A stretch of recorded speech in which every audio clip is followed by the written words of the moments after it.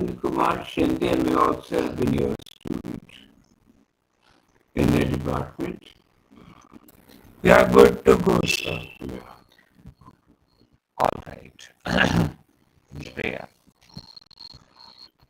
Okay. Good morning, everyone. Esteemed chairperson for the panel on Indian Literature and Translation, Dr. Shirish Chandade. Respected panelists, Professor Kamal Mehta and Dr. Kalpana Vandekar. Respected curator of the Literary Club, Professor Prashant Sanha sir, and dear participants. I take this opportunity to welcome you all to this first session of the second day on the national webinar on revisiting literature and literary theory in the past 100 years. Translation has always played a significant role in bridging gaps in different linguistic communities, preserving culture and heritage, while promoting accessibility of literature and ideas. It enables global audiences to understand Indian texts and fosters cross-cultural exchange. India, a rich and diverse land with multiple languages and cultures, has contributed an array to the field of literature for centuries. Converting our nuanced texts into another language altogether requires a deeper understanding of both languages involved along with the culture. So, after poetry, drama, and fiction, we now step into the theme of Indian literature and translation. As our esteemed speakers share their expertise, we encourage you to reflect and to note down any questions for the Q&A session towards the end.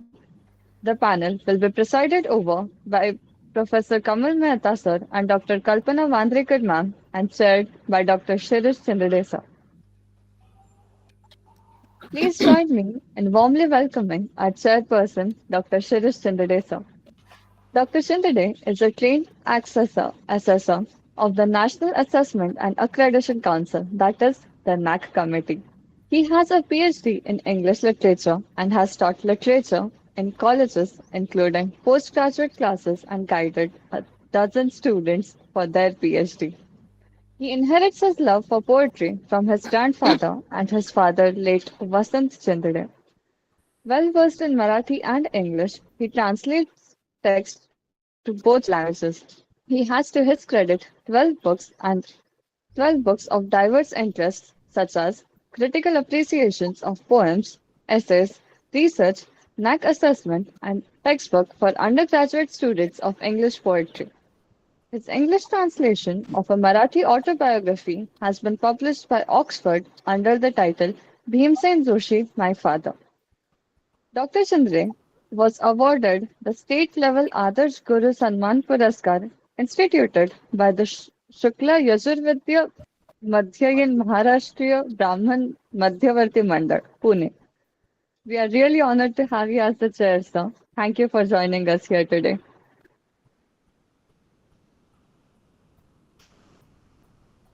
Please welcome the first speaker of this panel, Professor Kamal Mehta, sir. Professor Kamal Mehta is currently a professor at the Department of English, Saurashtra University, Rajkot, with a teaching experience of 35 years. He has completed two major and three UGC minor research projects on Raja Rao, Naipaul, Gujarati, and Indian English short stories, as well as on application of Indian theories on text.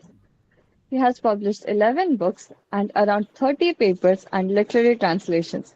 28 PhD scholars have earned their doctorate under him. He remains a member of the Board of Studies of English at several reputed universities in and outside Gujarat. He worked as the director of College Development Council for 5 years and as the director of Internal Quality Assurance Cell of Saurashtra University for 6 years. Sir was also invited by Slovakia University under the Pan-European Erasmus Plus project for expert lectures in 2023. We are honored to have you here today, Professor Mehta, and we can't wait to hear you on the topic Gujarati novel Tatvamasi in English translation. Over to you, sir. Thank you very much. My pranam to all my teachers, elders, and very good morning to all the participants of this wonderful webinar.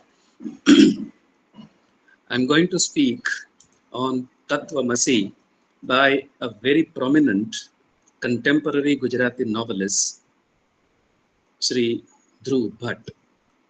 He has written several novels, and all of them are very popular. But some which are popular even outside Gujarat are Akupar, then Karnalok, Pratishruti, Samudrantike, Tatvamasi, and Timirpanthi. There are many other works as well. He is a wonderful poet as well. What is very significant is he is very popular among the young readers, though he speaks of some very serious issues, and he speaks of very serious issue in the novel which I have taken up today for the discussion in front of you. Tatvamasi was written in 1998, and he got Sahitya Akademi Award Delhi in 2002 for this novel. The novel came to be translated into different Indian languages, and it came to be translated in English as well, and it has been translated in 2008 as That Thou Art by Anjani Narwane, who is a very prominent Marathi writer as well, and also a very prominent translator. What I begin is I consider this novel to be a typically Indian novel. We remember very well that Rajarao, in his foreword to Kanthapura, speaks about Indian novel or Indian literature, and there he speaks about Indian sensibility, something which gives identity to Indian literature as Indian. Dhruv Bhatt is perhaps one such writer who is able to provide a very, very appealing and authentic, you can say, discourse which can be called typically Indian, not simply in terms of its ideas, but also in terms of its sensibility or the attitude to those ideas. So Tatvamasi is a typically Indian novel which talks about India, which talks about Indian culture, which talks about India as it is visible but not real, and as it is real but not visible.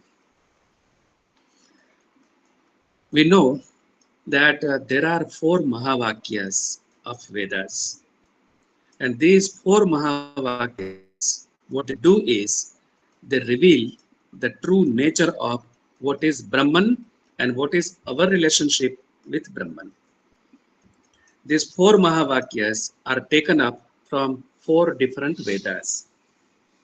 They are Prajnanam Brahma, that is, Prajna is Brahma, and Prajna is not just intelligence, but Prajna is intelligence plus sense of judgment, plus a certain mental attitude, plus energy, plus transcendental wisdom, and the awareness of the universe around us.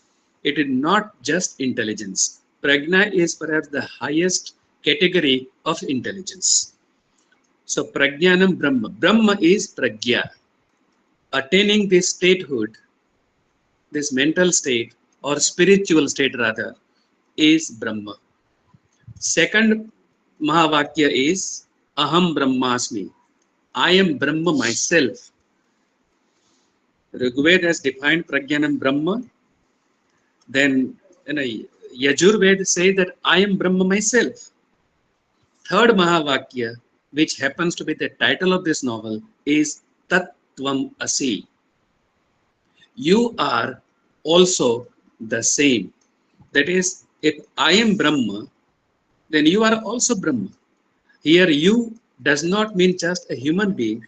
You also means everything in this universe.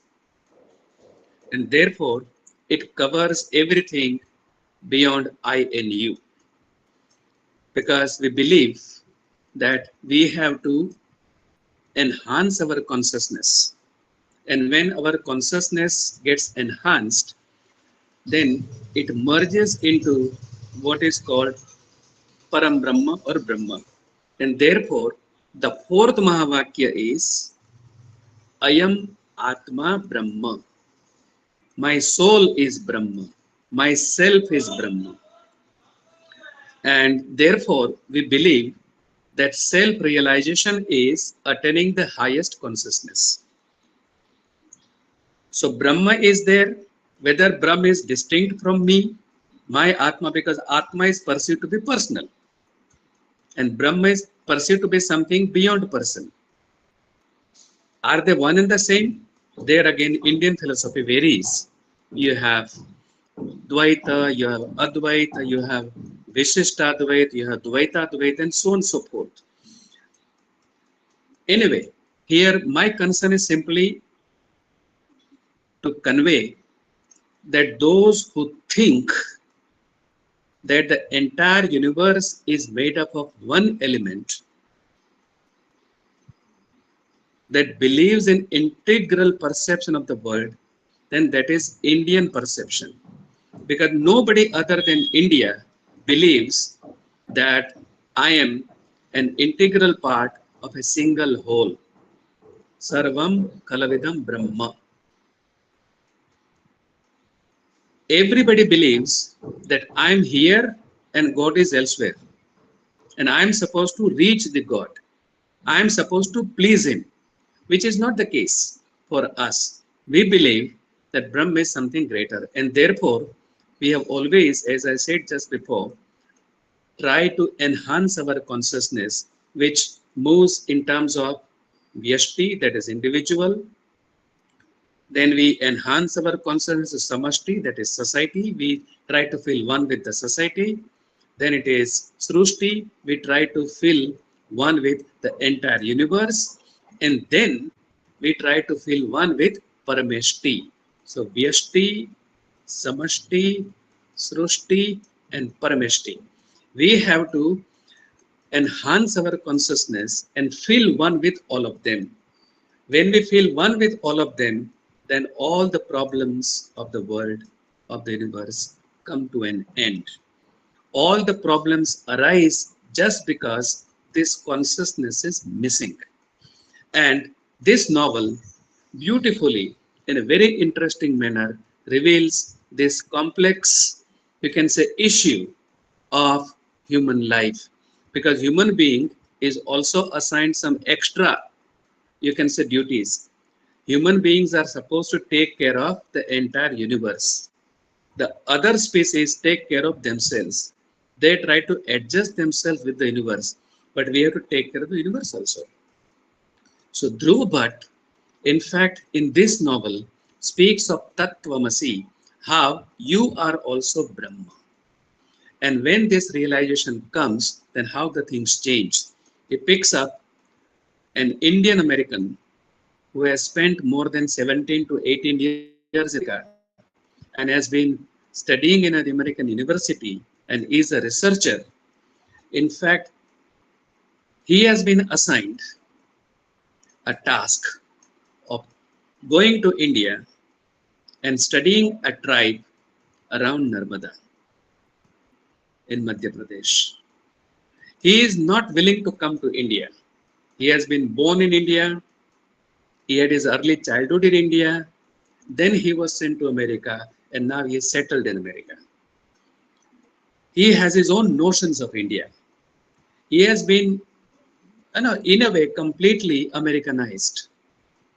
But when his teacher and his favorite teacher assigned this task of going to India and studying the tribes there, then he cannot say no also, and at the same time he is not either willing to come to India. He has two attractions in America. One is the American university life, the campus life, and secondly his beloved Lucy. If he goes to India, then he will have to be away from both of them, and which he is really not at all keen to give up. But there is no option, so he comes. Before he comes to India, in fact, some of his friends who happen to be Indians and some happen to be Americans, In fact, they also have some expectations. And these expectations are, for example, Tushar, he wants that let us go back to India, let us have the Indian food, the Indian environment, the Indian life, and so on and so forth. Let us enjoy.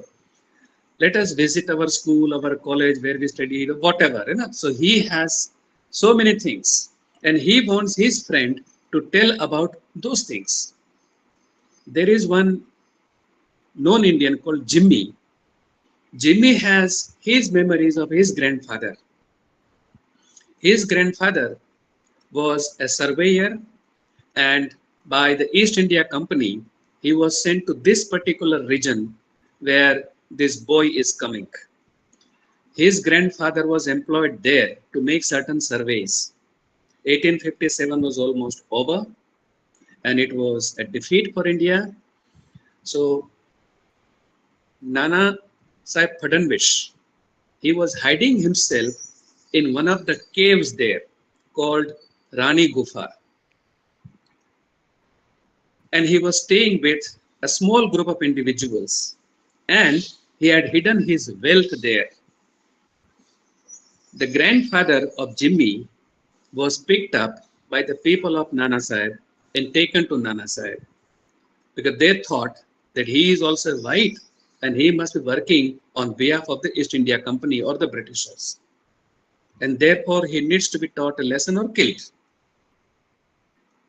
The grandfather meets Nana Sahib, conveys things to him that he is not working for anyone, he is a surveyor, he has come to survey the forest, and somehow Nana Sahib feels convinced, and therefore he allows him to go.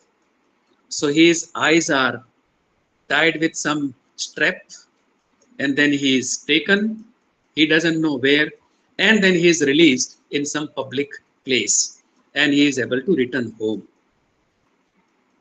Now, Jimmy wants to know that whether it is a real story or it is not a real story. Whether there was anyone called Nana Sahib, and did he stay in those caves, and did his grandfather meet him? Was he really relieved for this reason? And what happened to that wealth? Because the West knows the worth of wealth and therefore finds it very difficult to ignore wealth. And therefore, Jimmy is also interested in wealth. And if this boy, his friend, happens to go to that place and is able to come across Rani Gufa, then he must see whether that wealth is there or not, and so on and so forth.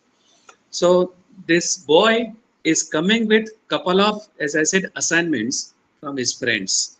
But his teacher, Professor Rudolph, who has sent him to India, he has asked him to meet a lady called Supriya, who is addressed as Supriya, but she is actually Supriya.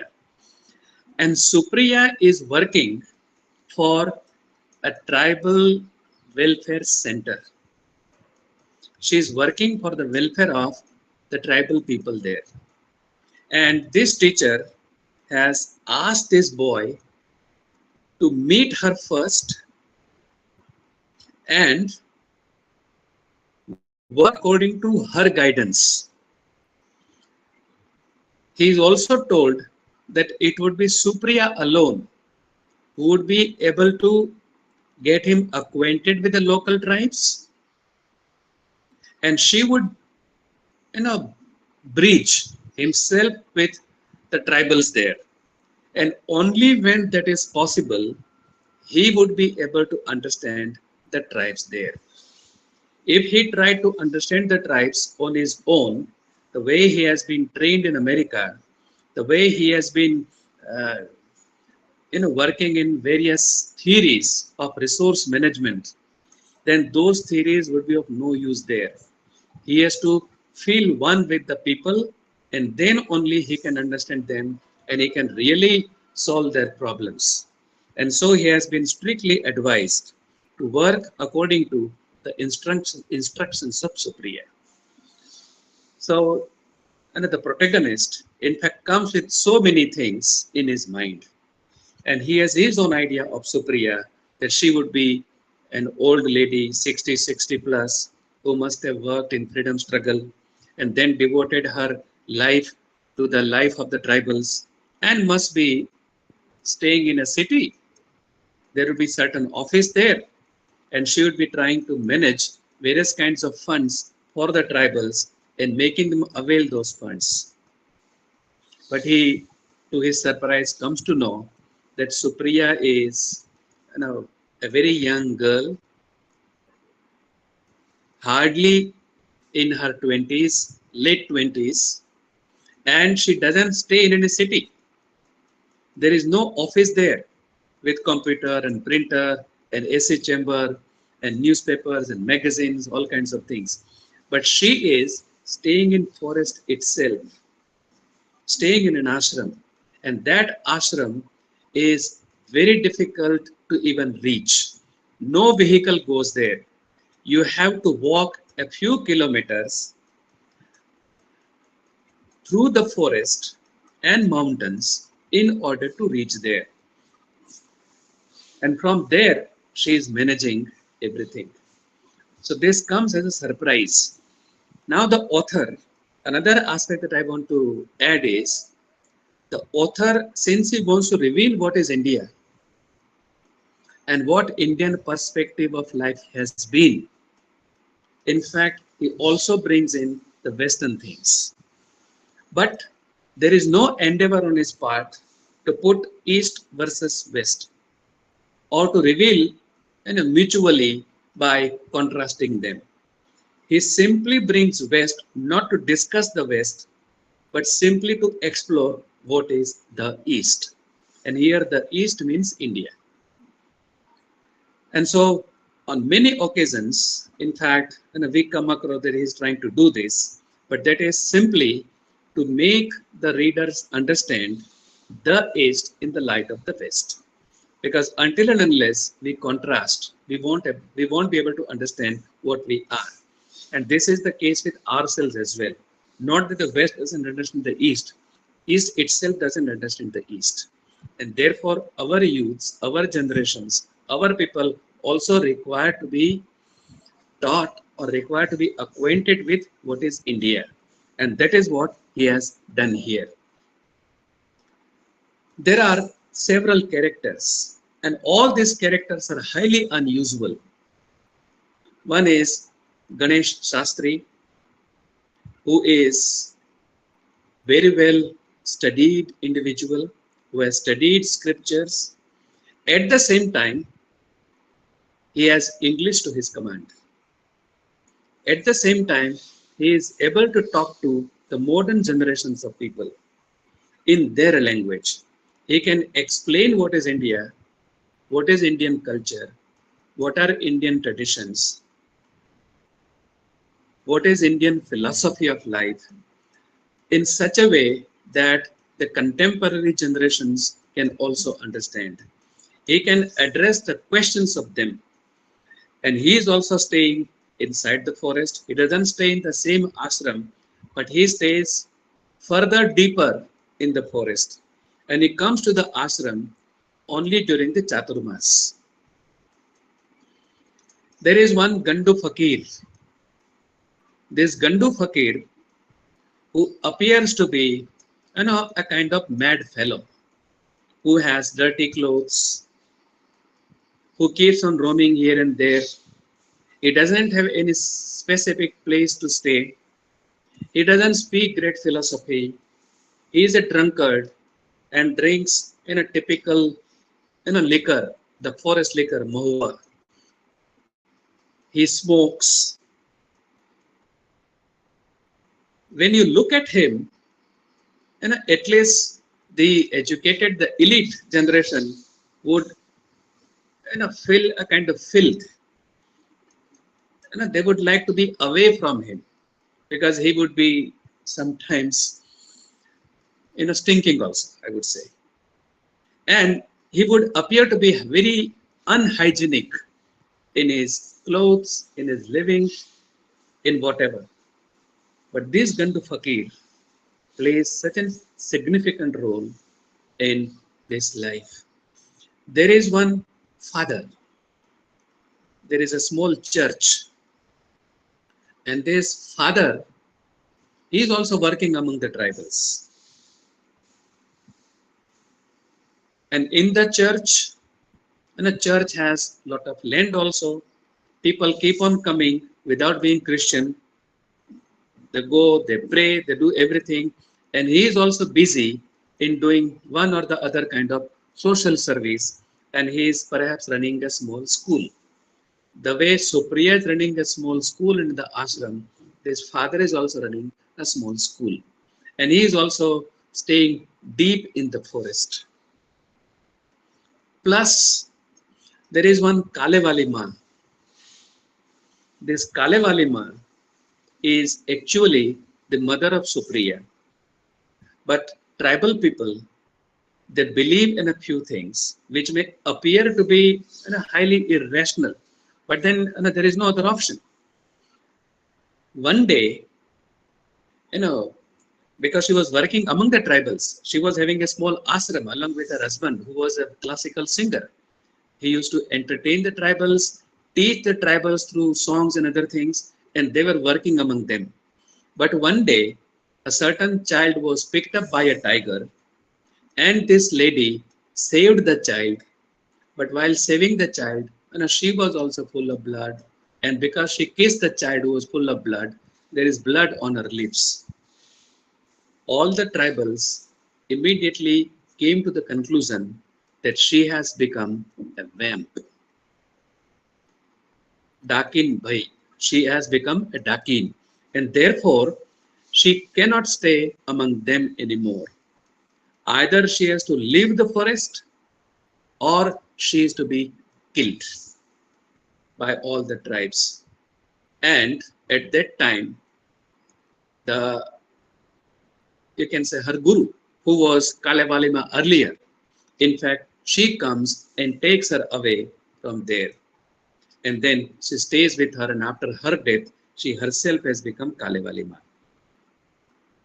Similar things happen again during the lifetime of this boy. One girl who loved a child very much, and that child happened to be the son of her sister. Somehow, the tiger takes away the child and eats him. And so, and a certain portion, certain parts of the body, particularly mouth, particularly the face, and upper part of the body of the boy is found near the bank of Narmada. And this girl, Puriya, happens to find her. She is so much moved and she loved the child so much that she also starts embracing the child, kissing it. And then some people notice this. So now she is also Dakin Bhai, and therefore she is to be sacrificed. At that time, Kalewali Ma, in fact, comes to her rescue. This boy, American boy, finds all these things highly irrational, and therefore he doesn't want to do anything but to report to police, because this is blind faith, irrational, inhuman activities. How can a certain individual be sacrificed just because you think that she has become Dakin? Why no man becomes Dakin, only women become Dakin, all kinds of things. But Supriya says, no, don't do that, because the tribal people will respond to police with violence, and that would lead to many more deaths, because police will have to open fire or will have to do lathi charge. What is important is to save that lady. And Gandu Fakir comes there, convinces all the tribals that he has bound the Dakin in his hands, and he picks up, burning coal in his hands to convince the people that he is really in a position to bind the Dakin in his hands, and then takes the girl away from the crowd and hands her over to Kalewali Ma. And then this man realizes that how wise these people are. This is Pragya. where you have to understand the reality and address the issue in such a manner that things survive. And this leads to several questions on the part of this man. That means that how come this society, which is on the one hand given to blind faith, irrational traditions, and on the other hand, it has also the capacity to show some very great things. The way Gandu Fakir did, the way Kalewale did, the way Ganesh Sastri has been doing. And later on, we are also introduced to two tribals, Bittu Banga. They are two individuals, but they are always named as one. They are brothers. Tiger, in fact, kills one of them. The other fights with the tiger, but could not save his brother. And then things are reported to the police that a certain tiger has been around. It has tested the blood of human being, and therefore that tiger requires to be taken away by the forest department to some zoo. And therefore, a group of forest employees, they come, and the tiger is really caught. Bittu doesn't want the forest department to take the tiger away because he wants to take revenge. He must kill that tiger because that tiger has killed his friend. Everybody tries to convince him, but he doesn't feel convinced. He must take revenge. And the tiger was, he was trapped in a certain, certain kind of construction, which was, made on the river to allow the water to flow. So there was a kind of small gate, and in that gate, the tiger had got trapped, and therefore it was very easy for this man to kill the tiger. But everybody has stopped, and the forest department officer has told him that if he does that, then he will go to jail. But one night, all of a sudden, Bittu is not around. But in the morning, he comes back, and what they see, the tiger is not there because the forest department have decided to capture the tiger in the morning, because in the night it was very difficult, and tiger may attack the employees also. But in the morning, the tiger is not there. The forest officer is very clever. He wants to know, and he comes to know that that was done by somebody, or somebody has killed the tiger and thrown the tiger's dead body elsewhere. And if it has been killed, it was done by Bittu only. Bittu confesses that no doubt he was responsible for relieving the tiger. He has not killed the tiger, he has relieved the tiger. Then everybody asks him that he wanted to kill the tiger. How come that you relieved the tiger? His answer is, it was not a tiger, it was a tigress. And there were two cubs also. Now he had Dharma Sankat, whether to fulfill the vow of taking the revenge on the tiger and kill it, or to look at the small cubs and look at the mother. And he preferred looking at the mother and the cubs, and therefore he left. Now, there's two things. On the one hand, blind faith, killing a human being. On the other hand, feeling so much even for an animal, and that too a wild animal. And relieving the wild animal may be dangerous for other tribals as well. But even then, he has to do it, because he cannot allow a mother to be killed, and he cannot make the cubs orphans in this forest. The officer tells him that he should have told him, because he would have taken the mother and cubs both to the zoo and would have taken care of them. And then later on, he helps the forest officer also to locate the tiger and take the tigress and both the cubs to the zoo. Now, the author raises an issue that how come that such a society preserved these values and ethos in spite of he uses the word, let me read those things.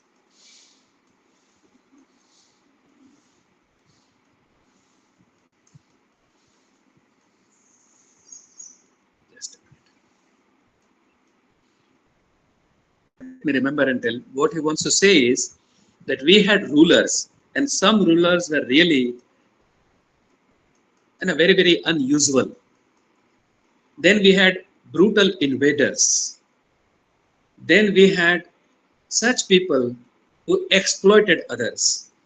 And fourthly, we had such dharma gurus also who, rather than guiding, used to misguide. But in spite of everything, how come that this India has survived even in 20th or the 21st century? And the author is of the opinion, because the story is very long, I won't be able to manage in the given time. What the author wants to convey is that this India has survived because India has not depended on religion. India has depended itself on culture. We have so many rituals. We have so many traditions, but the traditions are not religious. The traditions are cultural. For example, yatra. For example, certain prohibitions. For example, following a certain things on certain days and so on and so forth. They are traditions which are cultural traditions rather than religious traditions, because we believe that religion binds. Religion tells us what to do and what not to do. But India believes in liberation. If we believe in liberation, then religion cannot be the base of our culture, because we want to be free from all kinds of bindings, all kinds of restrictions, all kinds of things that human beings have created. And therefore, India is different, and it has to be understood by being among those who are Indian. And therefore, you have to understand their viewpoint. And so the protagonist comes to know that how these people have prioritized their issues. And so he compares himself with Supriya, that Supriya would work with the tribals. And what he will do? He will stay for 15 days, 2 months, write a couple of research papers, publish them. He'll become very popular, somebody who is a lover of tribals. But is he a lover of tribal? No. True lover of tribal is Supriya. Why did Supriya's mother give up young Supriya and decided to become a sannyasi? No doubt she became sannyasi for these reasons. Why did not she die for her idea? Why did not she fight that she has not killed the child, she has saved the child, she has not drunk the blood of the child, though there was blood on her lips? She did not tell truth. Now this is not her cowardice, the author wants to convey, because it is easy to die for an idea, but it is very difficult to live for an idea. India has always given importance to living for certain ideas, for living for certain, you can say, traditions, for certain culture, for certain values. And so India has created a long line of people who have lived for these things. And these are the people who are living examples of those who lived for ethos and values. And that is what he wants to convey. This man, who in fact initially did not want to stay in India, ultimately decides to stay in India, and he also wants to understand India. And he has been asked that he can understand India only when he can take up one parikrama of Narmada. And therefore, he also takes up part of parikrama. And during this parikrama, going on foot, taking nothing with them, and how people take care, whom you do not know, but they take care of yourself. They take care of you. They fulfill all the requirements. This realization, in fact, leads him to understand Tat Tvam Asi, that you are not different from me. I am integral part of yourself. We all belong to the same element. When this realization comes, then all kinds of differences, in fact, they go away. And we feel one with the universe. And when we feel one with the universe, we have moved one step forward towards being one with the Parameshti. Because now you have become one with Srushti. And this is what he intends to convey through this novel. He, in fact, also, let me take 1 minute, also takes lot of things, how these tribals, they respond. For example, they take money on interest. There is nothing in return. And if they do not return the money lender cannot do anything. But money lender has faith, they would come and they would return. Why? Because they think this is the dharma. When somebody performs, then it is not good to see the performance without making any payment. So all the tribal will make payment, either in terms of some grain, or in terms of some other object, or in terms of even cash, whatever. But nobody would go away without offering something to the performer. If there is a kind of crisis in the family, and people are coming forward to help you, then it is your duty to, no doubt, to take the help, but also to repay. So when one tribal is, in fact, injured very seriously and doesn't have money, his wife offers her an ornament to the protagonist, that you please sell this off, and whatever money you get, you use it for the treatment of my husband. And if the doctor needs more money, then you please give money. I will return your money. I will work very hard day and night, but will not keep a single penny with me. I'll return everything. See the gestures. These gestures of the tribal people, in fact, which they have preserved. Writer says that these things are preserved because they have preserved our texts, and the texts are Ramayana and Mahabharata. They do not read Ramayana and Mahabharata, but everybody knows the stories of Ramayana and Mahabharata. And they have understood the message of different things in it. And that is what, in fact, carries this India forward. And the great last thing that the author has in his mind is that today India is under some kind of strain because Indians are changing. He doesn't use the word Macaulay, but I'm reminded of Macaulay, that Macaulay had said that Indians will remain Indians in blood and color, but they will change in their taste, in their opinions, in their morals, and in their intellect. When those four things would change, even if we remain Indians, we shall no more be Indians. We shall become like others, and this world will go, and this universe will certainly come in danger. So Supriya, in fact, tells this protagonist that when a certain species of a bird or an animal comes under danger, then entire world comes forward. They spend their own money, they spend their own time, they write here and there, they do protests to protect that species. But when a certain tribe, a certain society, a certain people, a certain culture, in fact, is on the verge of extinction, then the same intellectuals think that things are changing for better. There is some kind of revolution. There is some kind of updating. There is some kind of reform in the society. Is it reform? Eco-criticism takes care of only animals and birds and trees. What about human beings who take care of all of them? And those who have preserved humanity, who will think of them? With that, the novel ends. This is all I have to say about Tattvamasi. Thank you very much.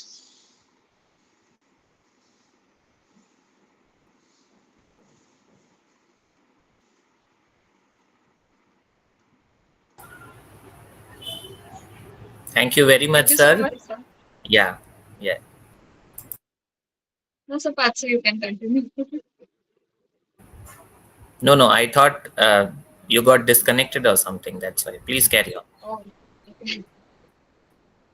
That was indeed an insightful talk, Professor Mehta. Thank you so much.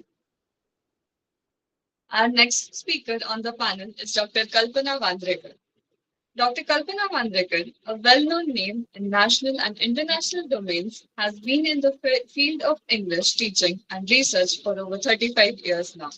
Born and brought up in Pune and studied in the prestigious Ferguson College and later in SP College, Dr. Mandrekar has been an achiever since a young age, with awards, grants, scholarships, and university grants throughout her life.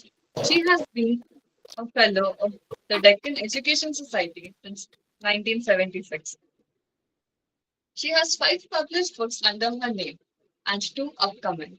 She has written various research articles and reviews of books and films and has talked on radio shows in India, San Jose, California, and Sydney, Australia. Likewise, she has also presented her papers in various cities in India as well as in Australia, USA, Germany, and Spain. She has taught in Ferguson College, SP University of Pune, Modern College of Arts, Science and Commerce, and St. Mira's College before retiring from Nauroji Wadia College. After retirement, she was a principal of Indira College of Arts, Science and Commerce, and later at Unity College. We are glad to have you here with us, ma'am. We are excited to hear you talk on the topic authenticity and derivative in the context of cultural inference. Over to you now. Thank you so much. Good morning, everybody. First, let me thank Dr. Sinha and the organizing committee of Literary Club for inviting me to express my thoughts on translation. Now, we have seen the complexity of culture through that Tattvamasi, which Mr. Kamal Mehta has expressed just now in details. Now, my point is about translating activity as such. So, the topic is authenticity and derivative in the context of cultural inference. Creating any text from the thoughts and ideas in the mind is considered as a creative process of writing, which is actually translating ideas into physical form of words. That is, first a writer makes invisible thoughts visible in a written form.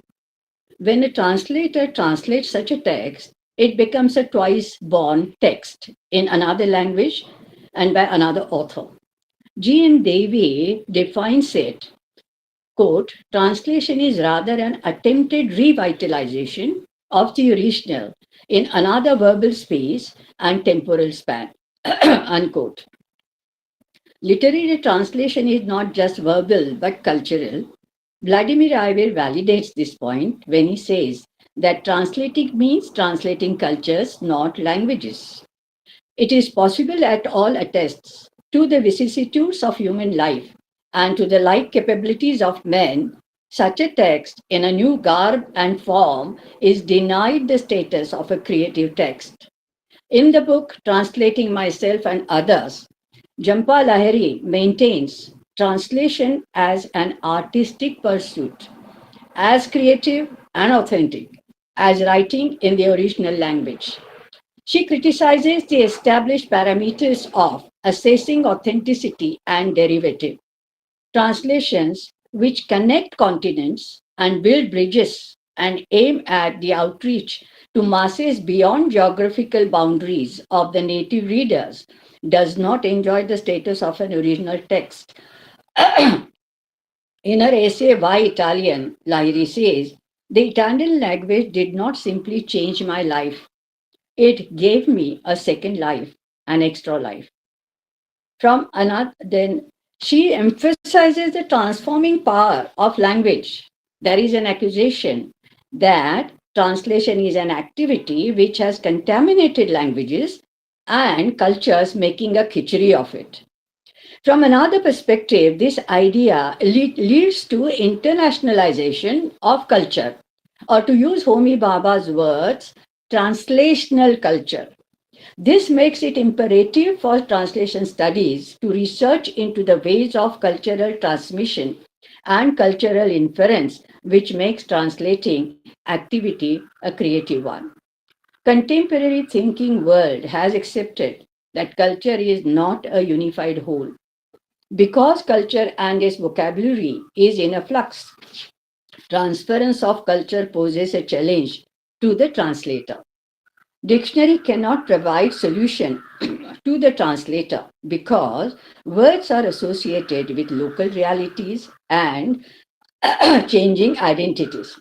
When it is impossible to build functionally relevant features of the situation into the contextual meaning of the TL text, at such a point, translation fails or untranslatability occurs.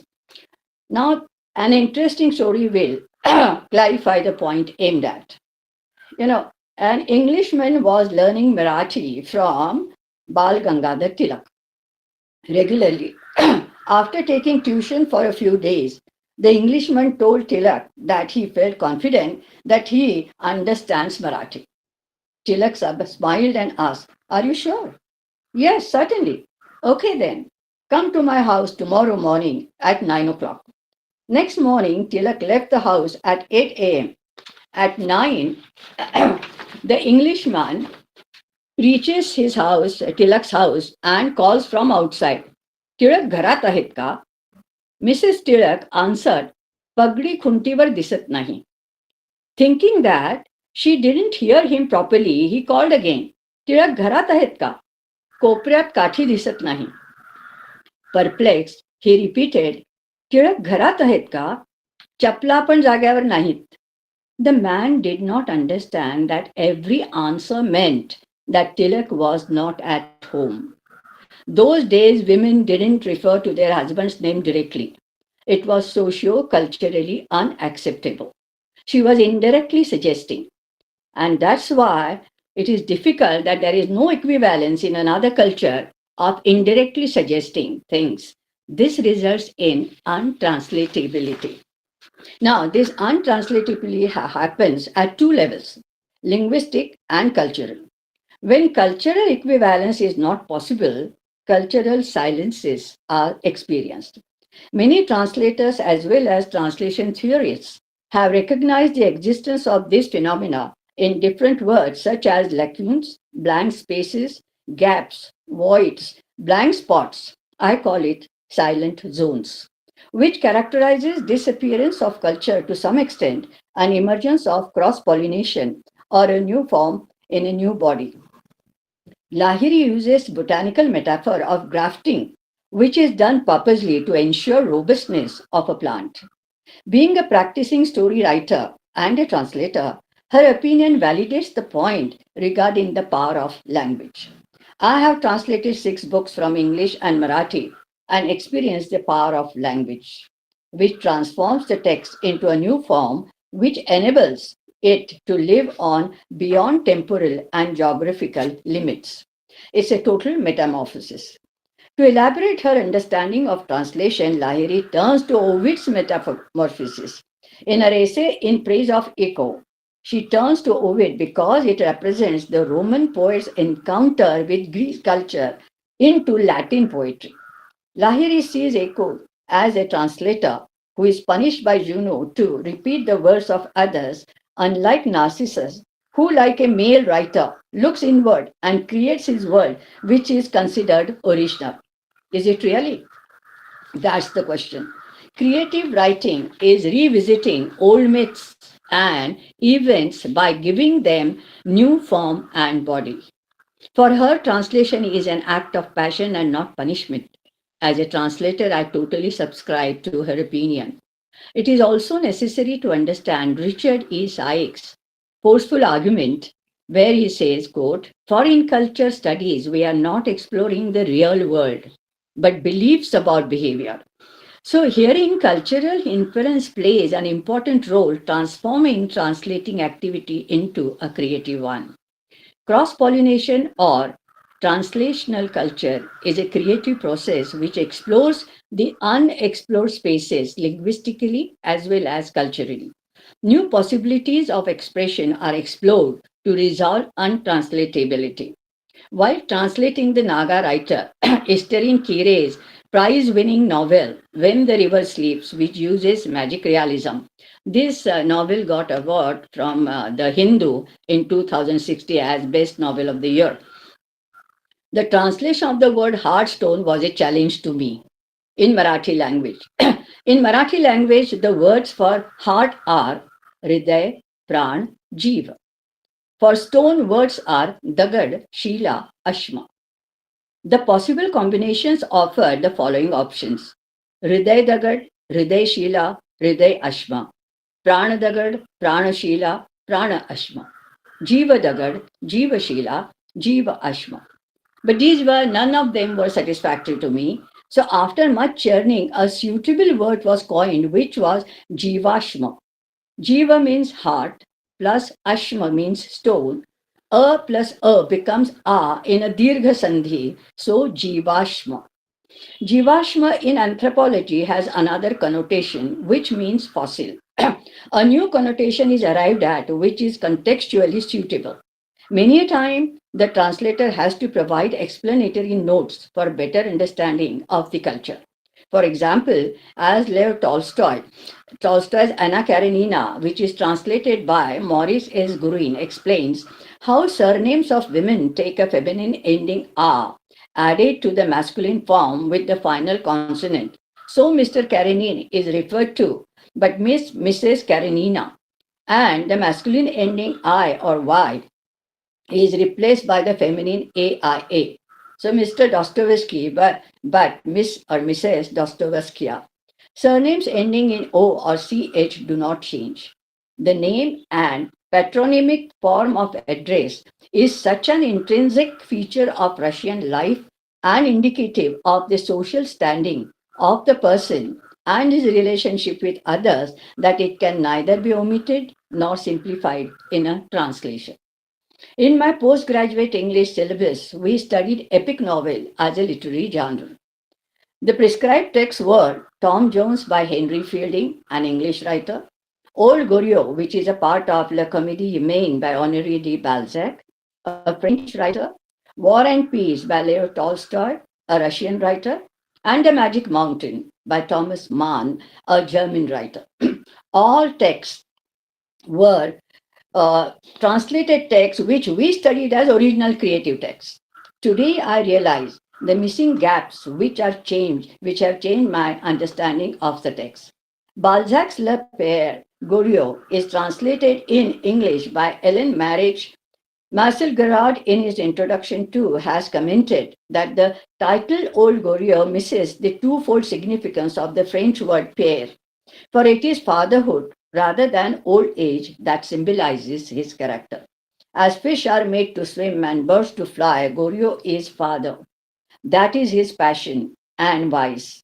He lives by it and dies of it. He exists for and through his children. A new text is created here. A translator plays a key role in the process of conversion of the text. Cultural transference happens at two levels: external and internal. External means physical, like building, art, music, literature. Internal means beliefs, values, morality core, thoughts, behavior pattern, etc. Readers' understanding of any text happens at two levels: lexical and cultural. Culture gets subdivided into general culture, that is human level, which is shared by all, and specific culture determined by a particular community or local people. Many anthropologists call it explicit and implicit culture. At general culture level, comprehension of the text is instinctive. Problems arise at specific culture level. This is because words are powered by history, geography, social and political activities, as well as local realities and changing semantics. For example, the English word husband has multiple words in Marathi, such as he, mandari, dhani, malak, gho, navra, yajman, karbhari, etc. Each pronoun denotes social class, status, educational background, and urban rural location, which variants do not exist for the word husband in English vocabulary. We can also talk about the concept like karma, which gets different connotations in different contexts. Karma means object in grammar. Karma also means action. Karma maza in that it means fate or destiny. Here, culture gaps are part of extra linguistic reality. Here, one major factor which has impacted languages and culture draws our attention to the resultant complexity. Globalization and immigration, which mobilize the masses across the world, has resulted in hybridization of culture and language and has made translating a challenging activity. Grappling with the problem of finding solutions to the changing fabric of language and culture, one notices the evolving transnational culture. One may ask the question, what is transnational culture? David B. Willis, in his article Transnational Culture and the Role of Language, defines it thus, quote, this transnational culture can be defined as a shared pattern of learned, transmitted socialization, where he says symbols, values, and experience, generation rated from a setting characterized by multiple participants' languages and ethnic backgrounds. Members of the transnational typically see themselves as belonging to a mixture of cultures, as bicultural or multicultural rather than monocultural. Quote, unquote. This transnational syncretic and hybrid culture questions purity and homogeneity of any culture. The cross border movements of people produce cross pollination and contamination. The struggle between acceptance, adaptation, absorption, and at the same time retention and renunciation of national culture is a non stop, unavoidable process. No wonder Homi Bhabha has his comment to make. Quote, the very concepts of homogeneous national cultures, the consensual or contiguous transmission of historical traditions, or organic ethnic communities are in a profound process of redefinition. One can say that the way a translator perceives, understands, interprets, draws inference from the transnational culture while producing his text, he has transformed the transnational culture into translational culture involving creative process. Words are invented, given new connotation suitable to the context, which are transported to another market of readers and transporting culture.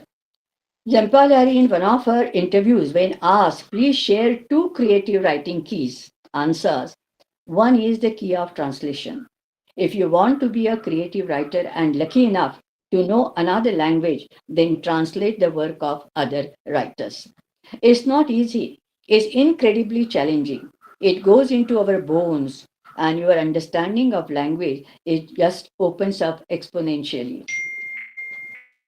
Translating myself and others, Lahiri admits that both the activities of creative writing as well as translating are similar activities equally challenging in enabling her to reach depths in handling language.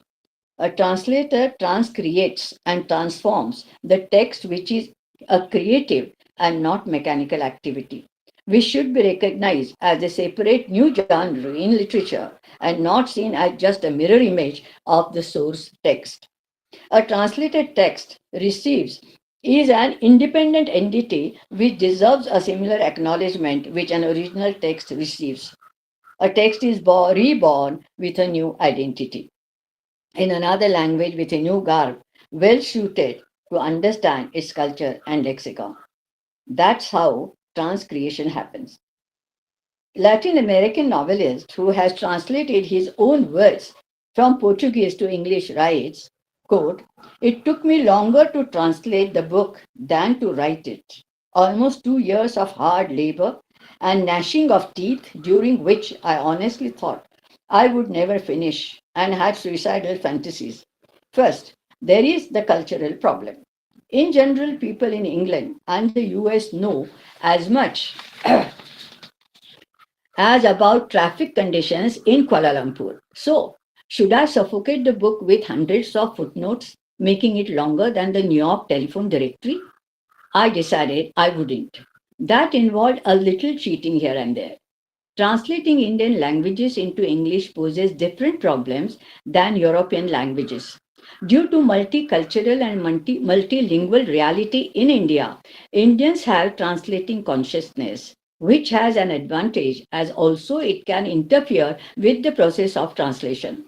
No wonder G.N. Devi believes because translation is a cultural act, the nature of translation activity cannot simply be uniform to formulate a single grand theory of translation. With this background discussion, to substantiate the point, the paper intends to refer to George Bernard Shaw's famous play, Pygmalion, and its equally famous translation in Marathi, T. Fularani, by highly acknowledged playwright in Marathi, P.L. Deshpande, fondly referred to as P.L.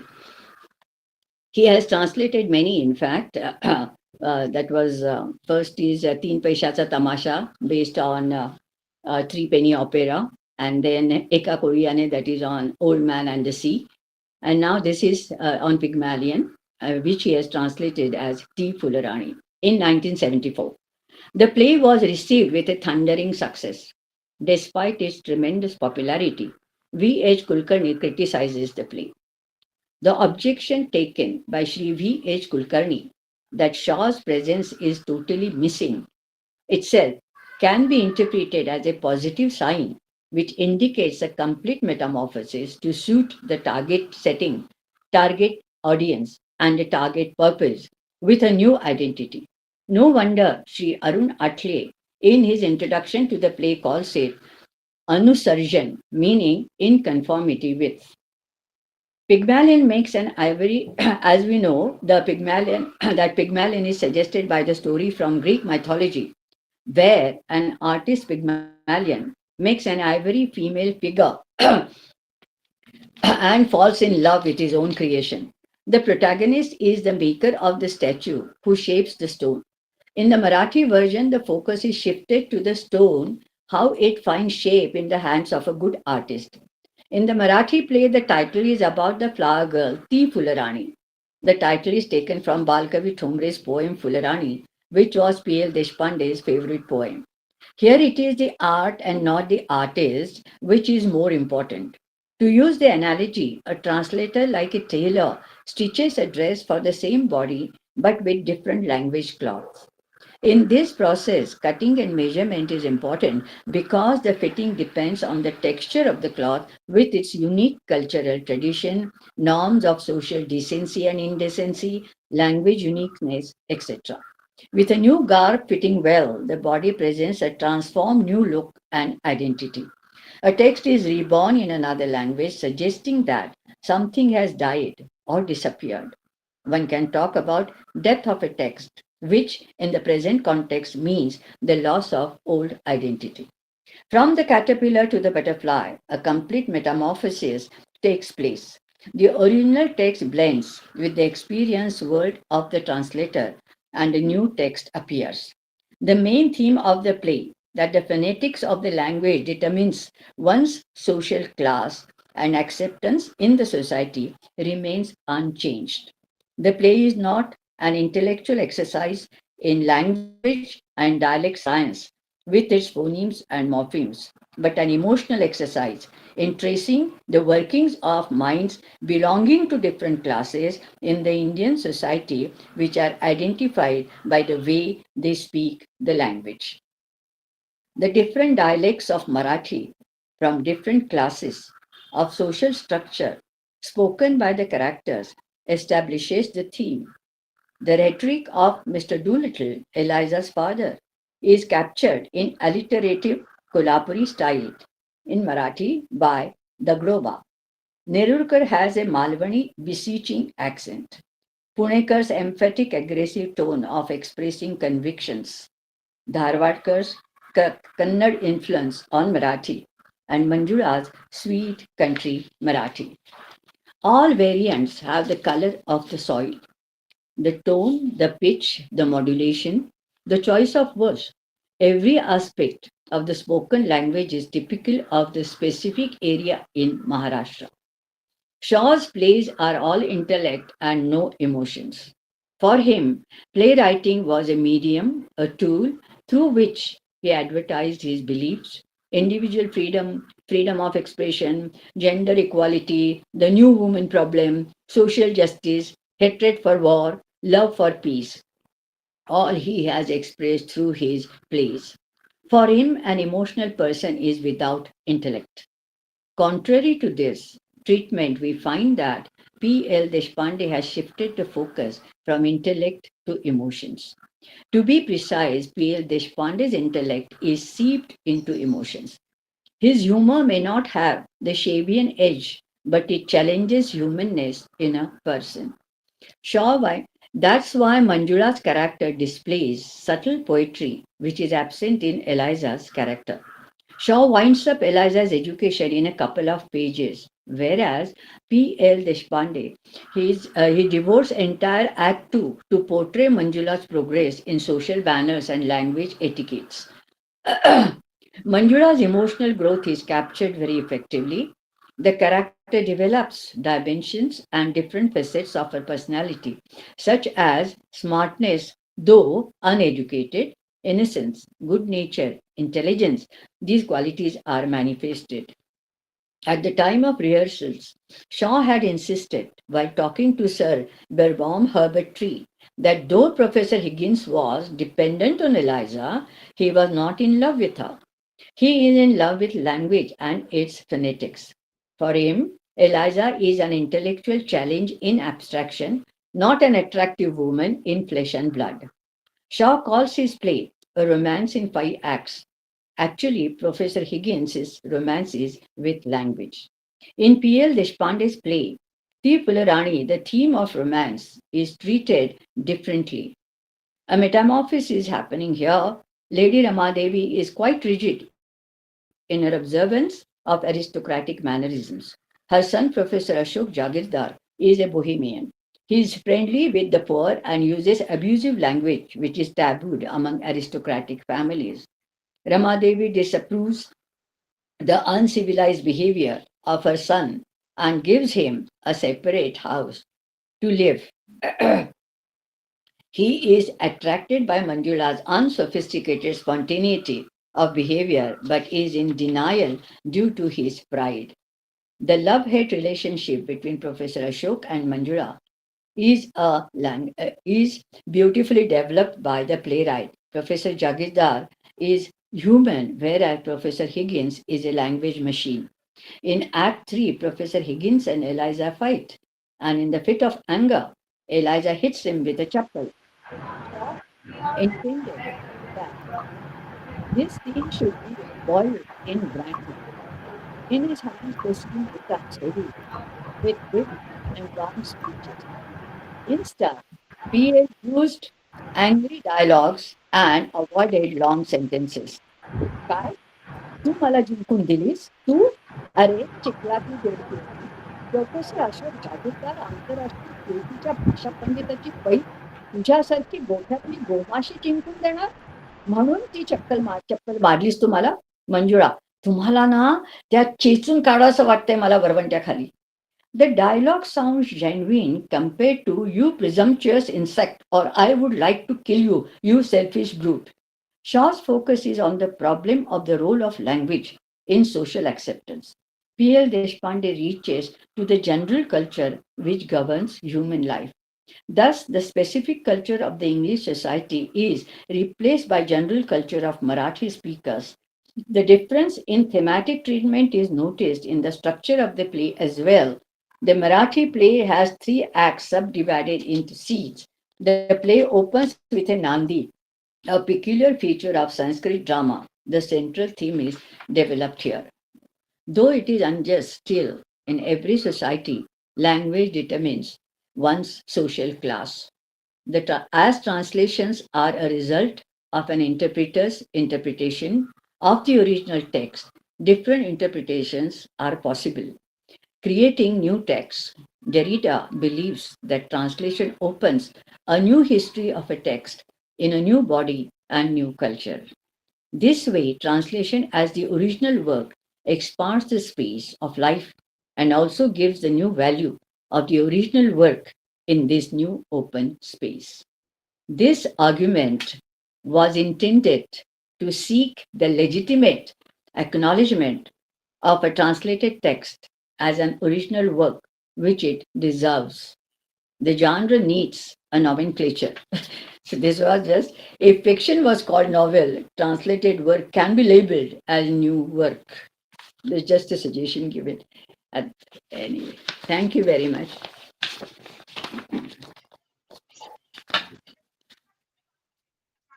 Thank you so much, ma'am. It was a really interesting and enlightening session.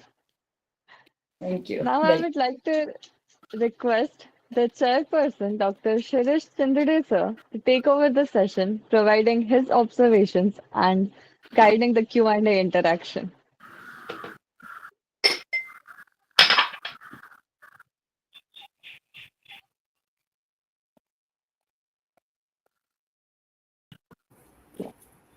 Sir, you are muted.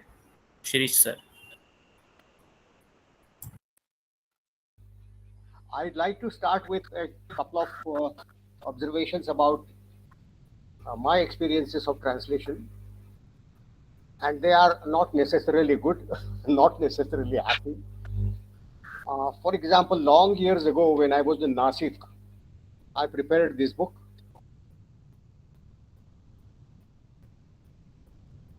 This is Bharatiyanchi Ingraji Kavita, where I selected about 15 Indian poets writing in English, translated one poem each, and also wrote long articles in a popular newspaper there in Nashik called Gaukari.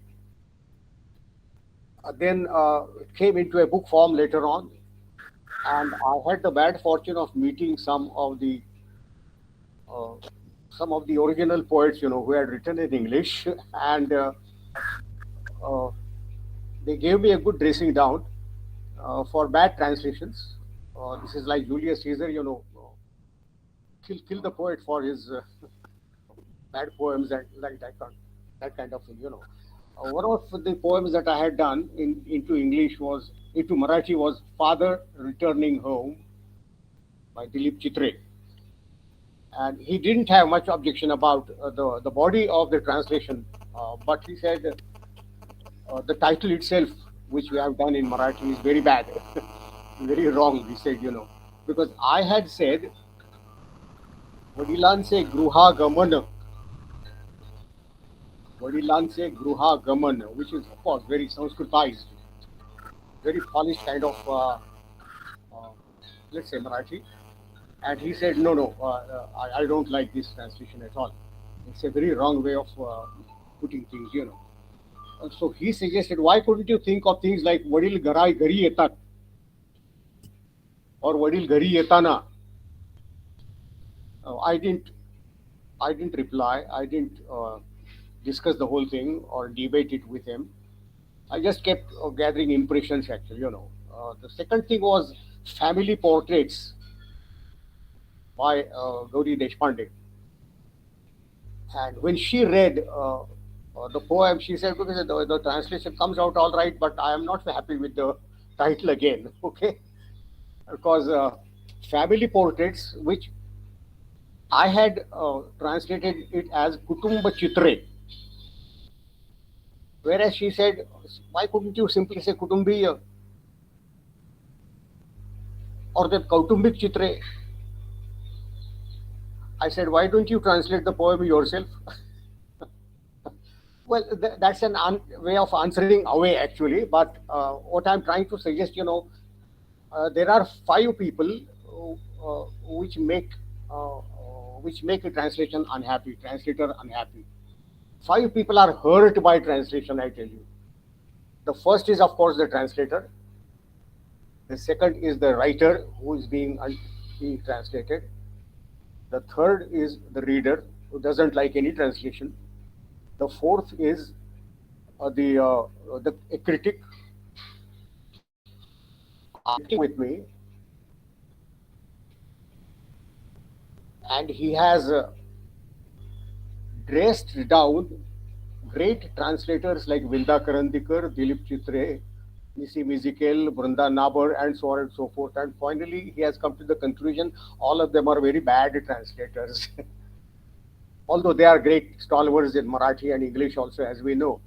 But what I'm trying to observe is, there are 5 people which are hurt by translation: the writer, the translator, the reader, the critic, and of course, if it is a translated book of poetry, then the publisher also, because nobody buys the book at all, So it has no sellability, it has no market value at all. So this is what is the kind of stage at which translation stands. Actually, there are certain very interesting things. When there were torrential rains in Mumbai once upon a time, as usual, next morning a banner line in one Marathi newspaper came. शेकडो झोपलेले लोक वाहून गेले. शेकडो झोपलेले लोक वाहून गेले. रुळावर झोपलेले लोक वाहून गेले. Now, the wooden planks under the iron rules of railway line, railway track, they are called sleepers. Okay, they are called sleepers. But the Marathi translation was शेकडो झोपलेले लोक वाहून गेले. Sleepers, actually were the sleepers, which means the supporting, wood planks. They were destroyed actually, But this is how the translation came up actually, Another very interesting thing I came, there was an instruction changing room for women. You find these things in on the national highways and all that, where there are public toilets and so on and so forth. So changing room for women was बायका बदलण्याची खोली. That was Marathi translation. बायका बदलण्याची खोली, which was horrible actually, Then somebody sent me on the WhatsApp, the photograph of an advertisement, which was in Hindi and also made into Marathi. Wanted half-time lady doctor. Okay, wanted half-time lady doctor, and the Marathi translation was अर्धवट by डॉक्टरची आवश्यकता आहे. अर्धवट by doctor पाहिजे. So what I'm trying to drive at actually is, translation is not an easy thing to do. And when it comes to poetry, it's, I think, practically impossible. Although I have done many poems from English into Marathi. If you want a list, for example, I have translated a number of poems of Robert Frost, actually, The Road Not Taken, for the matter of that, The Road Not Taken. I just read, Ran Pivale, two roads diverged in a yellow wood, okay? Two roads diverged in a yellow wood. रान पिवळे आणि त्यातून दोन रस्ते विलगले. एकला मी दोन रस्ते काय निवडू यातले. So I try to be very metrical, in Marathi construction also, or the other famous poem actually, the woods are lovely, dark, and stopping by woods on a snowy evening actually, So I have done that also in Marathi, like, hey ran konache, whose woods are these? I think I know. हे रान कोणाचे आहे मज माहीत. घर आहे त्याचे समीप जरी गावात. अबकलो इथे मज पाहणार तो नाही. हिम भरते त्याचे वन मी थांबून पाही. So I have did number of English poems into Marathi, Wordsworth and Coleridge and several others, Browning, Robert Browning, and so on and so forth. I have not really published them, commercially, because I did them for my own happiness, for my own pleasure, and I printed them in a book which is for only private circulation, so that it doesn't reach a critic's hand or a theorist of translation, hand. Actually, I came across this. I came across this unhappy exercise of translating poetry into Marathi from different poets. Like, for example, Nisi Bizikel and Vrunda Nabar, they translated many poems of Indira Sant. Okay, very well established poet in Marathi. Snake Skin and Other Poems. That was the title. Translated book actually. Snake Skin and Other Poems. And this was reviewed by Vilas Sarang, and Vilas Sarang expressed complete unhappiness with the translations, Then years ago, Dilip Chitre edited a poem of translations from Marathi to English called Anthology of Marathi Poetry. Now, this was, I remember, this was reviewed by uh, Jnaneshwar Nadkarni. He used to write for Times of India. He was an art critic writing for Times of India, and he came down very heavily on Dilip Chitre's translations. And he gave one example. I mean, there were several. I remember one, and one of the examples was Tise Arakta Mukh. In one of the poems in Marathi, Tise Arakta Mukh, and Dilip Chitre translated it as her bloody mouth. Okay, her bloody mouth. Now, if a great man, if a talented person like Dilip Chitre can err, can make a mistake, a small man like me should be allowed to commit many more mistakes. Actually, Vinda Karandikar himself is a professor of English, a great critic, a great poet in Marathi. He translated some of his own poems, and Vilas Sarang came down very heavily on them. He said, no, the translations were not happy at all. So, the long and short of the story as far as poetry is concerned, is what Robert Frost has said, poetry is what gets lost in translation. It gets lost in translation. That has not prevented me from translating actually, and people do, I do not know whether people really read translations, whether they really want translations actually, for example,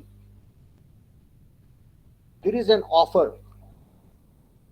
For me, there is an offer now from Sahitya Akademi that I should translate this monologue, which is in Marathi, Chokha Mera, one of the Bhakti poets in Marathi tradition, They want me to make it into English. All right. The Oxford Press wanted me. Okay. They wanted me to change the autobiography written by the son of Bhimsen Joshi into English. I haven't come across any reviews so far of the books that have done into English actually. And I don't think that they are so bad actually, But even then, the problem remains, are translations necessary? Are translations read? There are a couple of questions that I would like to mention here and conclude actually, because 100 good theories of translation cannot help to create one good translation at all. Okay, and therefore, if you feel like translating, do it only for your own happiness, for your own joy, and do not expect any praise, any appreciation, any compliments for that. So, although one good thing that is happening on the international level is that translators are being recognized now, actually, and they are giving prizes also for good translations.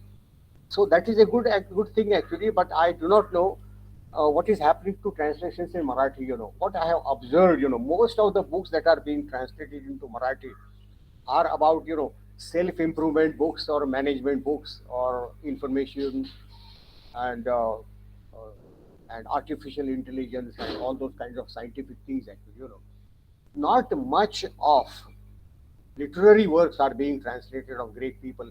For example, I am surprised, look at a very basically important poem, book like Mulk Raj Anand's, Untouchable.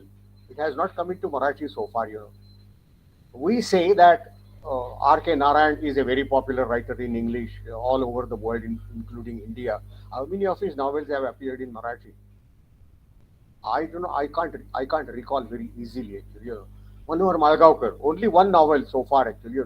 So we are not translating our own novels. On the other side, there are novels from Kannada being translated into Marathi, and they have become a favorite reading with readers actually of Marathi also. But what I am trying to suggest, not much of what we call creative literature is being brought into Marathi in translation actually. So there are a few questions knocking about my head. There are a few questions, and I would like to mention mention those 5 or 6 questions here and conclude actually. First of all, English is becoming a lingua franca in India, language of the common people actually. Most of them, common people in India. English medium schools are a boom now, and Marathi schools are en masse, on a very large scale. closing down. Now, what is the relevance of translations from English into Marathi then? Who will read? Question number one. Or even the other way around, actually. Can we say, will there be any translators from English into Marathi because nobody will know Marathi? Young people will not know Marathi at all. I mean, good Marathi, standard Marathi. And they will not read English to translate that into Marathi at all. That's another very big problem, actually. So Marathi is, as a literary medium, is very fast getting lost to Marathi themselves, actually. With the fast opening of English medium schools everywhere, not only in the cities, far off into different areas also. About 35, 40 years ago, I was working in a very small college conducted, run by a sugar factory. It was only a colony for sugar factory. There was no Marathi medium school. There was an English medium school, actually, in the colony. This is about 40 years ago. Now see how the whole scene has changed, actually.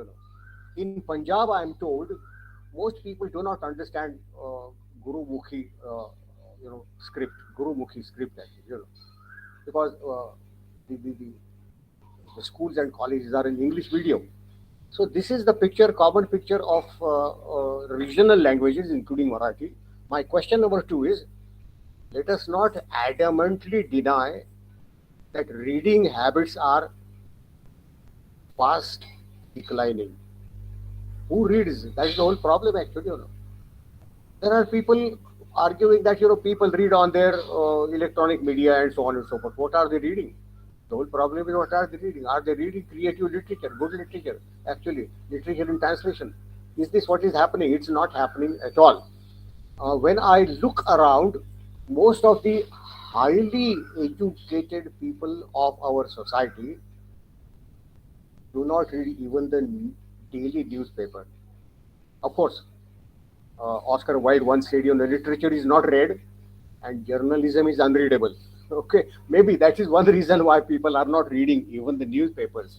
But the fact remains that people are not reading at all, actually.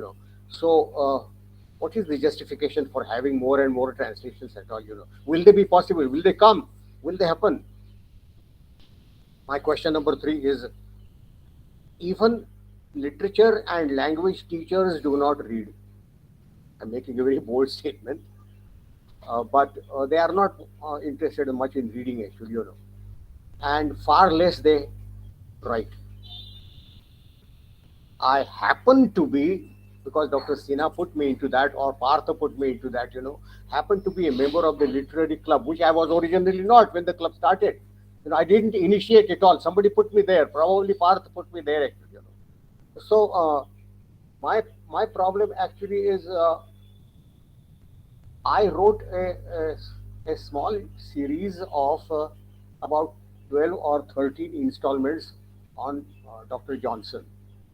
And then subsequently, I also wrote another series of about 20 installments on Oscar Wilde. What was the response? Hardly 2 or 3 people would give the evidence that they had read. One of or 2 of them, would say it's a good effort, it's a good read, and so on and so forth. I'm thankful to them, to all of them.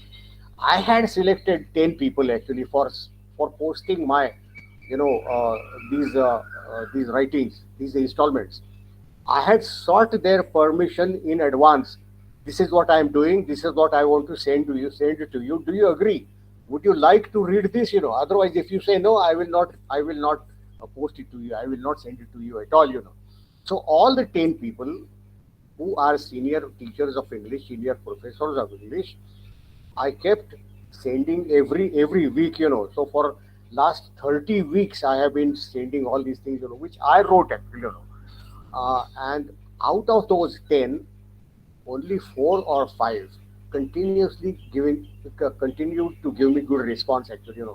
Chidade, we like this, this is a new information. We haven't really known these details and so on and so forth. Somebody would say it's a very well put, the style is really good, it's very readable. Somebody said, the shortness of the unit actually, tantalizes us, makes us read a little more and more.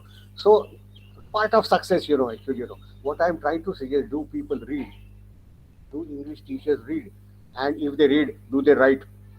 I complained it to Dr. Sinha actually, how is it that Dr. Sinha said, people are, well, not very willing to respond, or not very willing to write and so on and so forth, If this is the condition, then what is the justification for translations actually, So who will translate if teachers themselves of language, they are not doing it actually, Then the next question that I feel it gives a general, it's a general observation that a large number of our postgraduate students of English are scandalously weak in linguistic competence.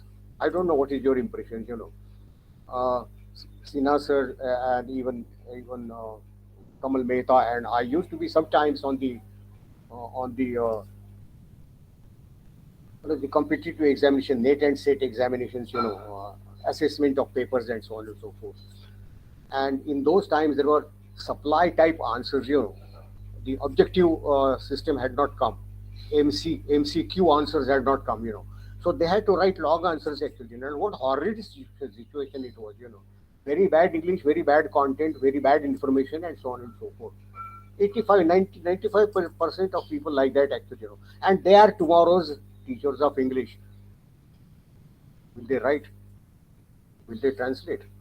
So these are big questions actually, Poetry being the most challenging domain for translation, what will happen to the genre in times to come? Will there be any poetry available from other Indian languages or even in English into Marathi? And of course, the big question is, and who will read it? Who will buy the books? Who will read it actually, One more question that has now got much relevance is the artificial intelligence and chat GPT are quickly helping to translate. And I have seen that, only day before yesterday, Dr. Bhushan Patwardhan wrote an article in Maharashtra Times in Marathi, and I posted it on a particular group actually, who are interested in Indian knowledge system.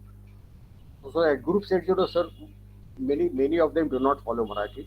Could it be translated into English? And next day, actually, uh, a chat GPT and AI translation of the same article came to me, and I compared it with Marathi, and I was stunned with surprise. I was greatly surprised that most of the translation was really faithful. Okay, it was really faithful. So my question is, when artificial intelligence and chat GPT are quickly helping to translate, human beings only need to edit and uh, you know edit and drop, edit and edit the draft. That is nothing beyond that. So will translations and translators be relevant in the next 25 years to come? So these are some of the questions that have been coming to my mind actually, and this was a good opportunity given to me by Parth and Dr. Sinha. I'm very happy that I happen to see so many familiar faces around.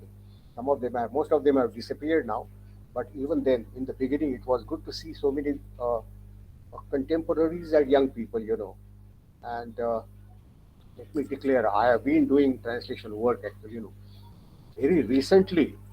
One assignment has come to me, and that assignment is, Maharshi V.R. Shinde, Veera Shinde, the great Arya Samajist actually, The Arya Samaj of Pune has asked me. Shall we let the audience put in a word?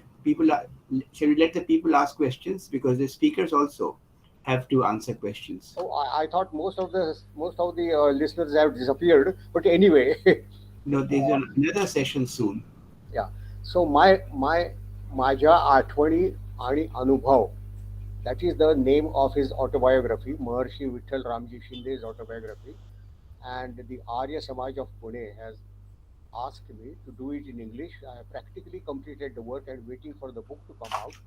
My remembrances and experiences. That is what I call it actually, So what I'm trying to suggest, whether there are readers for my translation I keep translating it, and partly there are people who keep publishing also. So I'm very happy that it gives me a great opportunity to polish my knowledge of my own language, my Marathi, and English also. I thank Dr. Sinha for inviting and for asking me to be here as a chairperson, and I thank Parth Joshi also for this opportunity. And I wish the activity a great future. Thank you very much. And it looks like there may be a couple of questions, I don't know. Not to me, but to the other speakers also. Yeah, so we have two questions in the chat box, Chindre sir. Oh, okay. Rutvi, you can unmute and ask your question, and please state whom is it directed to. Sorry. Yeah, good morning, everyone. Firstly, to have attended this enlightening session, Professor Mehta, Professor Vandrekar, and Professor Chindre. It was wonderful listening to everyone. My question is not directed to anyone in specific, but generally put forward. While translating from one culturally rich language to another, translators face the problem of untranslatability, as we discussed, and Madam gave a plethora of examples. It reminds me of the word dharma. We very conveniently use words like righteousness, duty, law, way of life, etc. But can we really capture the essence of this word when we translate it? So, how would a translator deal with such culture-specific words which have deeper, complex, and more philosophical meanings, dimensions of meanings? Yeah, so that's Okay, I would request either of the speakers, either Kalpana madam or Mehta sir, who would want to address the question. Okay. Should I try? It's a Yes, very yes. complex concept like karma. But at the same time, we do say that this is my dharma becomes your duty as such. This is my dharma. So this is my duty so I'm expected to do this as a wife, as a teacher, as a student, as a this one. So, at least, and it will be contextual then at that time. When you are in the story or in the context, then you have to translate that word dharma. As I said, for karma, whether it is in grammatical this thing, then it will be object of karta, karma, kriyapad. So, karma will become an object. Similarly with dharma. Dharma as today we take it as religion, which it is not. Okay. It is not at all religion. It is your duty towards whatever this thing you are doing. So kartavya like, duty like, you can take it. But as I said, contextually, it will again change. So subtle changes are there. That's why it becomes very problematic. Such concepts, when they are culturally, very difficult, you don't find an equivalence in another culture. And this is being the oldest one. And that also keeps changing. We know semantics, as I said, also keeps changing over time. Overuse also of a word, words change their meanings too. That we have an experience. In that case, you have to read. And I do not that I want to argue against, but it is not such a negative picture, because now these things have started, groups of translators, and they are translating and summarizing of this all English classic. Almost 100 books are done and published just now from Nasik. So people are now, and as Engels said, now the only survival is translate or perish. Unless you connect, because now, reviving and also revitalizing of your ideas. It is not just, MBA and all that. So this is the one now. There is a big movement which is going on in translation area too. So from Sanskrit also, don't limit yourself only to Marathi and English. There are other languages too which are rich, and they're trying, as he gave example about Kannada. Uma Kulkarni has done a great job, So that's what we find, not only in other languages, from Sanskrit also so many now translations are being done. So the world wants to get all the wisdom and knowledge which was there. And so all this is, translation is not going to die any time. For me, it's a positive picture, and it is connecting. So you are transporting not only this thing, linguistically, you are transporting also ideas and culture. And people are finding it to enrich themselves, at least to learn that sort of emptiness when they are finding too much of technology, too much of this chat GPT or this artificial intelligence.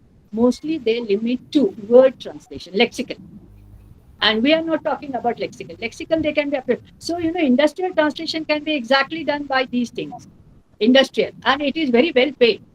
Many are going in that area because for one syllable you get how much money, one page and you get almost 1,000. But anything is pressure of time is there. Within this much of limit, by evening I want the entire thing. But that is technological knowledge. That these are the know-hows of all the products and all that.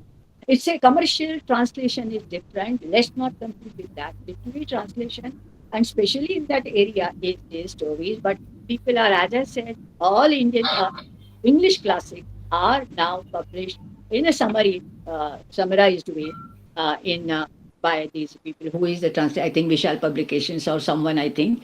Because they had asked me also to summarize and this thing. So I said, no, I was busy with something else. So others are doing it, and regular business it is for them. And there is also a deadline given. Within 1 week it will be there, but within 1 month it will be there. It's a big industry which is going on. People are earning out of it good money from that also. For me, it is not that is commercial. It is for my pleasure, satisfaction. And these are the ones I was asked to do. That's how I have done.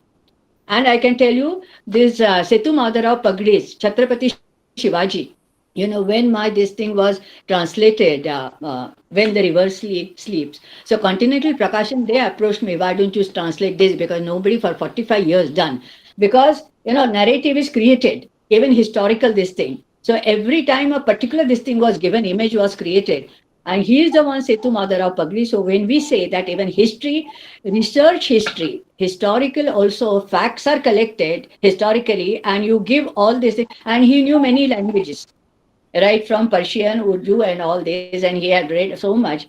That's why it was very authentic. So Samshodhanatmak, that is research done about history and then translated, and not according to the image you want to build, created. So that translation was highly appreciated, and he approached and said, and many at that time, when Panduranga Balkavade sir also said, one who did that, at his hands it was inaugurated. So he also said, we were waiting for this for a long time, but no one could dare do that. Thanks to you for doing it. And that was because the publisher approached. Another also somebody approached. All my 6, this thing I never asked for, I never said. I fell into that after retirement because one of my friends, she is a social worker and she works for this blind school, Victoria Blind School. And she said, these girls are exploited because they are blind. And we want to make an audio book. Can you translate? And these were the real cases which happened. One of the solicitors, she had written one, and that's why I translated. And now it is an audio book. So, translation and this thing is going to live, and it is going to connect. It is another way of building bridges. So it is not going to be no negative, no negative. But look at it that way also. And so we have to see, not only limit ourselves only to our local this thing, other language, and that will only connect. India also, if want to integrate, translate, otherwise perish. It's like that. Anyway. Thank you so much, ma'am. Professor Mehta, would you like to briefly respond to the question? Or I think this question which arises when we speak of cross-cultural translation, but we should not confine translation to only translation from English to Indian languages or Indian languages to English or other European languages. Lot of translation required within Indian languages as well. And there you will not find these difficulties. This complexity will not arise there by and large. Secondly, even when we are doing cross-cultural translation, wherever you are dealing with concept, then there you will find it difficult. You will have to go for a footnote or whatever. Otherwise, words, when they are used in a sentence, they have only one meaning. And that meaning you can always capture. Whether dharma is used for duty, whether it is used for ritual, whether it is used for something else, that context, the sentence will certainly mean something. So words individually may have many meanings, but when they are used in a sentence, they have only one meaning. So there you have to capture that. If you are able to do this, then there is no problem. Thirdly, I would say primarily referring to what Chindade sir and then Kalpana madam also referred to, that AI, everything has come up, no doubt. So far as literary translations are concerned, human beings cannot be replaced by anyone. And we are primarily concerned with literary translations. Yes, translating poetry is several times more difficult, but even other literary forms are also not easy. And so there, we really need good translators. We really need insightful translations, and we really need good training to such translators.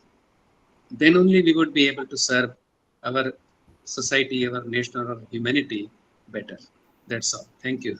Thank you so much, sir. It is really intellectually tempting to continue this session. We have, all the three veterans in translation, Chindade sir, Mehta sir, Kalpana madam. No, I just want to add a little. Yes, sir. Yes, sir. Sir, you are on mute, sir. I just want to add a couple of things, very in a small way to what Kamal has said. Actually, yesterday the results for 12th standard came out, okay, in Maharashtra, and the results for the arts faculty are the lowest, okay, and most colleges are waiting for students to enroll, and many colleges are closing down as far as arts faculty is concerned, okay. So what is going to happen to languages and social sciences and social studies and so on and so forth, actually, so people say as we grow old, we become more and more pessimistic. That is what may be happening to me, but I don't see much future for actually translation work, number one. And answer number two, actually, we have not completely explored the potential of AI. It is only a beginning. One day or the other, human beings for any particular aesthetic, cultural, spiritual, emotional activity will surely be replaced by AI, actually, But for that, most of us have to wait till 35, 40 more years, and I wish all of you to continue to live until then, actually. Thank you. And I'll be with you. Okay. Thank you. Thank you very much, Chindade sir. Thank you, both the panelists. Yeah, I thank can you, just one Chindade add sir. something, Yes, all yes, these madam. policies are made by political people. Whether to make arts work or whether to make this thing work or which subject to, I think, flourish. This is a political decision, because after so many years of fight, we got now classical status official language for Marathi, which is supposed to be very, very, very rich. While translating, I do know the words which are available in Marathi for any minor thing. There is not a single word in English, or only one word in English, as I pointed out. Not only with husband, the word, or even with woman, you can say there are 100 words almost for everything. So that which is very rich will be killed, because we want to be that political. So let's not get into that. It's a political will or desire or power which takes the education. Whatever says how to make policies about education. So if you want to that art should flourish, so we have to give weightage to that. We have to also give them good jobs also. So if they find the people will go there.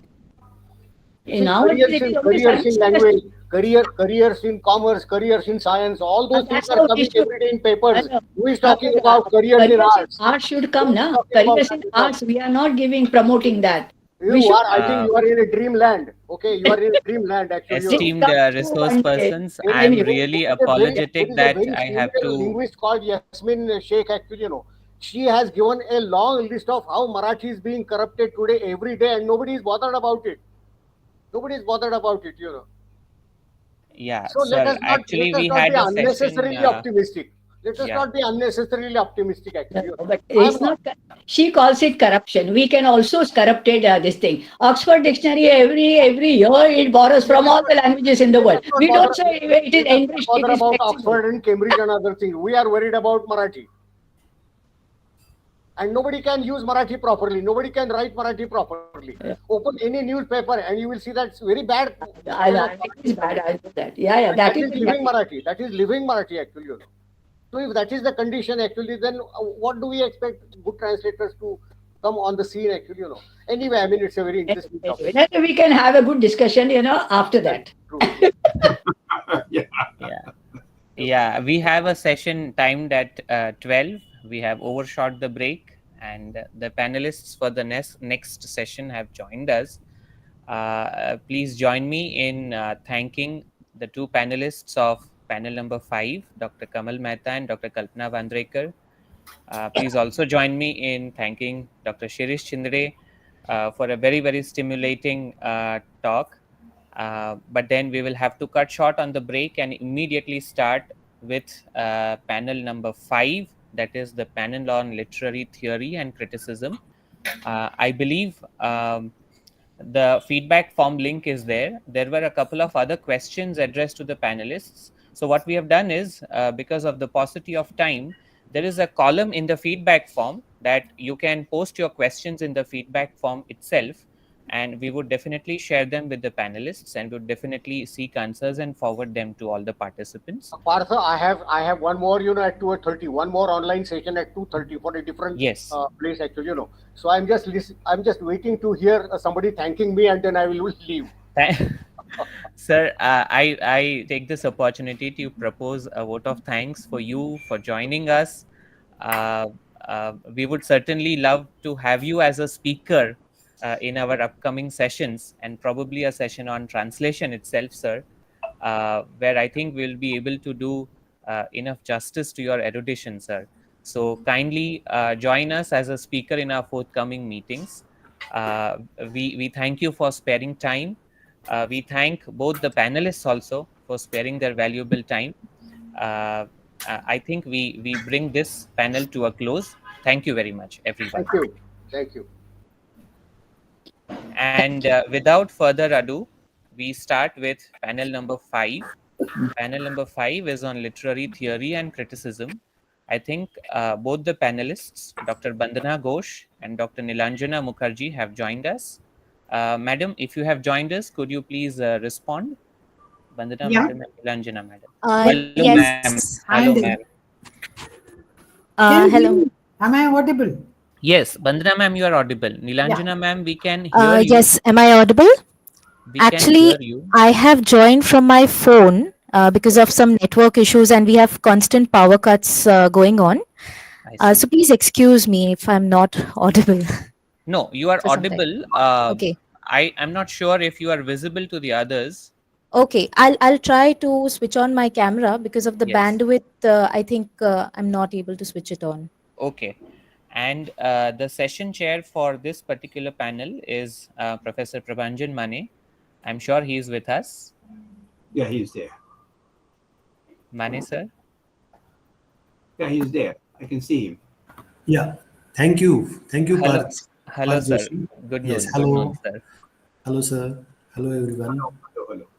I Namaskar, take this sir. opportunity to welcome everyone to this particular panel discussion session, which is on literary theory and criticism. Let me first quickly introduce our session chair, Professor Prabhanjan Mane. Professor Prabhanjan Mane is currently the head of the Department of English at Shivaji University, Kolhapur. He is also the chairman of the Board of Studies of the same university. Professor Mane has pursued both his MPhil and PhD research under Professor Sinha. He has completed a UGC research project. Sir has 3 books and over 60 papers and 4 radio talks to his credit. 6 PhD students have already completed their PhD research under Sir, and 4 MPhil students have completed their research under his guidance, and 1 student is pursuing her postdoctoral research under Professor Mane. Sir, it's a great pleasure and privilege to have you. Thank you for joining us, sir. Yes, thank you. Thank you very much. Our panelists, Dr. Bandana Ghosh and Dr. Nilanjana Mukherjee. We shall start with Dr. Bandana Ghosh's talk.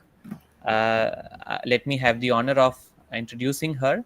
Dr. Bandana Ghosh graduated with honors in English from Presidency College, Calcutta. She did her MA in English from Calcutta University, her MPhil and PhD from Pune University, and obtained a British Council scholarship grant for a course in English literature from St. Catherine's College, University of Cambridge, England. She retired as the head of the Department of English, Symbiosis College of Arts and Commerce, and was a visiting faculty at the Postgraduate Department of English, Pune University. Madam is a founder faculty of Symbiosis Center for Liberal Arts, and she has, of course, several publications, including books and research papers, to her credit. Thank you very much, Bandana Madam. Madam will be giving a talk on the topic, "A woman is not born, but made." We look forward to having you and having an intellectual treat, ma'am. I request both the speakers to complete their talks in 35 minutes. And I request the session chair to then carry on the session. Of course, I'll be there, but to then carry on the session. We wish to complete by 1:30 or latest by 1:40 so that we can meet again after the lunch break in time. Thank you so much. Bandana ma'am, over to you. Thank you for your introduction. I just want to add that my PhD is under the guidance of Prashant Sinha. Yes. Oh, yes. Yeah. So that I want you to mention. And today the title of my topic is in homage to the mother of 20th century feminism, the existentialist philosopher Simone de Beauvoir, whose birthday falls tomorrow, incidentally, 9th of May, 1908. Feminism is a socio-political movement about liberty, inclusiveness, pluralism, and freedom of choice. A new lens to analyze social perspectives. It's also a main school of 20th century literary criticism. Literature mirrors society. The soul of an age gets documented in literature, perhaps more than history. Literature is in turn shapes our consciousness. You are what you read. Unfortunately, the philosophy that lay the foundation of feminism has been lost in a kind of quagmire of misunderstanding. So many have made fun of the movement, saying that they can't fathom what it's all about. Ridiculing the concept of women's equality is fairly common. Women too have missed the point, not just the men. Women are naturally smaller in build, physically less strong. They have uterus. In what way they are equal? How can you consider them as equal? I just have a question. Do you believe in the axiom, all are born equal?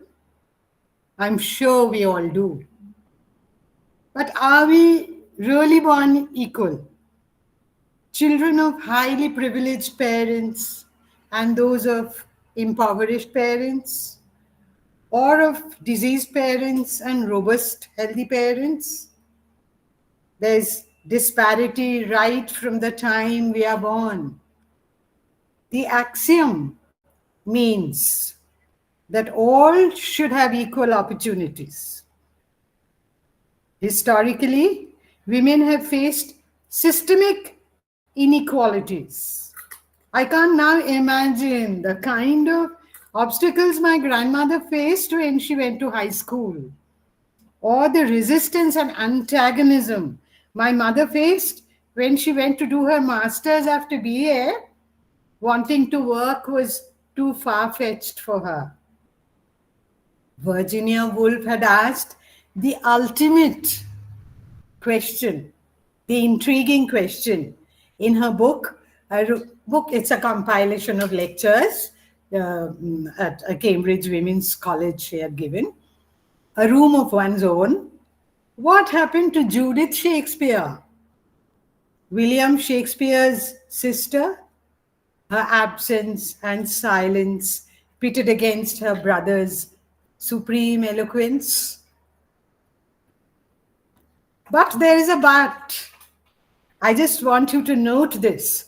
The patriarchal system is not all about disadvantages of women. Men, yes, men are equally disadvantaged in patriarchy. Burdened right from young days with the social expectation that they should be breadwinners for the family, while women get a free meal ticket for life. After a few years, children spend most of their day in school. Household chores easier with labor-saving devices. She can go getting around town, proving virtuous that she doesn't go to work. Young boys are told right from their childhood that boys don't cry. They internalize the social norm, the boys, and struggle with their emotions through their lives. So many cases of depression and all would not have happened without this socialization. Men are human, and it's natural to feel vulnerable. Feminism has no fight, please understand, no fight against individual men. It just questions the social perception of what is masculine and what is feminine. The beginnings of the movement is marked by the famous suffragette movement, culminating in women gaining their right to vote, the political right, nearly a struggle of 100 years. Just imagine, till as recent as 1928, not even 100 years. In countries like England and America, such was the prejudice against women that women were marginalized so much that they were not allowed to vote. Exclusion of women in history is indeed a borderless crisis. You can't say in our country and in our country. The idea of including women as a part of humanity is fairly recent. The awareness was simply not there. Rousseau's social contract begins with his famous words, "Man is born free, and everywhere he is in chains." Karl Marx, with his path-breaking call for an egalitarian society, says, "Working men of all countries unite, though there's a large working force. The proletariats have nothing to lose but their chains." Even American Declaration of Independence says all men are created equal, as if humanity is men. And I was told that men means women and men. How can we take for granted? Then that's also a kind of important exclusion. Our language, which shapes our thinking and attitudes, is that of patriarchy. Jacques Lacan views the structure of the mind as shaped by an infant's entry into the world of language. Germaine Greer appealed, "Please don't call me a poetess. I can do without that diminutive ending." That we don't use like words like actress or chairman anymore, is a gift of this feminist movement. Language needs to be exploded and written anew for a more equitable worldview.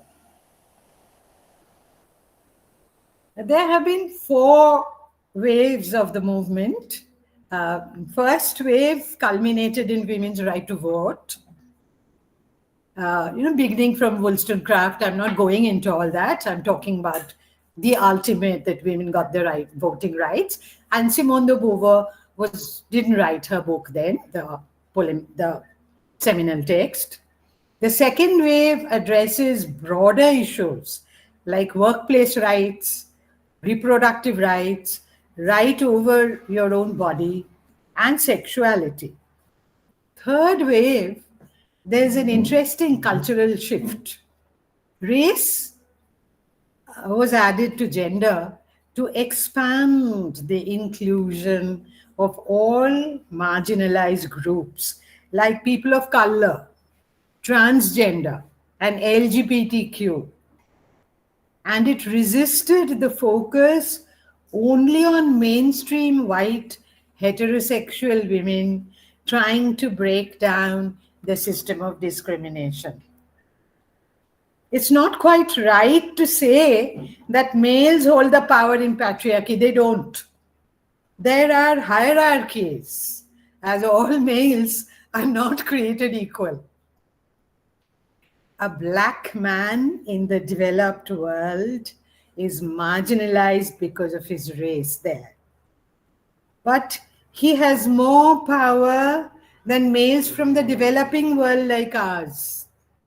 White males are at the top of the power structure. On a personal note, shall I share an experience when I was teaching the third wave for my literature and gender course? A very sharp student had flummoxed me with the question, "Ma'am, how come you offer a course on Shakespeare? Never thought you would be interested in what a white male has said." The fourth wave is from 2010s to the present times, driven by digital activism, intersectionality, focusing on issues like sexual harassment, body positivity, and autonomy of your own body, the abortion issue. And feminism, also I want to mention, is not monolithic. It includes various schools of thought like liberal feminism. There's another school, radical feminism, Marxist feminism, ecofeminism, and more of them. And these differ in their methods and focus, but all share the common goal of dismantling gender-based discrimination. Male superiority is indelibly inscribed in our culture. Eve first brings sin into this world. Males have not made it, but they got conditioned by what they read. I told you, you are what you read.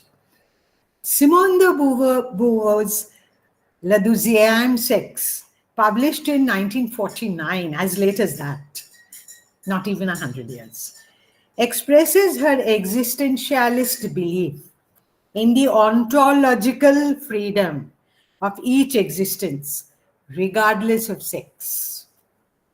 She says that one is not born a woman, but one becomes a woman through social indoctrination. Not the biological difference, but the perception of the biological difference is the cause of marginalization of women. It is historical, social, cultural, where men is considered the self with the capital S, and women the other with a capital O. Being born doesn't make her culturally a woman. She becomes a woman. How does a woman become a woman? By the ideas society inculcates in her. The norms of behavior society dictates upon her. The few restrictive roles society allows her. They are not natural and inevitable, but merely historical. Simone de Beauvoir says, few tasks are more Sisyphean than housework. With its endless repetitions, the clean becomes soil an unending cycle. This is her example, by the way. This historical world of women with a total segregation of space, men go out to earn a living and women stay home. This historical world of women is projected as natural and inevitable. They are not inevitable, but they're psychological. And passive acceptance of roles assigned is considered virtue for a woman. In a society where man is the self and woman is the other. The book investigates facts and myths about women from multiple perspectives, including the biological, the scientific, the psychoanalytic, the materialistic, literary, historical, and anthropological, and shows standpoints, and shows that none of them is sufficient to explain women's definition as man's other and her consequent oppression. For example, I just wanted to give an example, the myth of the mother. Can I elicit some response from the audience? What does mother suggest, the word mother? From students, basically, because the professors would know what I'm talking about, all of them. So how many students are there? The students, what does the myth, what does the word mother suggest? May I get a few responses?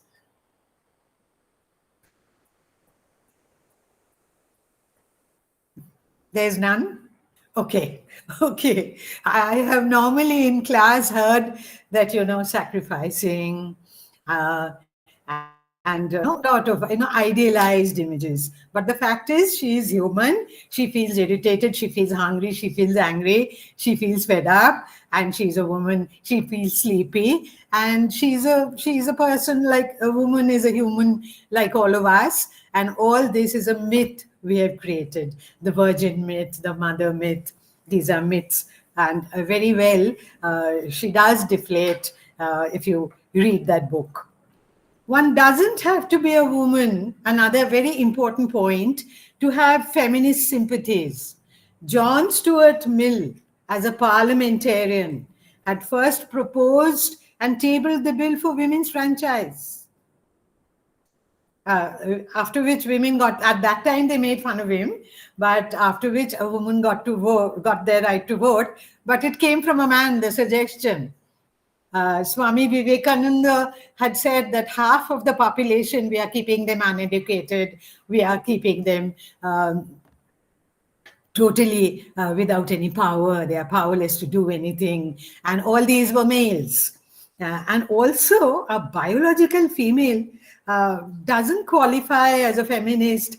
She's very male. She can be very male in her perception, such as a mother-in-law who oppresses a daughter-in-law and judges the daughter-in-law with the yardsticks of patriarchy that defines a woman. Women are defined in a series of binary oppositions. They're just binaries, sun and the moon.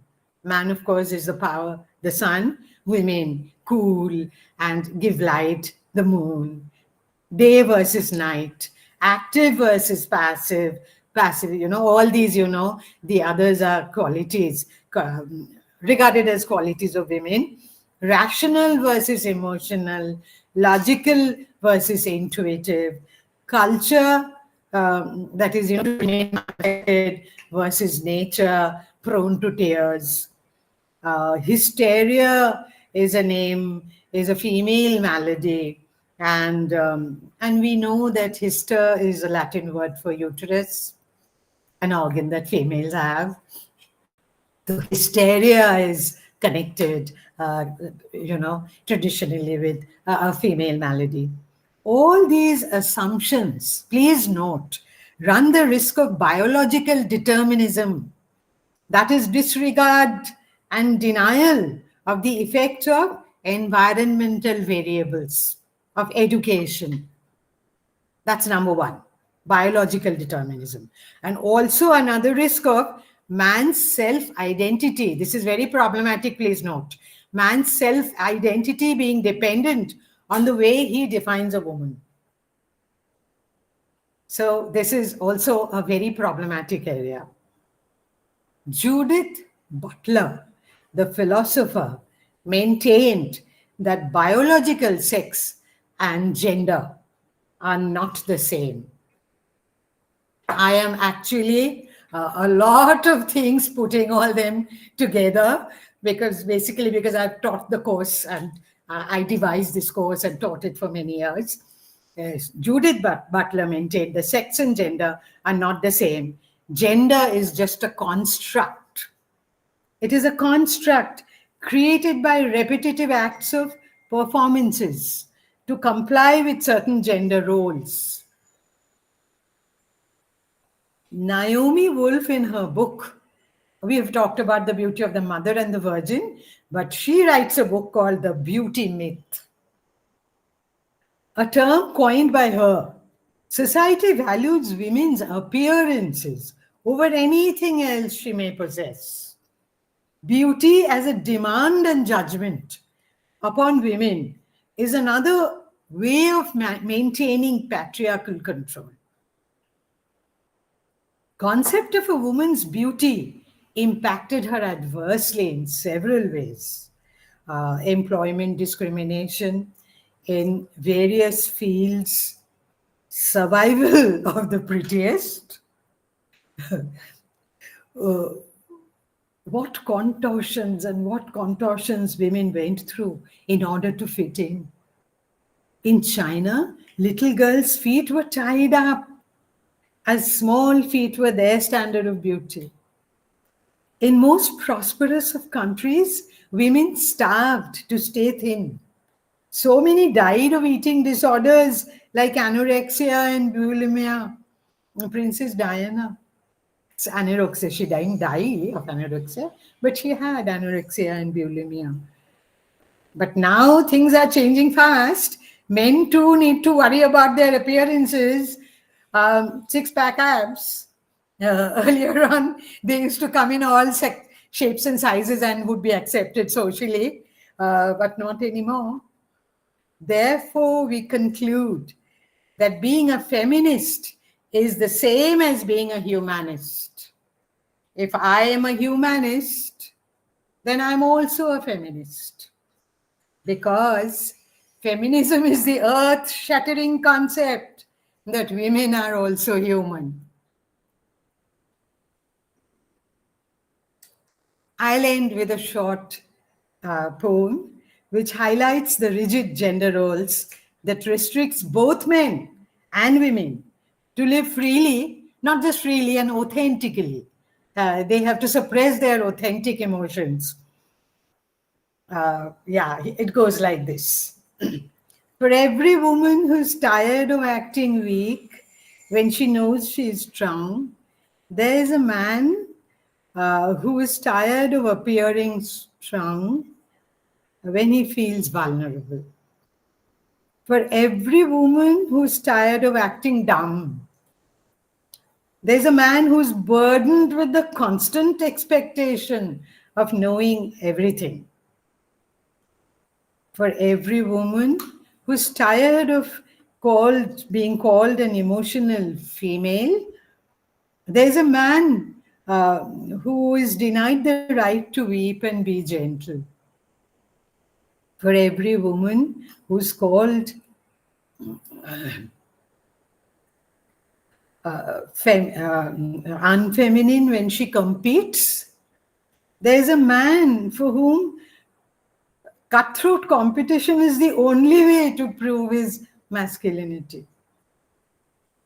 For every woman who feels tied down by her children, there's a man who's denied the pleasure of shared parenthood.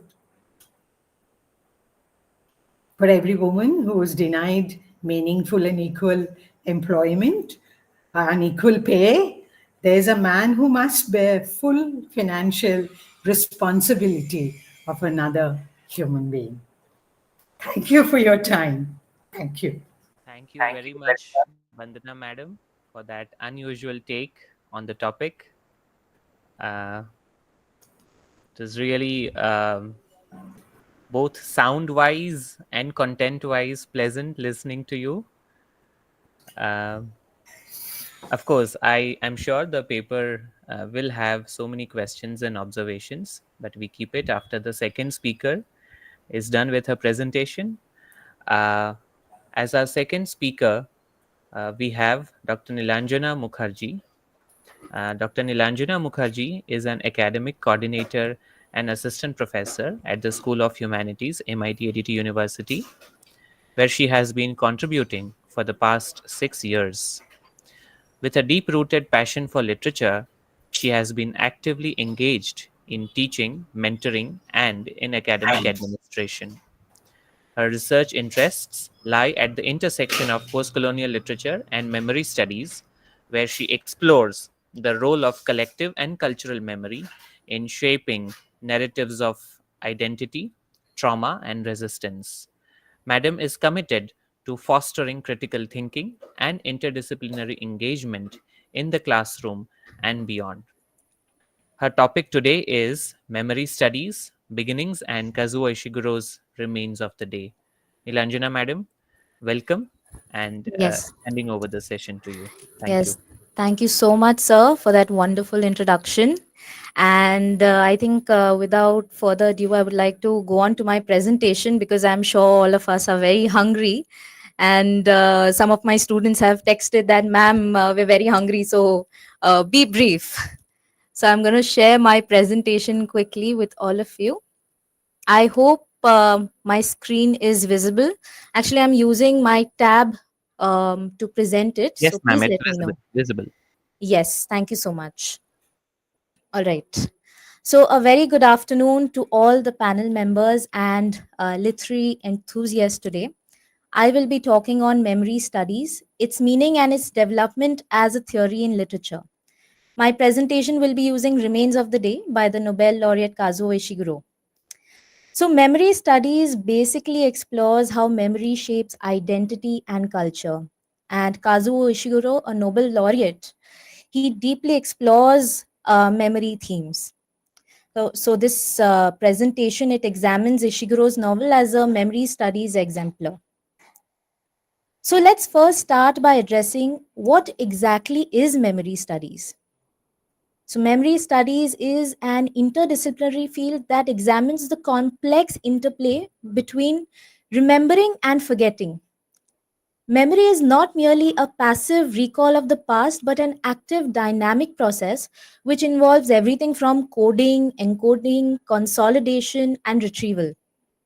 And the field of memory studies actually gained prominence in the late 20th century, particularly after World War II, as scholars sought to understand trauma, war, and basically collective remembrance.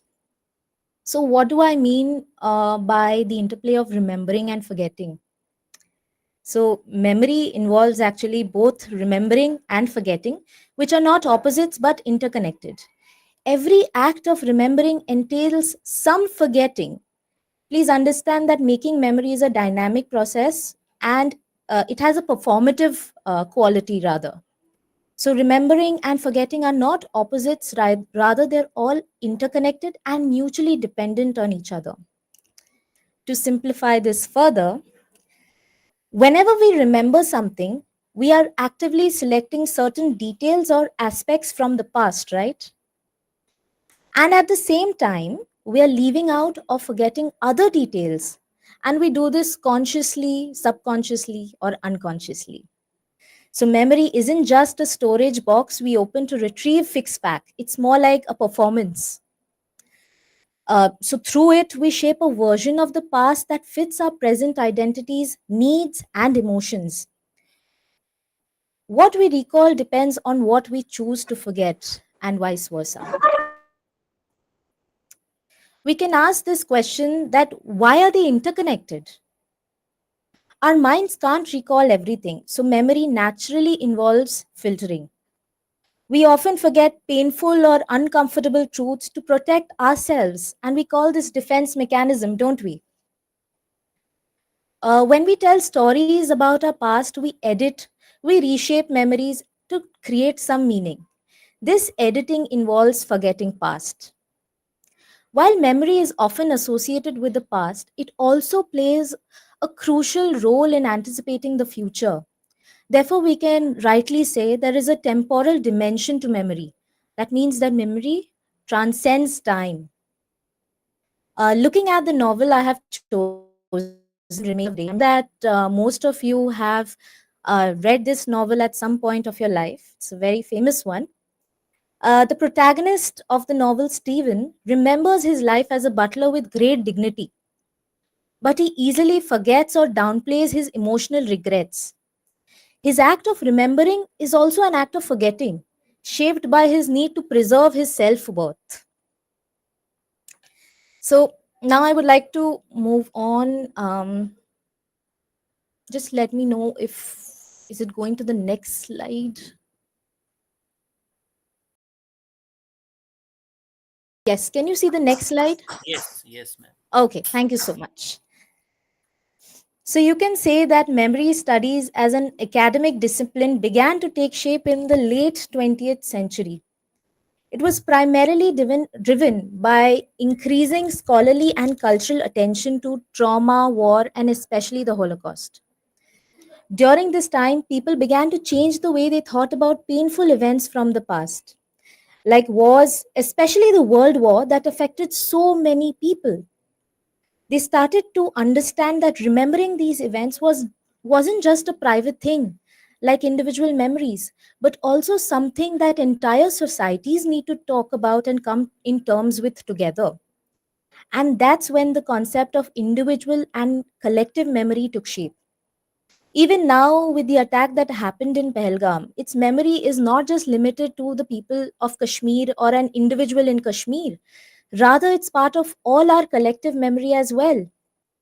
Right? So, now talking about the pioneers of this field, it is very important to mention, of course, Maurice Holbach.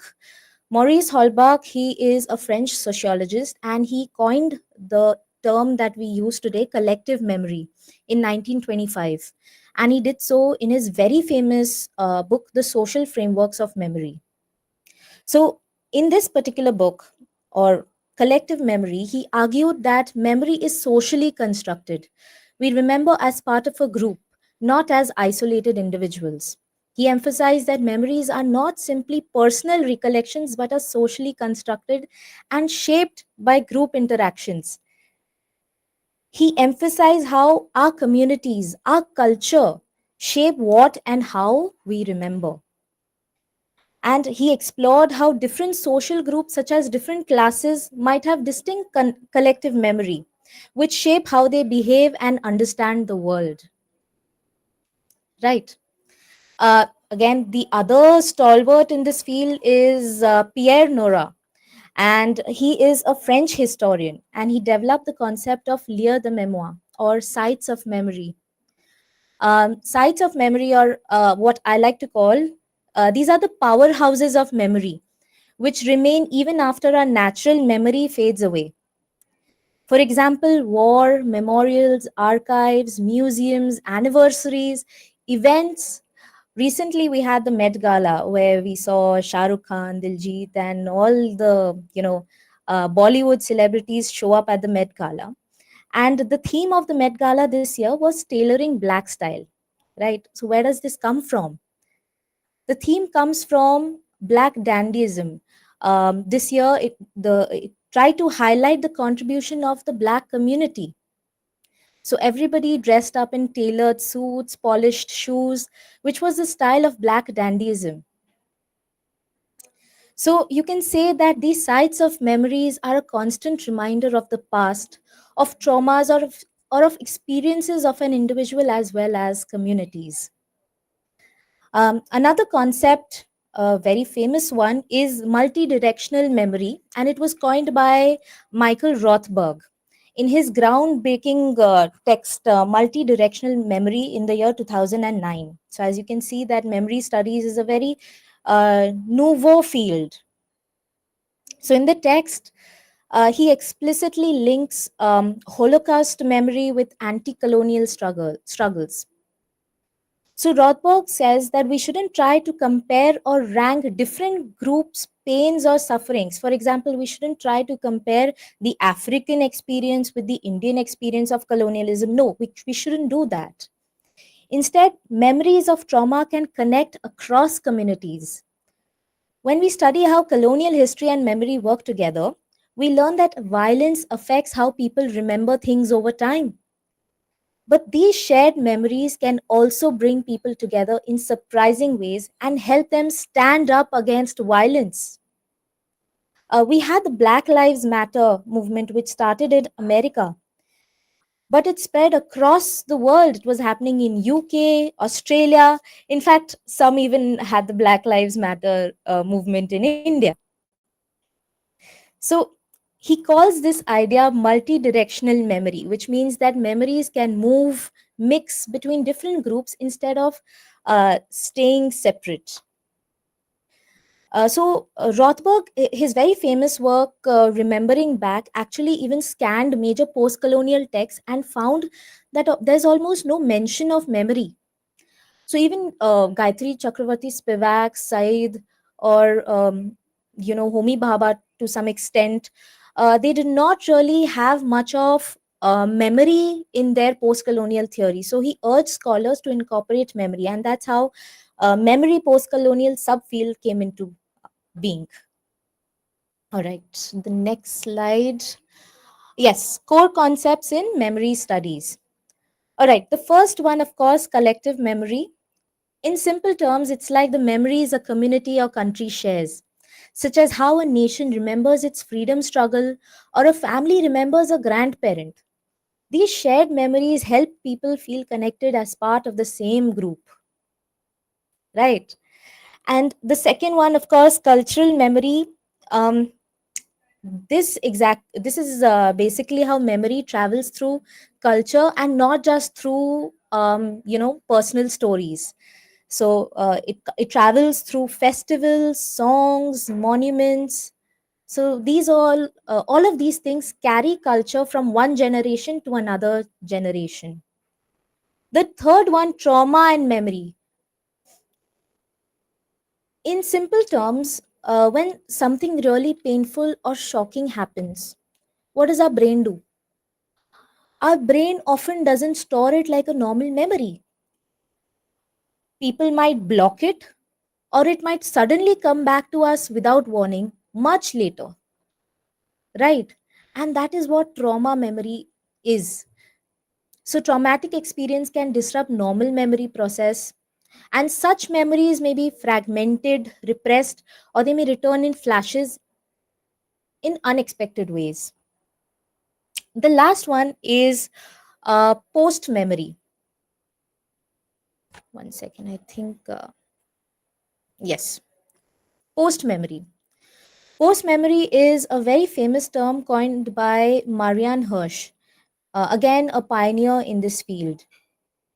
So, what does this basically mean? It's like when children or grandchildren feel the pain of something their parents or grandparents went through, even if they didn't live through it themselves, like war, migration, genocide.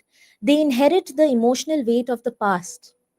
Indians, we feel the pain of losing our freedom fighters, and that is the reason 15th August, 26th Jan, we remember them, right?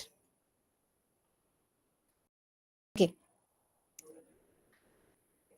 Of course, Kazuo Ishiguro's novels consistently explore the themes of memory, identity, the past, repression.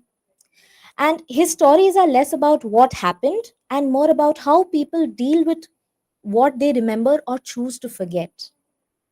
Ishiguro, you can say, is a master of unreliable narrators. So his characters often don't see the full truth of their past, or they hide things from themselves, which makes things more mysterious and, you can say, emotionally significant. Flashbacks and slow revelations are also frequently used by Ishiguro. in which the story, unfolds in fragments, and they constantly oscillate between the past and the present. So this is exactly how real memory works. Real memory is not linear; it's non-linear, and it is emotionally driven, emotionally charged. An example of this would be in Remains of the Day. Stephen recalls his past in a way that slowly reveals his emotional repression and moral compromises that he has made. A memory exploration in his novels. So, Ishiguro's work often shows a tension between the individual memory and the collective memory. Characters remain events from personal viewpoint, often leaving out the larger historical or the social context. The disconnect raises questions about guilt, responsibility, and historical awareness. In Remains of the Day, Stephen's personal loyalty to Lord Darlington blinds him to his political failures, reflecting how individual memory can clash with the broader historical truths. So, Lord Darlington was a Nazi sympathizer, and Stephen's loyalty was so much that he failed to see what his master truly was. Of course, recognition. You can say that Kazuo Ishiguro has received the Booker Prize for Reigns of the Day in '89 and the Nobel Prize of Literature.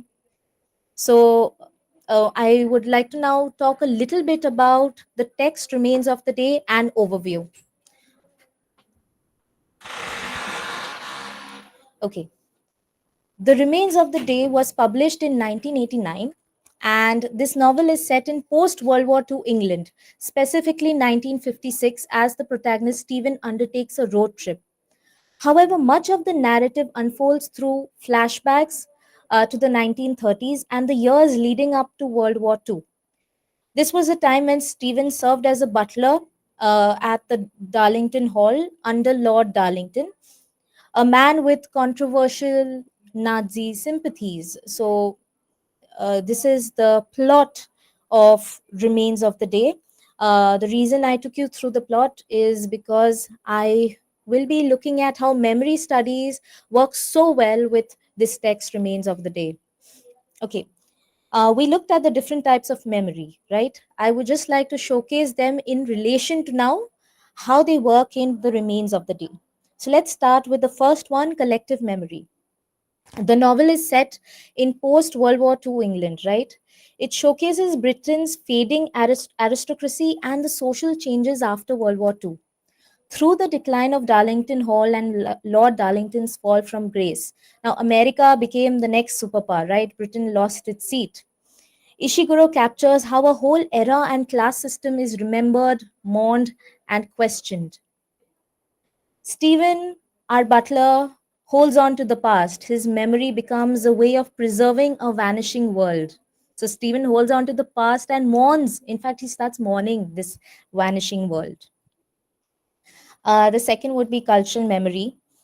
Um, of course, the rituals, the discipline, the manners of British service life, Stephen being a butler, things like serving at the grand banquet or always maintaining composure are more than routines. They're part of the cultural memory passed down from one generation to another. Stephen's father was also a butler, and so he got all of this through all of this discipline, this manner from his own father. Even as the world is progressing, changing, Stephen clings on to these traditions as they are part of his identity and his purpose in life. Okay, the next is trauma. Stephen experiences deep personal losses. His father's death right in the beginning of the novel, his emotional distance from Miss Kenton, and of course, later on in the novel, he realizes that his misplaced loyalty, that he was actually, trusting and working for a Nazi sympathizer. These are not just individual sorrows, they mirror national trauma. One, the loss of the empire, the Britain Empire, right? It no longer was the superpower. Trust in misguided leaders, and the personal cost of duty. But Stevens represses his pain, reflecting how trauma often hides behind surface calm. You can say that this novel offers a powerful and subtle exploration of memory's complexity. It shows how memory is selective, emotional, and shaped by social roles. Stephen remembers with pride, but also with increasing doubt, revealing how we edit our past to protect our sense of self. Through his journey, Ishiguro invites us to ask, are we remembering truthfully? Or are we remembering what we need to believe? So, personally, I feel this makes Remains of the Day a rich literary example of memory studies, so that you can see the blend of personal memory, cultural history, and emotional depth. Okay, so moving towards the conclusion. Memory studies, you can say, helps us understand how individuals and society remember, forget, and reinterpret the past, not just as facts, but as stories we live by. And Ishiguro's Remains of the Day is a powerful example of this. Through Stephen's quiet reflections, we see how memory shapes identity, loyalty, emotion, and regret. His story reveals that memory is not fixed, it's selective, emotional, and often shaped by what we want to believe. So Ishiguro's novel is not just about one man's past, it's about how we all come to terms with our histories, individually and collectively. In this way, Remains of the Day becomes more than just a literary work. It becomes a lens to explore the fragile, shifting nature of memory itself. So I would like to end by this quote. In the end, what remains of the day is not just memory, but the meaning we draw from it. So thank you so much. And I would like to stop sharing my slide now.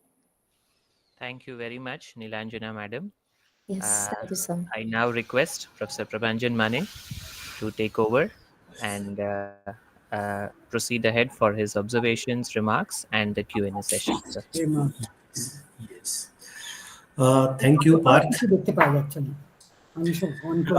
At the outset, I would like to express my sincere gratitude towards the organizers and my guide and the mentor, Dr. Prashant Sinha, for giving me the opportunity to be a part of the national webinar on revisiting English literature and literary theory in the past 100 years, organized by the Literary Club in collaboration with LTI Pune chapter, Alumni Association of the Department of English and Saurashtra University, and the School of Humanities, MIT Pune. I think the webinar was organized in order to celebrate the occasion of the Golden Jubilee session of the Literary Club. It was indeed a great pleasure to listen to the galaxy of intellectuals like Dr. Prashant Sinha, Dr. Madge sir, Professor Kamal Mehta, Dr. Shirish Chindade, Dr. Bandana Ghosh, and Dr. Nilanjana Mukherjee. Both the panelists, Dr. Bandana Ghosh, who dealt with the title of her paper was A Woman is Not Born But Made, based on feminist ideas. Moreover, Professor Mukherjee has discussed Kazuo Ishiguro's novel Remains of the Day in the light of memory studies. I think this session is open for the discussion. If there are some questions, queries from the participants, they may raise their questions or queries.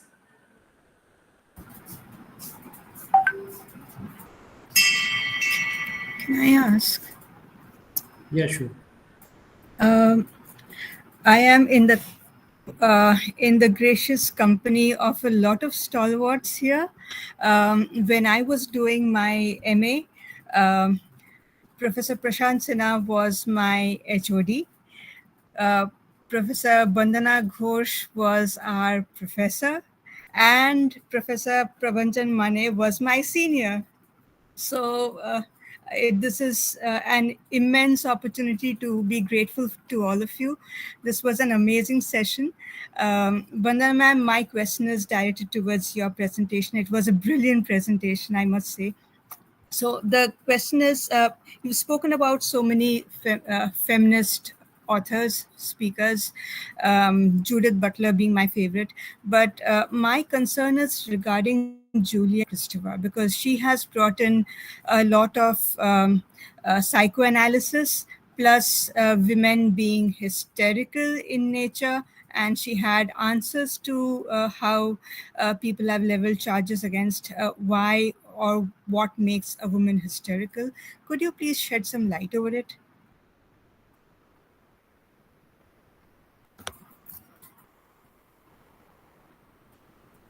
Ma'am, in case if you could unmute, we could all hear you.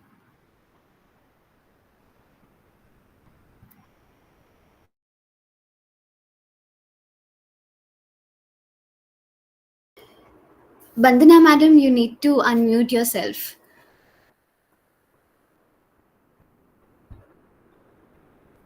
Yeah, am I audible now? Yes, you are audible. Yeah, I did say that feminism is not monolithic. There have been many schools like Radical and, Julia Kristeva. She recognizes milk. I mean, she is a different kind of feminist. And she has a point. And nothing is here, all these points together, maybe they clarify our understanding. And you are at liberty to take how much you want and how much you don't. Like, how much of radical feminism do you take? Like Marxist, it's up to you. It's a freedom of your own choice, your own thinking. Your feminism gives you that. Yeah, Julia Kristeva, I know. And there are so many others. Like, I wanted to say there wasn't time. Mad Woman in the Attic, the typical mad woman. And, Sandra Gilbert. And there are so many. It can be, in talking about it, we can go on and on. But it's a brilliant mention, like what you mentioned, like hysterical and the hyster, and you have connected it. So I give you full marks for that. Like, I didn't expect this kind of a question. Thank you, Like, ma'am. yeah, brilliant.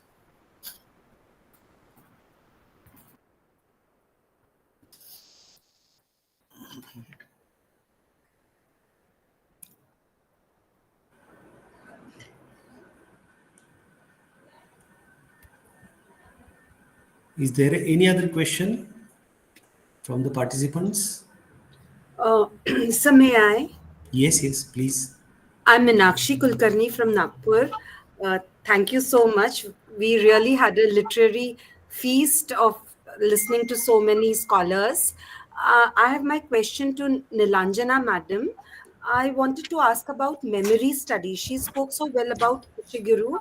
I wanted to know, Yes, ma'am. can you please tell something more? Because I'm just entering into memory studies that has Oh, really great. so can you please suggest some more works where I can start reading some novels where I can explore?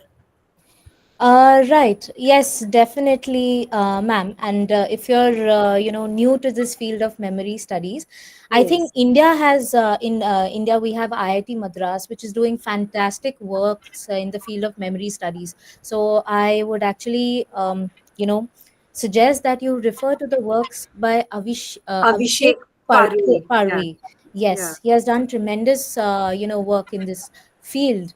So you can read his papers to understand the memory studies and how especially it works in the Indian context. And another, like I've mentioned, Rothberg. You can start with Michael Rothberg and his very famous text, Multi-Directional Memory. 2009 it was published. Again, great. Of course, all of these studies, they're derived from post-colonial, psychoanalysis by Freud. So if you really want to understand memory, I think you need to start with the basics, and that is Freud. And then you move on to, the pioneers like Pierre and Holbach and, Rothberg. And in India, we have Abhishek Parwai. I hope that answers your question. And ma'am, I can even send you some texts if you wish. I'll share my email ID with you after the Can session. you? Yeah, Yes, please. yes, Thank yes. you so much. Thank you so much. Thank you, ma'am.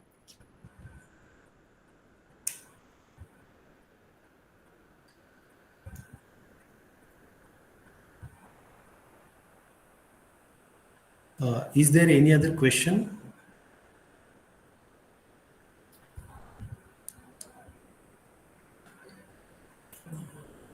Parth?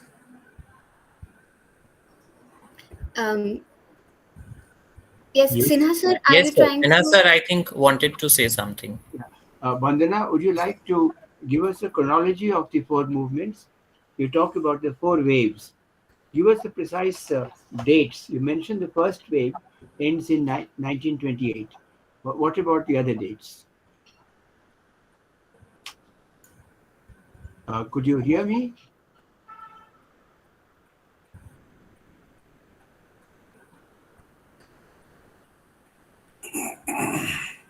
Yeah, Vandana, please mention the chronology of the various waves. So I think she has a network glitch. We may wait Yes. for a moment or so. Okay, okay. Yes. See, with the second and third wave, there may be some overlapping. Yeah. And which events precipitated them in some ways.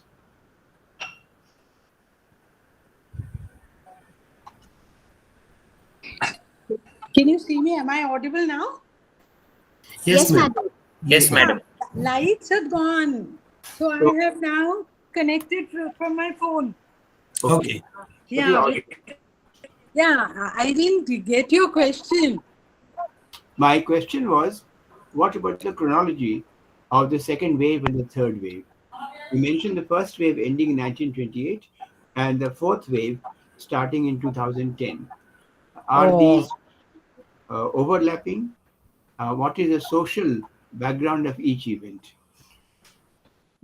Yeah, I didn't go into all that detail. Yeah. They are not really over. Second and third, you could say, actually. And they were kind of a backlash also, and, more inclusive. Chronologies in between. The whole thing is not even 100 years. So earlier on, exactly, I don't have my, notes with me now. I'm just talking. But yeah, but what you say is very right. The second and third, they kind of overlap, and certain demands sort of they're the offshoot of, like, right to your own body, and then now the abortion issue and all these things slowly, and even LGBTQ, they slowly started adding queer and all this. It took a while, and kind of through the last few decades, of the last century, not too many, because the book came out in 1949, Simone de Beauvoir. So 1940 to about 2000, about 50 years. Yeah. And then now it's taken this kind of turn. Yeah. Exact dates, yeah. It's okay. Yeah. But it's a very proper, pertinent question. I should have said that second and third, they kind of overlap.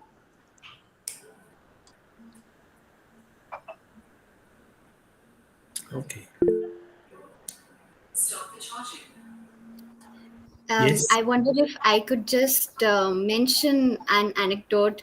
We used to study Simone de Beauvoir, her memoir, the memoir of a dutiful daughter, in Professor Mehta's class.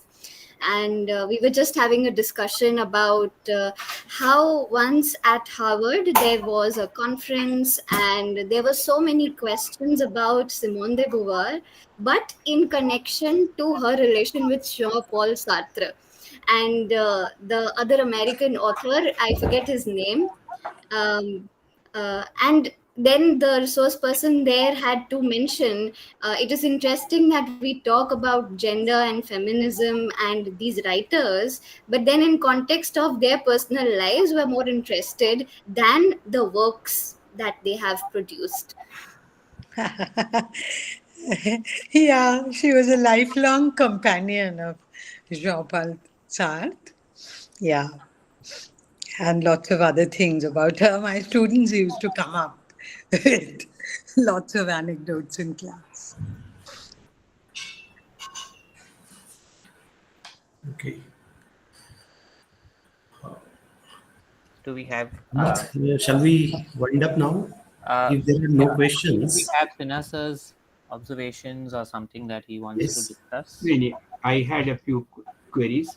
I think now we'll wait just for the chairman's remarks. Yeah. All So, right. yeah. Yes, Manesar, please.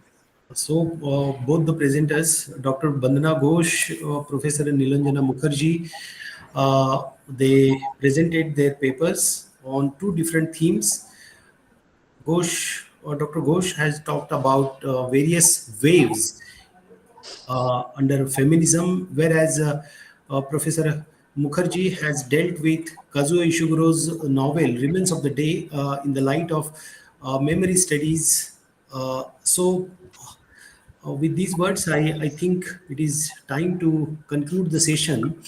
I once again thank the organizers, Parth Joshi, then Siddhi Lonkar, and especially my guide and mentor, Dr. Prashant Sinha, for giving me the opportunity to be a part of this national webinar. Thank you very much, sir. Thank you very much, Manesar.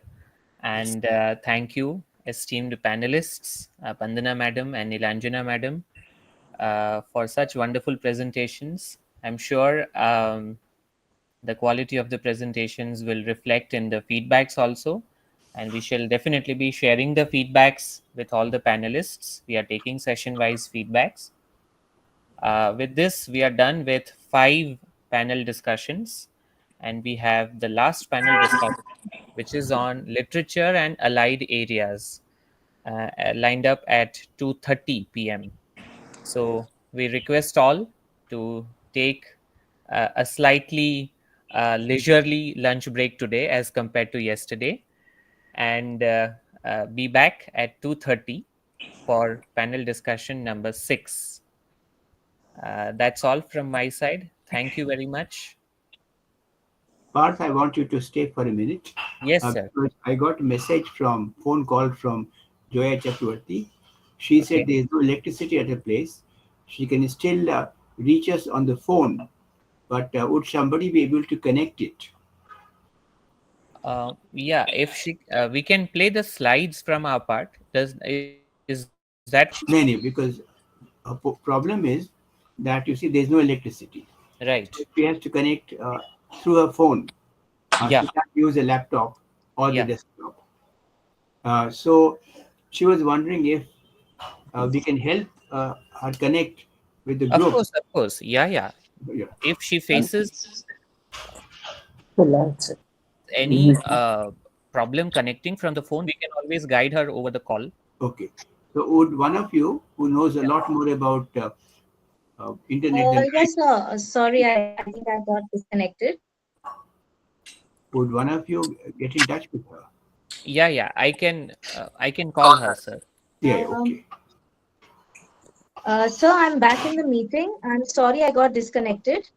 No, Nilanjana Madam, I was just thanking both the speakers, both the panelists and the chairperson. I think when you got disconnected. Yes, sir. Thank you so much. Thank you. Thank you so to the much, Literary Club and everybody for having me. Thank you so much. Sir, I would definitely get in touch with Joya Madam. Yeah. And I think we'll be able to make it. Yeah. Okay. All right. We break for the lunch and come back at 2:30 p.m. Thank you very much.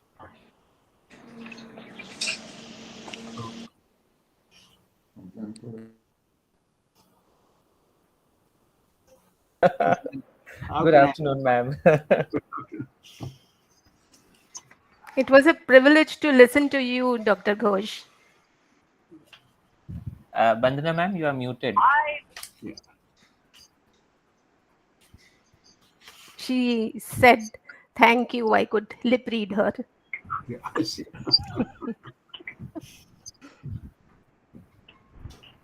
I think still her not. screen is playing foul with her. Yeah, yeah. You're still not audible, ma'am. Yeah. That's okay. You can take your time, ma'am. It's trying to screen her, right?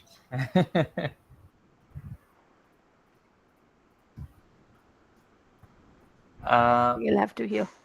Yeah. Can we unmute her, Rutvi? Anybody from the admin side? Sir, we only have the option of muting people. We don't Yeah, I've been able to do it. Am I audible now? Yes, Absolutely. Okay, okay.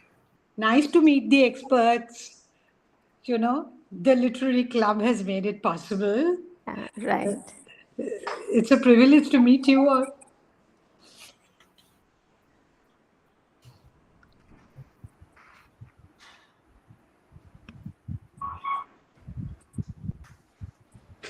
Are our anchors here?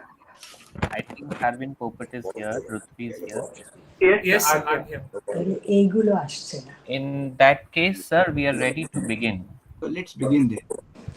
Okay, because this is post-lunch, so I think people will join gradually. Yeah, yeah. And we all had a leisurely lunch, very leisurely. The streaming, Harvin, we are good to go with the streaming? Okay, Yes. great. Please go ahead. Okay. So first of all, a very warm afternoon, esteemed chairperson for the panel on literature, allied disciplines and miscellaneous themes, Dr. Bandana Ghosh, respected panelists, Professor Madhurita Chaudhary and Professor Jaya Chakraborty, respected curator of the Literary Club, Professor Prashant Sinha sir, distinguished guests and avid literary readers. Welcome to the panel 6 of our national webinar on revisiting English literature and literary theory in the past 100 years. I am Harvind Popat and it's my privilege to navigate this session with you. Alright, so let's focus on the theme of this panel, that is literature, allied disciplines and miscellaneous themes. See, literature has never existed in a vacuum.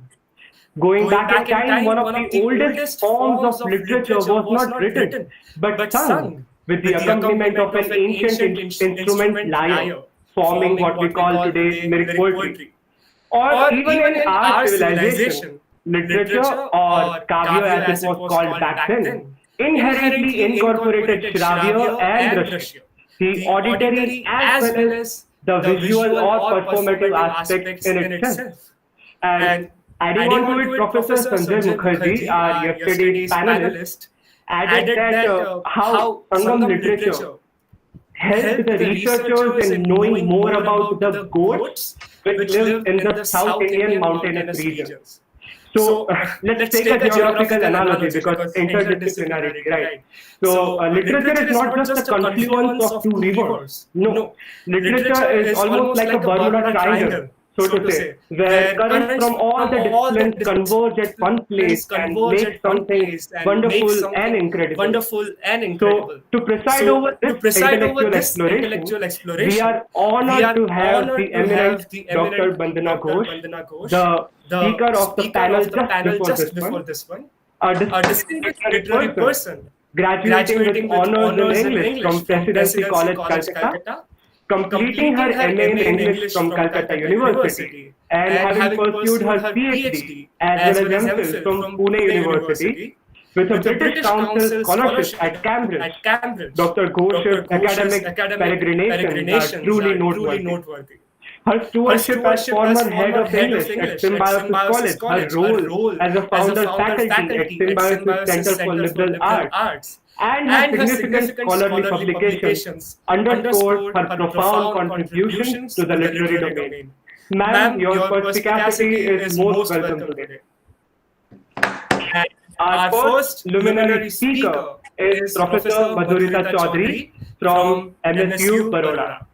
A specialist in poetry studies, Professor Chaudhary's erudition also encompasses fiction, cyber criticism, and gender studies. Author, researcher, and mentor, her work, including a UGC project on representing the region, highlights her deep engagement. She will be speaking on kintsugi and poetry, with the former being a half a millennium old Japanese art in which cracks in broken pottery are gilded and highlighted instead of hiding them. In the age when people scramble for becoming the perfect version of themselves by going under the knife, here we have something quite the opposite. Professor Chaudhary, we eagerly anticipate your insights. Thank you, Harvin. Shall I begin my presentation? Yes. I'll keep the video off since I'm reading a paper. Yes. And I request Harvin to navigate me through the talk with the PPT that I sent in. Yeah, thank you. Sure, ma'am. Thank you. So, I'm truly overwhelmed and humbled by the warmth and the enthusiasm of the organizers and the participants of this national webinar. I am also privileged to share my screen with a galaxy of scholars today. It was a pleasure to listen to all the scholars yesterday also. My heartfelt congratulations to the Literary Club on completing their 50th session, which is a remarkable milestone that speaks about your commitment to literature, discourse, and dialogue.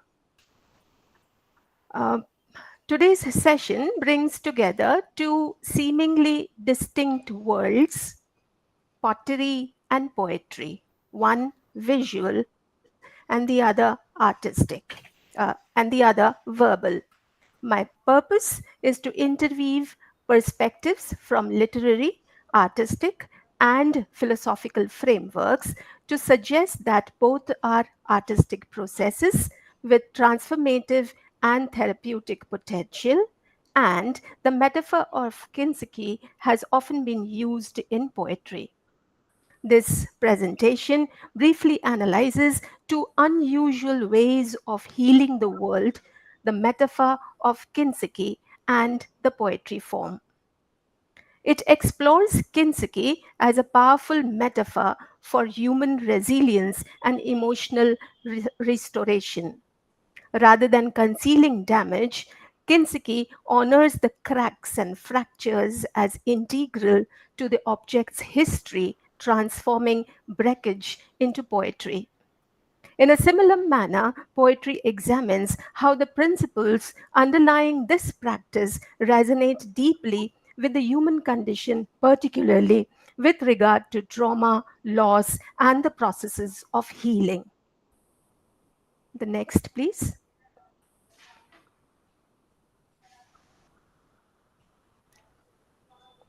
Drawing upon poetic and philosophical reflections, this exploration considers how the aesthetics of imperfection offer a counter-narrative to contemporary ideals of flawlessness. It positions the act of mending, whether emotional, psychological, or relational, as a generative and creative process. Ultimately, this presentation suggests that embracing brokenness as part of our narrative can lead to a more authentic, dignified, and enriched understanding of selfhood. Next.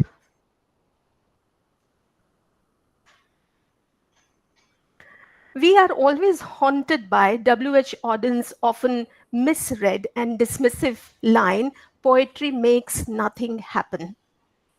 Auden does not devalue poetry. Instead, he highlights its quiet and enduring power. Poetry does not make things happen, but it survives, becoming a way of happening, a voice.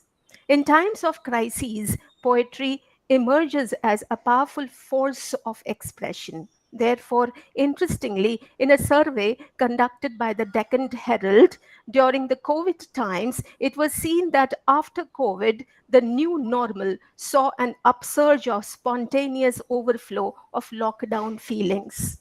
Next.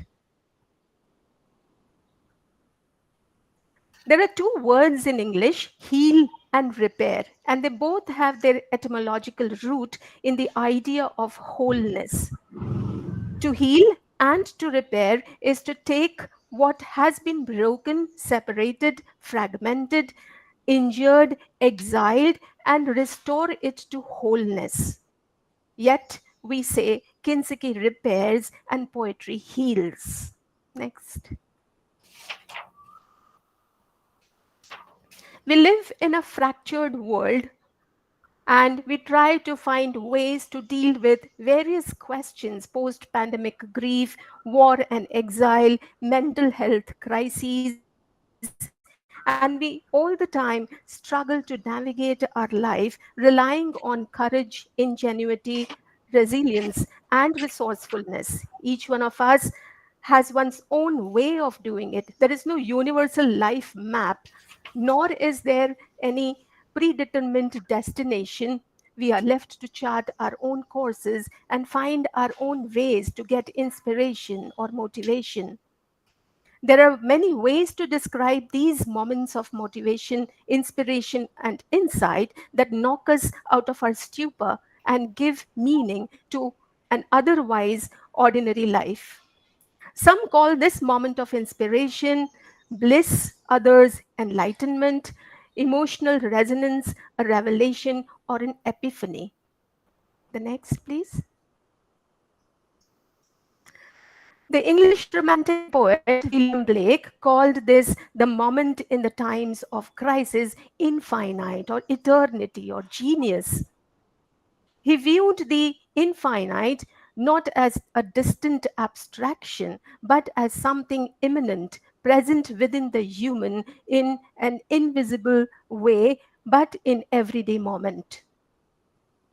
He and the American physician and writer William Carlos Williams said that it is the human faculty of imagination that enables us to powerfully and productively experience such thought.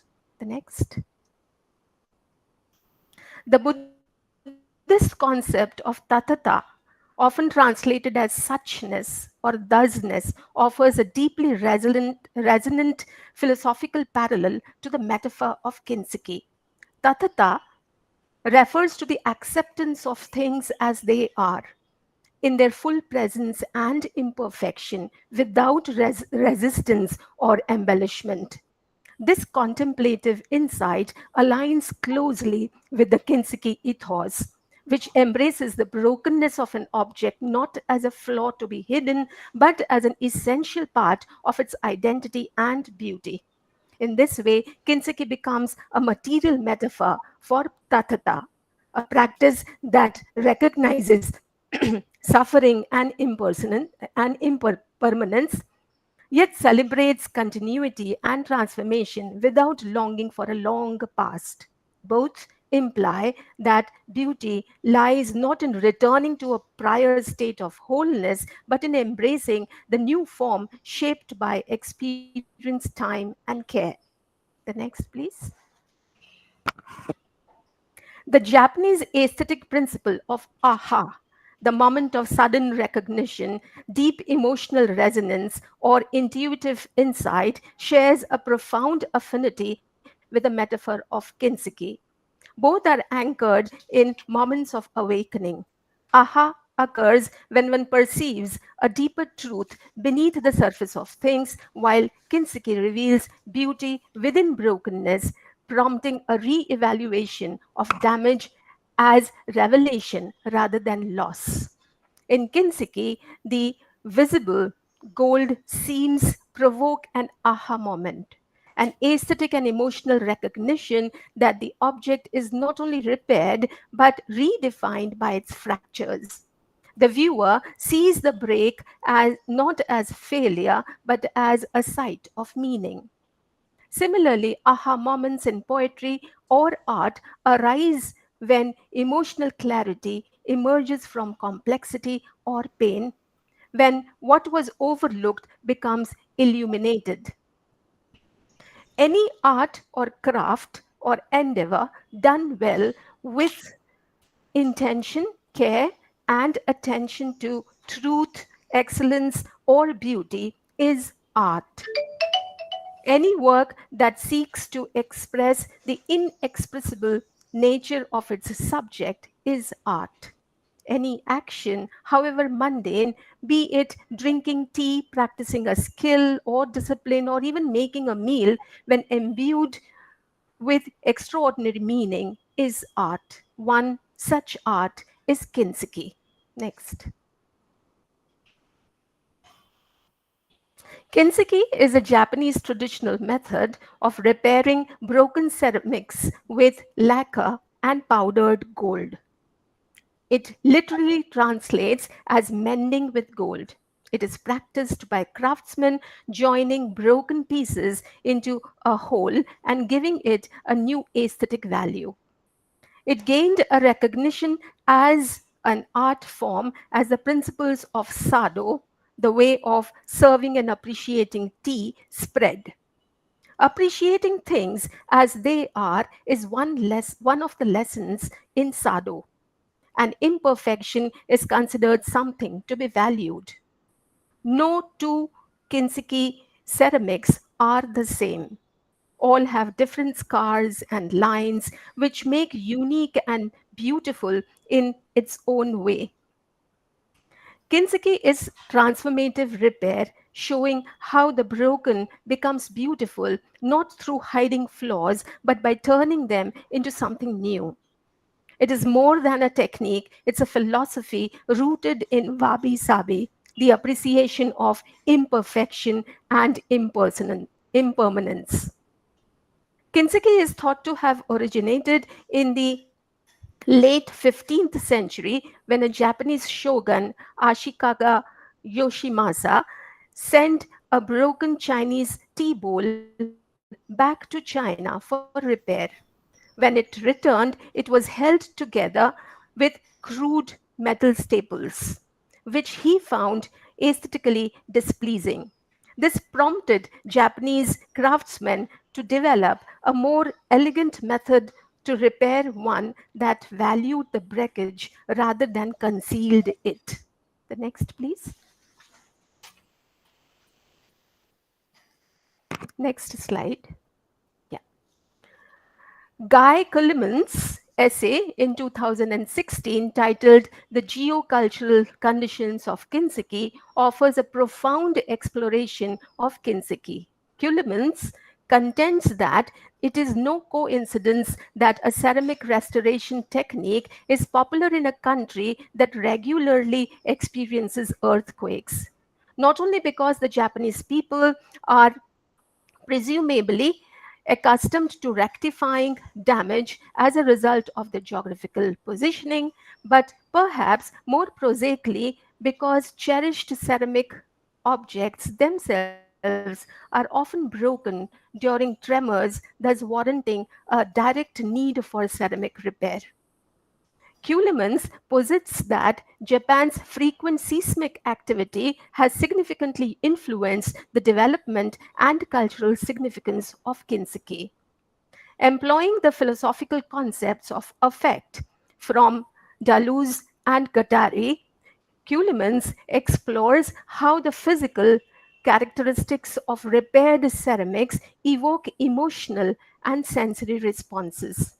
The tactile and visual elements of kintsugi repairs serve as conduits for affective experiences, connecting individuals to broader narratives of loss, healing, and transformation. The next slide.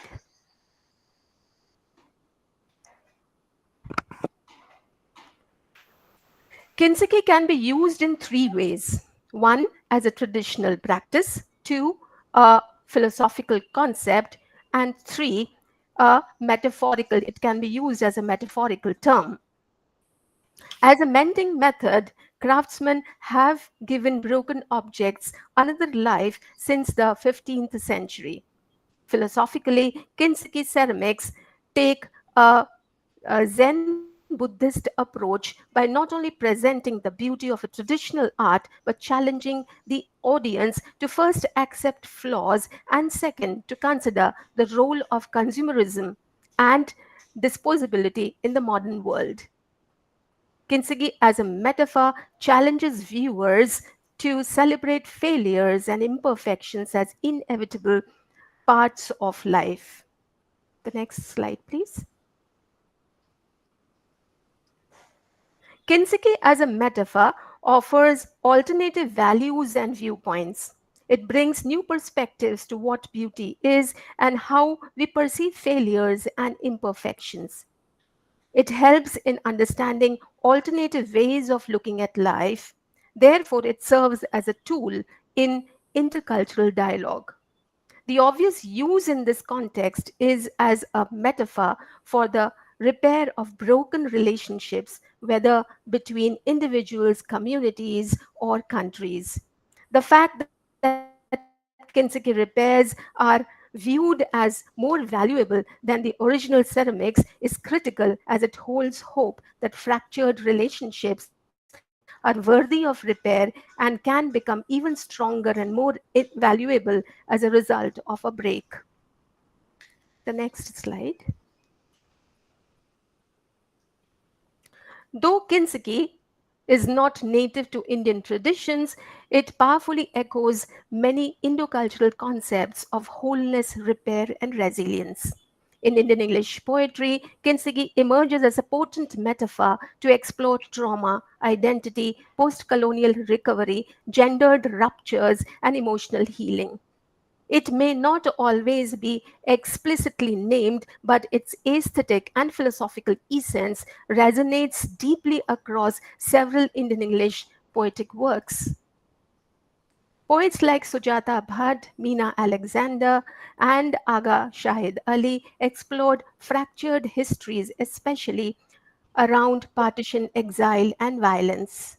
Their work metaphorically mends the past with language, memory, and imagery, akin to Kintsugi's act of repairing broken vessels with precious material.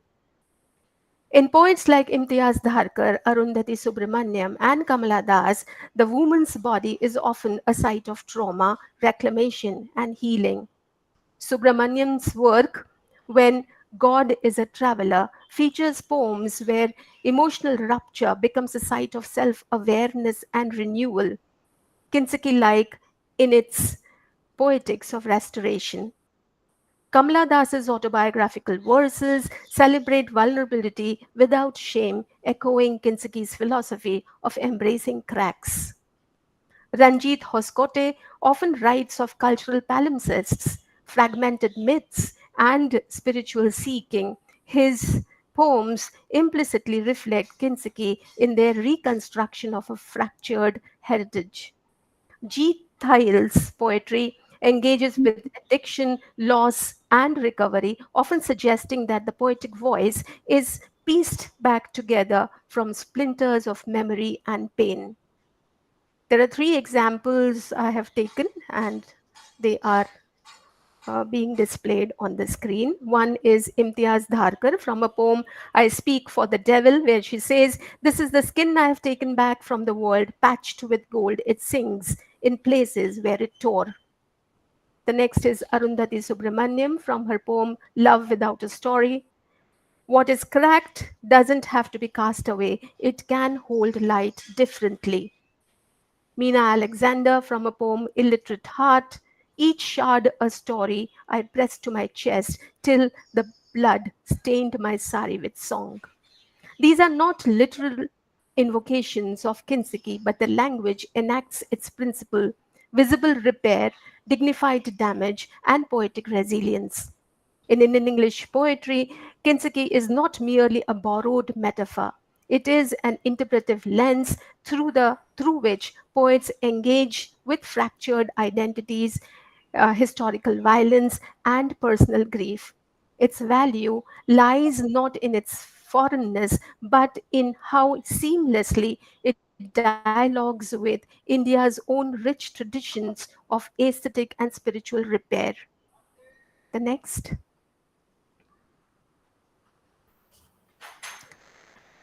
We can also work on the metaphor of kintsugi, both explicit and implicit, in contemporary British poetry, where poets explore brokenness, healing, and transformation. While the word kintsugi is not directly used, the spirit of mending with gold is present in the language, imagery, and structure of their work.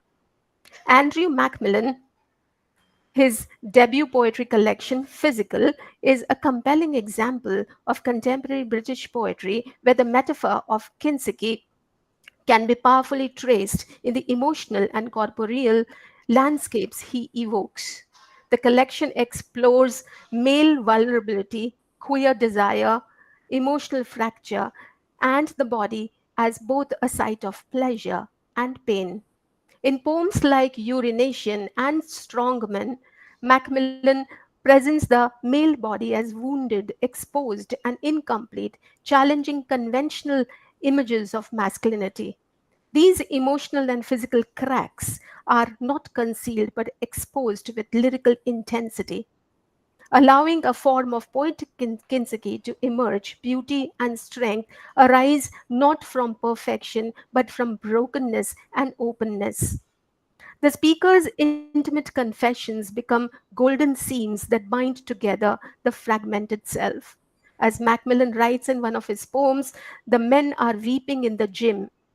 The collective vulnerability of men becomes a shared space of healing, not weakness, a fundamental shift from damage to reconstitution.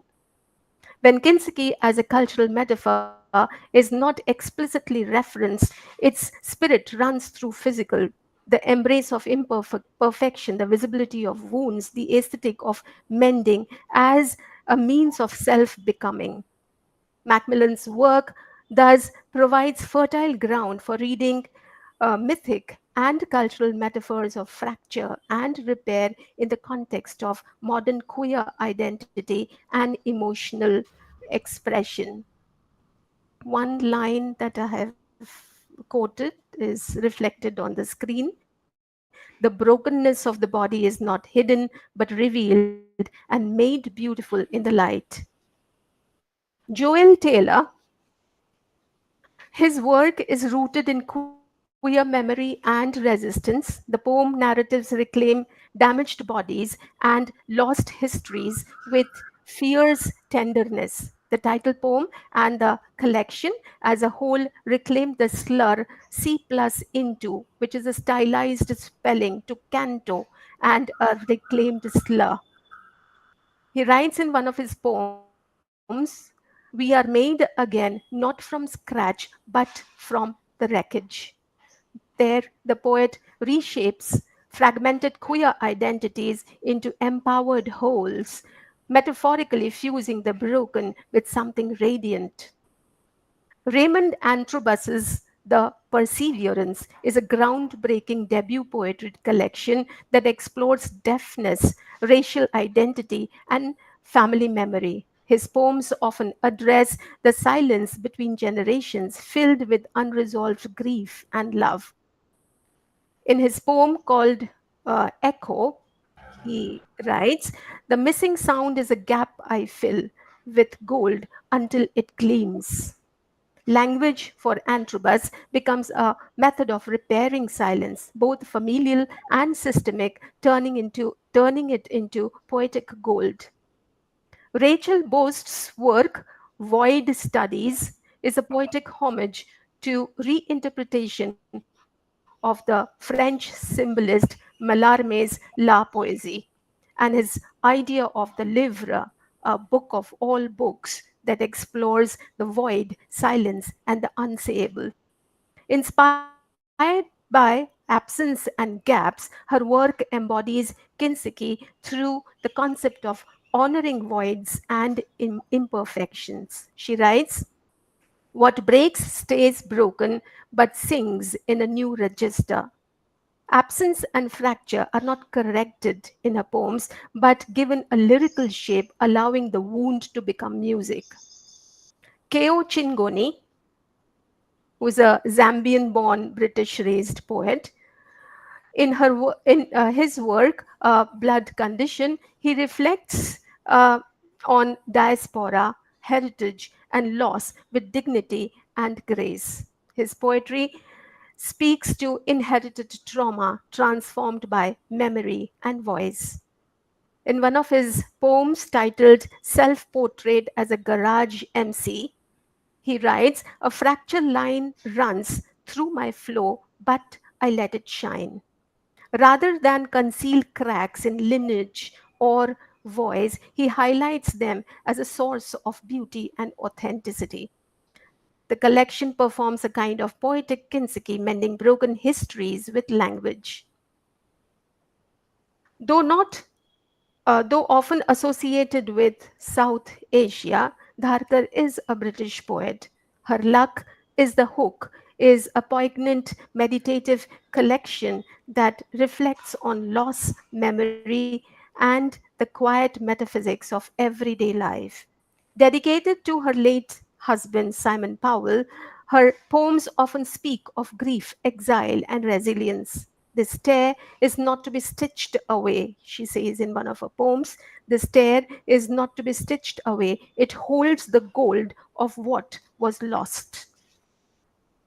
Thus, loss is not erased, it is made visible and valuable, like gold lacquer in a cracked bowl.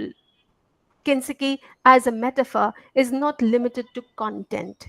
It also shapes poetic form and technique, mirroring its philosophy of visible repair, beauty in imperfection, and transformation through rupture.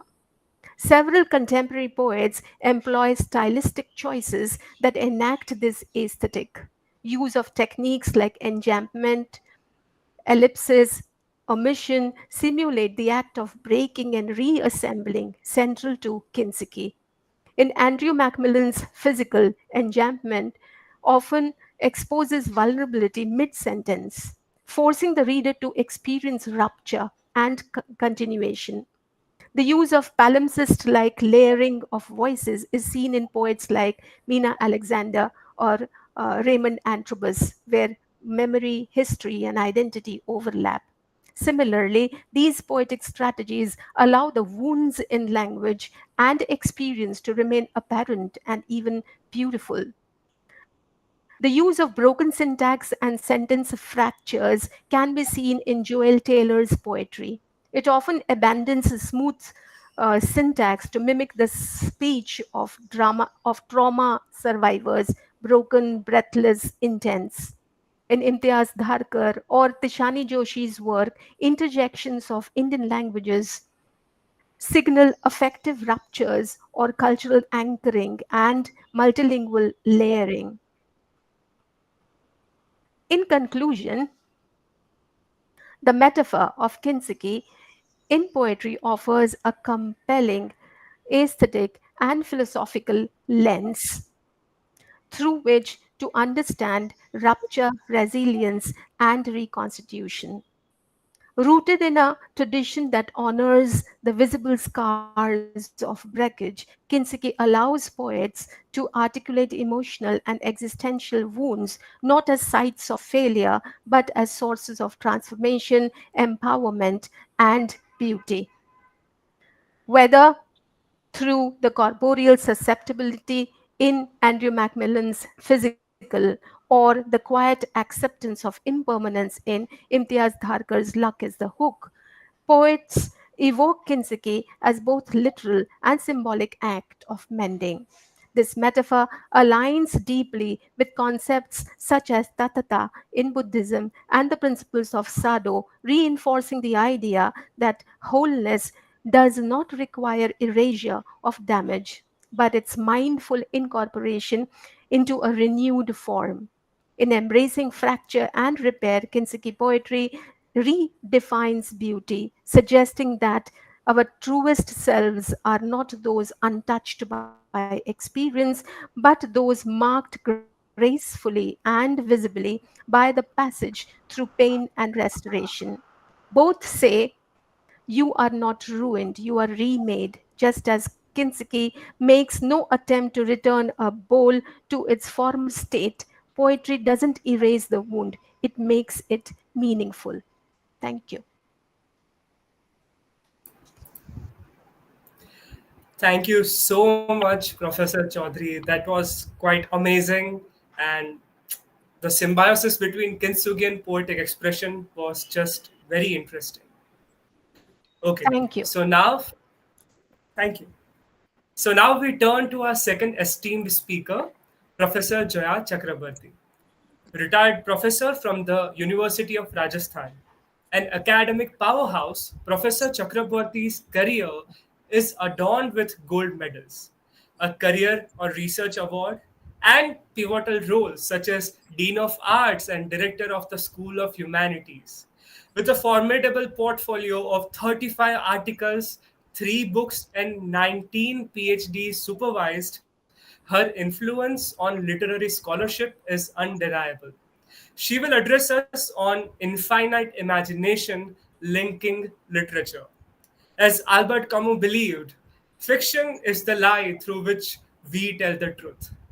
So, what truths will infinite imagination unveil today? Professor Chakraborty, the platform is yours. Thank you, Harveen, and good afternoon, everyone. I'm indeed honored to be present here today, albeit online, and I really must thank Professor Prashant Sinha for encouraging me to make my presentation here. In Jaipur, it's dark and we have a storm brewing, and I crave your indulgence because I have quite a lengthy paper. But before that, let me say that Professor Chatterjee has really opened up an avenue which was extremely new for me. My sister had gone to Japan and had brought back a bowl, which now I understand was a Kinski bowl, and I wondered why it was so cracked and patched up. So now I know the real meaning of that bowl. Thank you, Professor Chatterjee. That's beautiful. Thank you. Yeah. Okay, so today you shall travel with me, and I'm going to switch off my video because I'm going to read out my paper. You shall travel with me on an imaginative tour of English literature written during the last 100 years. We shall cut across temporal and spatial zones and, like the Menipee, move back and forth in time and space as we cross continents. Humanity has always been drawn to the idea of something greater, something beyond the everyday. The deep desire to dream and imagine has shaped the world of literature, where novels, poems, dramas, and stories push past the limits of reality into the realms of infinite imagination. World literatures, with their rich histories and creative depths, capture this hunger for imagination beautifully and reveals how universal this desire truly is. Storytelling connects the human with the divine, the ordinary with the extraordinary. The art of storytelling is as old as mankind, and the range of narrative is vast. Fiction establishes continuity and enables us to re-examine, reconstruct, and deconstruct the past and put things in their proper spaces. Stories were handed down from one generation to another, and this form of oral tradition was very much in vogue. Gradually, the written form replaced the oral tradition. The written form dealt with different forms of narratives, and while reading a literary work, the reader had to read sometimes in between the lines and discern the hidden meanings. Narratives are a social commentary on the age and are different from historical accounts. Narratives may also refer to any historical event, or they may deal with major concerns like education, sports, etc. The story of the novel is a narration of events arranged in such a way that it delights and elevates not only the mind but the soul also. I wish to clarify that I'm not going to refer to narratives which deal with absurdity, despair, and despondency. Writers integrate in their stories both the diegetic and the mimetic forms, and in order to broaden the potential scope of their narratives. In her book, Narrative Fiction, Contemporary Poetics, S. Riman Kennan says, quote, the polarization of diegesis and mimesis reappears under the names of telling and showing, or summary and scene. Showing is the supposedly direct presentation of events and conversations, the narrative seeming to disappear, as in drama, and the reader being left to draw his or her own conclusions from what he sees and hears. Telling, on the other hand, is a presentation meditated by the narrator, who instead of directly and dramatically exhibiting events and conversation, talks about them, sums them up. Over the years, narratives have gained popularity both in India and in the world. The narrative form has adopted and adapted itself to the changing demands of society. Narratives have ventured into many fields, and we have instances of narratives and the travelogue form, narratives and cartography, narrative poems and epics. And in India, because I'm not aware of the outside world, we have bureaucratic narrative writings, which I call a distributary of the narrative mainstream. So you have Upmanyu Chatterjee, you have Natwar Singh, you have Praveen Chawla, and so on. In Indian literature, there have been the retelling of the Mahabharata and the Ramayana, which are more than just epics. The Mahabharata is a universe of stories within stories. It explores everything from great battles to personal dilemmas, combing gods, humans, and moral questions in a way that continues to inspire readers worldwide. There have been various kinds of retelling of the Mahabharata, each presenting a different perspective than the one before.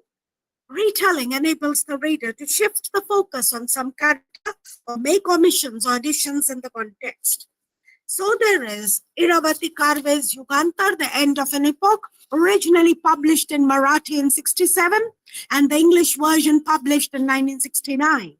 We have Dharamveer Bharti's Andha Yug, originally published in Hindi in 1953, but I am referring to Alok Bhalla's translation of the book in 2010. This play is divided into 5 acts, has a prologue which begins with an invocation and reminds me of Milton's Paradise Lost, has an interlude and an epilogue. The play is a retelling of the 18th day of the Kurukshetra war and shows us the utterly catastrophic nature of violence. Violence in any form and any continent is condemnable, including the attack on the tourists in Pahalgam on the 22nd of April 2025 and subsequently Operation Sindhu. Both the world wars wrought havoc on society, and despite the difference in the temporal spatial setting, there is a similarity with the Mahabharata and the Andha Yug. Poets wrote poems after the First World War. Remember T.S. Eliot's The Wasteland and W.B. Yeats's The Second Coming. But I shall very briefly refer to a book called For King in Another Country, Indian Soldiers on the Western Front, by Shrabani Basu, giving an account of the soldiers who fought in the 1914-1918 First World War. One realizes their despair and desperation. Also, please find the time to read that famous Hindi short story by Chandradhar Sharma Guleri titled Usne Kaha Tha. Guleri taught for some time in Maharaja College, Jaipur. I come back to the retelling of the Mahabharata, and I am going to refer primarily to 2 books, Pratibha Ray's Yagnaseni, originally published in Odia in 1984. A Gyanpith awardee, Pratibha Ray has a number of books to her credit. It was translated by Pradeep Bhattacharya in 1995, and I am referring to the 2002 edition. So Yagnaseni, the story of Draupadi, and Chitra Banerjee Divakaruni's novel, The Palace of Illusions, 2008. Both novels focus on Draupadi. Yagnaseni, or Draupadi, is an extremely intelligent woman who has a mind of her own. In Yagnaseni, Pratibha Roy presents before us Draupadi's narration of Mahabharata from a distinctly feminist perspective. When Dushashan tries to disrobe her in the Kuru court, Draupadi asks the elders about the ignominy of this act with the words, "I do not beg for anyone's pity. I demand justice. To protect the honor of the women is the dharma of a king." Unquote. 2002 edition, page 238. Draupadi has the courage to question formidable elders of the royal family. Right from her childhood, or very early in her childhood, she was told that her birth took place because she had to change the course of history. Her brother Drishtadhum is born so that his father could take revenge on Dronacharya. In the Palace of Illusions, also, Draupadi is portrayed as a woman with an independent mind of her own. She is well-read and questions her husband's decisions, especially when she is gambled away in a game of dice. This novel is written in the form of a homodiegetic narrative, a first-person account where the narrator is the protagonist, a participant in the story. I have mentioned the retelling of the Mahabharata from Draupadi's perspective. But do you recall the Odyssey of Homer, which explores the themes of fate, resilience, and human endurance, using gods and myths to tell a deeply moving story? And there has been a retelling of the Odyssey, the Penelopiad, written by Margaret Atwood in 2005. In this novella, Penelope reminiscences on the events of the Odyssey. She is critical of Helen of Troy for ruining her life. She recalls Odysseus, her life in Hades, and her relationship with the parents and the innumerable suitors who harass her. This novella also has a Greek-like chorus. The concept of justice and the double standards prevailing in society is also shown in this book. The third story that I'm going to refer to is not connected to the Mahabharata, but I find it to be a bold and powerful story with strong feminist streaks. I'm referring to Mahashweta Devi's story, Draupadi. Draupadi Mahajan is a young Santhal woman who is the symbol of exploitation. Raped innumerable times, she refuses to be silenced or subjugated. She challenges patriarchal norms and oppressive forces. Arjun Singh and Sena Nayak are the two symbols of state oppression. Set against the background of the Naxalite movement, please remember Jhumpala had reached the lowland. Mahashweta Devi's works tell us the repeated repression faced by women all over the world. In the characters of Arjun Singh and Sena Nayak, Devi tells us or shows us that man's longing to rape women who defy them is latent and hidden, and we hardly understand or fail to realize the mental poverty eating into the inner fabric of society. In Pratibha Ray's book, when Draupadi questions the elders, Shakuni tells Duryodhan, had she been begging for mercy, we would have shown her some mercy, but she is arrogant and intelligent and deserves to be punished. All these works highlight how creativity and infinite imagination keeps diverse but vibrant issues alive. These timeless tales, with the help of imagination, transforms simple narratives into issues that are still relevant and contemporary. Feminine suffering is rhizomatic. There is an interconnectedness in these experiences, and these connections cross temporal and spatial zones. Critic Deleuze and Guattari developed the rhizome model. Gender inequality prevails, and each woman's plight and suffering highlights a comprehensive understanding of the struggles that women face across the globe. In this connection, I would like you to remember R.K. Narayan's The Dark Room. Savitri, the female protagonist, is fed up with the maltreatment meted out to her by her husband. She leaves home, but returns after a few days because she recalls the faces of her children. Such ties binds women to their homes worldwide. And in the retelling of the story, Little Red Riding Hood, James Thurber says that the little girl shoots the big bad wolf with a pistol. The story is titled The Little Girl and the Wolf, and it is a 1939 publication. See the changing scenario.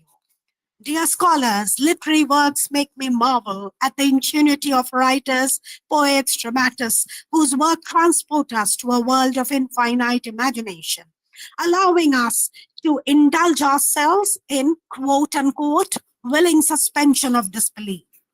The last 100 years have seen some momentous works being published, but I shall refer for a couple of minutes to children's literature. I enjoy reading books about witches, wizards, goblins, elves, fairies, gnomes, and godmothers. Cinderella, Snow White, and the Seven Dwarfs, Rapunzel are stories we are all familiar with. Stories dealing with speaking animals are there in our many countries. Remember our Panchatantra tales, Aesop fables, Grimm's fairy tales, and Hans Christian Andersen's fairy tales.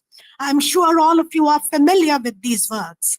But have you read the complete works of Winnie the Pooh, written 1926 by A.A. Milne? Winnie is a bear of little brain, but he is a thoughtful and friendly bear who goes out of his way to help his friends Piglet, Owl, Eeyore the donkey, Roo the fish, Rabbit, and Tigger, of whom they are afraid. Wee is a talented poet, and the stories are interspersed with his poems and hums. He loves eating honey and occasionally has condensed milk and fruit. He is owned by Christopher Robin, Millie's son, and Minnie bought this teddy bear as a Christmas gift for his son Christopher after they had seen a bear at the London Zoo.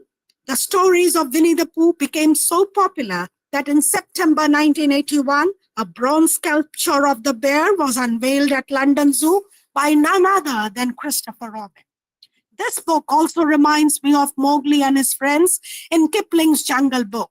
It also brings to mind the Harry Potter novels so deftly created by Rowling's. Remember Dobby the household helpful elf who dies while saving Harry and his friends. All these above-mentioned stories are designed to teach moral lessons and impart wisdom. Storytelling is as old as mankind's spoken and written speech. Different storytelling forms can be seen in the cave drawings and paintings. We have heard stories from our grandparents, parents, elders, and teachers. Oral traditions have been handed down. This has helped to promote cultures, safeguard customs and traditions, and thereby preserve a nation's heritage. There is within each one of us a creative center. We need to open it, and then we would enter into a world of infinite imagination. When we move from our homes and settle in new places, maybe because of marriage or better employment opportunities, we carry our traditions with us. In these new places, we try to adjust and assimilate ourselves and our traditions with the ones prevailing there. This acclimatization sustains us and enables us to unleash our creative abilities. Conflicting cultures and differences in social and religious spheres is visible in Jhumpa Lahiri's novel, The Namesake. Events in the novel are located in Kolkata, Boston, and New York City. Ashok and Ashima settle in Boston, where Ashok pursues his studies in MIT. Ashima has to struggle to understand the American English spoken there as she sets up her house. Their son, Gogol, Nikhil Ganguly, distances himself from Bengali culture and prefers his American identity. Novels frequently highlight problems of adjustment and misunderstanding between characters. Remember E.M. Foster's A Passage to India? Adila's confusion on hearing echoes in the Marabar caves? I must pause and tell you that this refers to the Barabar caves in Bihar, fantastic caves which have resounding echoes all along, and it is located in a mountainous terrain. So Adila's confusion on hearing echoes in the Marabar caves, her subsequent behavior convinces the British rulers that Dr. Aziz has tried to rape her. Aziz's trial increases the racial tensions between the British and the Indians. During the trial, Adila does mention that she was disoriented on hearing echoes in the caves. She withdraws her charge against Dr. Aziz, and this angers the Britishers. In this novel, Foster shows that friendship and trust cannot exist between ruler and ruled. Travelogues, memoirs, autobiographies, migration with the lure of a better future, all enable the reader to understand and appreciate the dynamic creativity of the writer. Some of you must have read Neeraj C. Chaudhary's book, A Passage to England, a 1959 publication. These are accounts of his 5-week stay in England, 2 weeks in Paris, and 1 week in Rome. This book shows his perception of England and the culture prevalent therein. It is a travelogue which documents Chaudhry's experiences in England. The journey of the indentured laborers, the Girmitiyas, termed coined by Gyanendra Pandey, in Amitabh Ghosh's novel Sea of Poppies, highlights the trials and tribulations faced by these laborers, mostly from Uttar Pradesh and Bihar. Ghosh has highlighted the exploitation of these people by the British. They are uncertain of their future as they travel in the schooner Ibis from Calcutta to Mauritius. For all of us who have ventured into the field of creative writing, we remember that thoughts and ideas are stored in the receptacle of our minds. We use words to express our thoughts, to give shape to the images that are closeted therein. But imagination can be both finite and infinite. To me, daydreams are finite. They occur for a limited period before they vanish into hitherto unknown realms. But in that short span of time, we believe in them. All fiction and poetry is imagination with varying degrees of reality in their background. Infinite imagination cannot be cabin-cribbed or confined, quote unquote, from Macbeth. Infinite imagination also involves the use of supernatural machinery and the personification of nature. Remember, William Wordsworth learned a lot from nature, as stated in the prelude. Gurudev Rabindranath Thakur's boundless imagination is visible in Gitanjali. He has crafted verses that are simple yet profound. He finds the divine in nature. Yesterday was his birth anniversary, and I remember him with deep reverence. Imagination has its roots in reality, and this part of my talk has been dictated to me by a professor of anatomy, a medical doctor. He writes, "These roots weaken as the imagination gets amplified. Eventually, the radices can become severed, as in schizophrenia and in ecstatic states of mind and body. In scientific terms, in mental illness, there are three phenomena in psychiatry: illusion, delusion, and hallucination. Illusion is false perception. Example, looking at a rope and thinking it to be a serpent. Recall Sir Arthur Conan Doyle's novel, The Hound of Baskerville. Remember, the Palace of Illusion is another example. Delusion is false belief. Sometimes so-called religious leaders begin to think themselves as God, think of themselves as God. An example of delusion is the ingenious gentleman, Don Quixote of La Mancha, a Spanish novel by Miguel de Cervantes. It was published in 1615. Don Quixote imagines himself to be a knight and thinks the windmills to be giants, hence his enemies, and he must fight and kill them. F. Scott Fitzgerald's novel, The Great Gatsby, 1925, is an example of delusion. The novel is set in the Roaring Twenties, captures the hedonistic jazz age, and shows the economic prosperity of America and the optimism of the people. But very soon, the bubble bursts on the concept of the American dream, and the economic depression brings havoc in the lives of the common people. Remember Arthur Miller's play, Death of a Salesman. Hallucination refers to pure imagination, flights of fancy. Narcotic drugs bring about ecstatic states of mind in the person who has consumed them. Such drugs are called hallucinogens. Remember Kubla Khan's famous poem? Remember Coleridge's famous poem, Kubla Khan, which Coleridge wrote under the influence of opium. This poem is an example of hallucination. In complex spaces, illusion, delusion, and hallucination may all combine like rising from a broken mirror, one phenomena triggering into another. Do you find it difficult to comprehend what I'm saying? Well, remember, all of us may suffer or have suffered from illusion, delusion, or hallucination in different phases of life. There is also a term called parallel imagination. That is imagination which runs side by side in your mind while you are working on something else. In this context, I remember Thomas Alva Edison. Invention is at times spontaneous. Remember Newton and the apple. In modern times, the use of fantasy and magic realism. Please let me add that I'm not comfortable with the phrase magic realism. If it is magic, how can it be real? And if it is real, how can it be magic? Anyway, this has broadened the horizon of imagination. I have referred to fantasy novels earlier, hence I'm not going to discuss them. Magic realism is a style or genre of fiction and art. It presents the probable and the improbable. To quote from Salman Rushdie's Midnight Children, magic realism is the commingling of the improbable and the mundane, unquote. Art and literature in nearly all of the world have references to magic realism. Magic realism is painting is found in Germany, France, Italy, Holland, and America. So the head department of drawing and painting told me.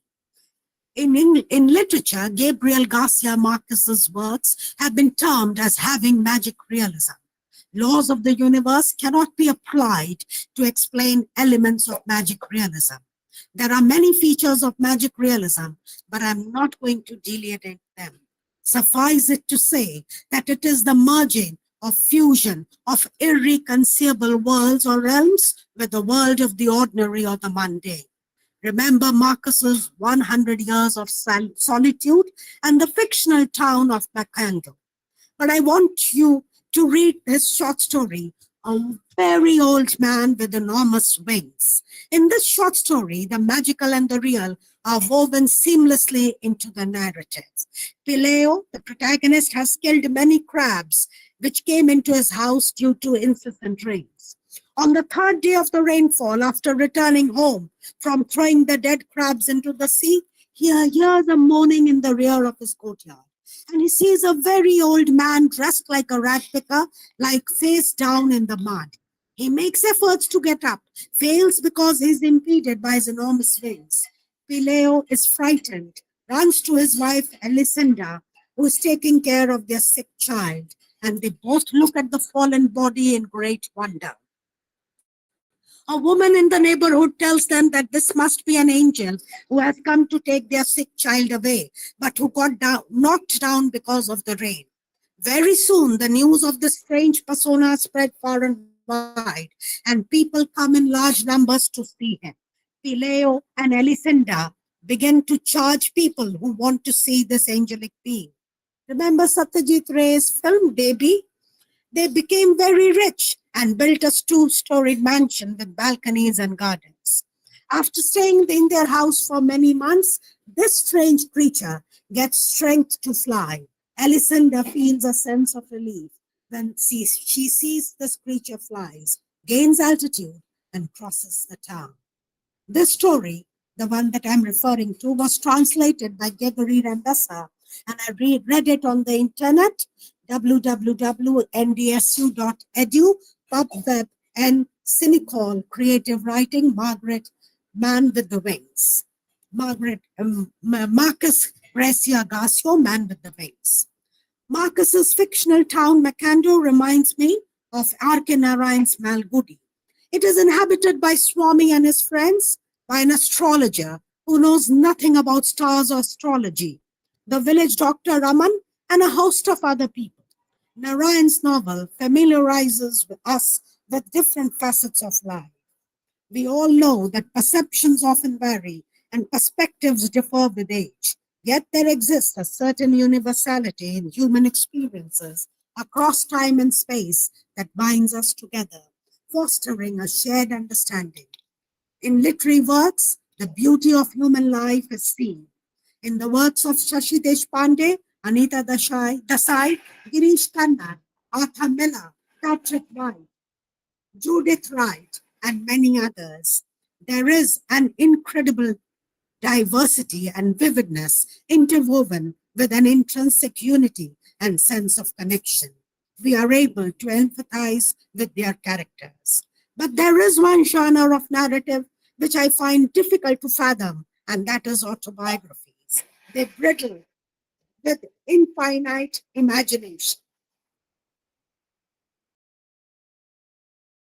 They brittle with infinite imagination, and when we get to read everything from the writer's viewpoint. Autobiographies may not necessarily follow a chronological order. The writer may be selective in his or her presentation. Memory plays a trick on us, and Jasbir Jain tells us that memory is selective. It has a habit of distancing itself from reality. From what is presented before the reader is the narrator's delineation of truth as he or she perceives it. Remember Kamala Das's live accounts in My Story. What is fact and what is fiction is difficult to discern. But I enjoyed reading Nelson Mandela's autobiography, Long Walk to Freedom. The 27 years spent in prison, mainly on the Robben Island, are all factual accounts and are verifiable. I also liked reading Rasha Sundari Devi's Amar Jibon, translated as Words to Wing. The Making of Amar Jibon, a modern autobiography, 1999 publication. Amar Jibon was written by a self-taught housewife who belonged to a high-caste conservative Hindu household in rural Bengal. This book shows how with perseverance and determination, Rash Sundari Devi could liberate herself from meaningless rituals and learn to read and write. I also read with great interest Sally Morgan's autobiography, My Place, 1987. I learned about the plight of the Aborigines, especially the women and their exploitation by the white men. There have been comparisons between the Aboriginal women writers and the Dalit women writers as they talk about their agony and suppression. Ladies and gentlemen, I know I have transgressed the time limit and your patience too. Do write and soar high on the wings of infinite imagination. Your artistic and creative outpourings will reflect your tradition and the individual talent, as Eliot says. Gurudev Rabindranath Tagore rightly points out that the customs and conventions of all those who came here in India as conquerors, invaders, traders, and as travel writers have blended and assimilated themselves into our literary scene. I read the Bengali translation. Ei Bharoter Mahamanober Sagor Tire Hethay Arjo, Hethay Onarjo, Hethay Drabido Chin, Shak, Hun, Dal, Pathan, Mughal, Ak Dehe Hololi, Dibe ar Nibe, Milibe ar Milabe, Jabe na Fire, Ei Bharoter Mahamanober Sagor Tire. Thank you everyone for your patient listening.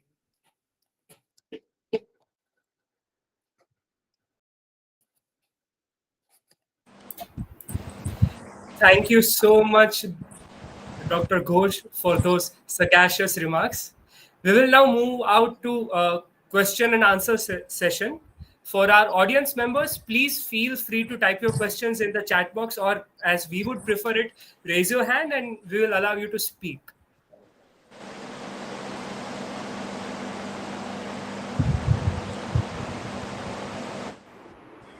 In fact, we can also hand over the session to Bandana Madam, the session chair, so that she can give her remarks. Meanwhile, the audience ruminates over the session to ask questions. Yes, Okay. Bandana, please. Yeah. It's been an enriching experience this afternoon, listening to both the panelists, Dr. Madhurita Chaudhary and Professor Joya Chakraborty. Dr. Madhurita Chaudhary, your scholarly presentation connecting the visual and the verbal of pottery and poetry, of transformation through repair of kintsugi, as a metaphor for healing, offering an alternative life and resilience, was a new lens to aesthetic understanding. Professor Joya Chakraborty, your erudite account of infinite imagination in the art of storytelling, covering an enormous canvas in world literature, including a child's world of imagination. You could traverse on infinitely large grounds across genres effortlessly. Yours was a truly refreshing approach. Today, I don't have questions, but absolutely, I am impressed and I feel privileged to be here to congratulate you both for your extremely stimulating presentations. Thank you. Thank you so much for being here. Thank you, Dr. Ghosh. If we have any questions, observations from the participants.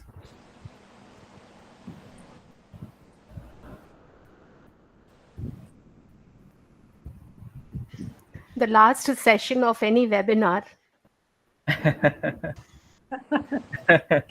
Yeah. People have lost their patience. That's right. I'm sure Professor Sinha would have something to say.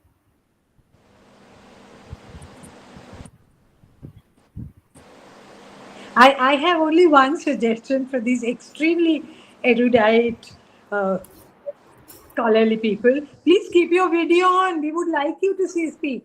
Because you can see here, and it is a little kind of, with a video of just a J showing, or here just a face showing. It wasn't quite the same, because we wanted to see the enthusiasm in your face and when you're sharing your knowledge with us. So just a suggestion, I would have felt better if I could see you like this, like now how I could see you. Thank you. Yeah. Dr. Monali Chatterjee has a question.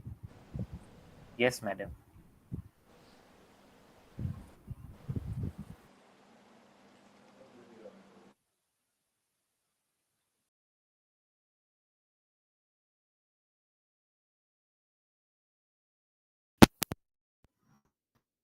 No? Hello, am I audible? Yes, you're audible. Okay. So thank you for that, for the two very brilliant and highly enlightening presentations. Both of them are presented a spectrum, one in terms of poetry and then connecting that to visual art. And the other actually embarrassed me because Joya ma'am has been so erudite in her presentation. She may think that, oh, this is pedantic, but this is not pedantic. This is actually a way of showing us that we have got a lot more to read. We have only scraped the surface. So thank you, ma'am. Then there are no questions. One has to be really learned enough to ask you a question. And here I have fallen short of anything in any degree or capacity. Thank you so much, ma'am.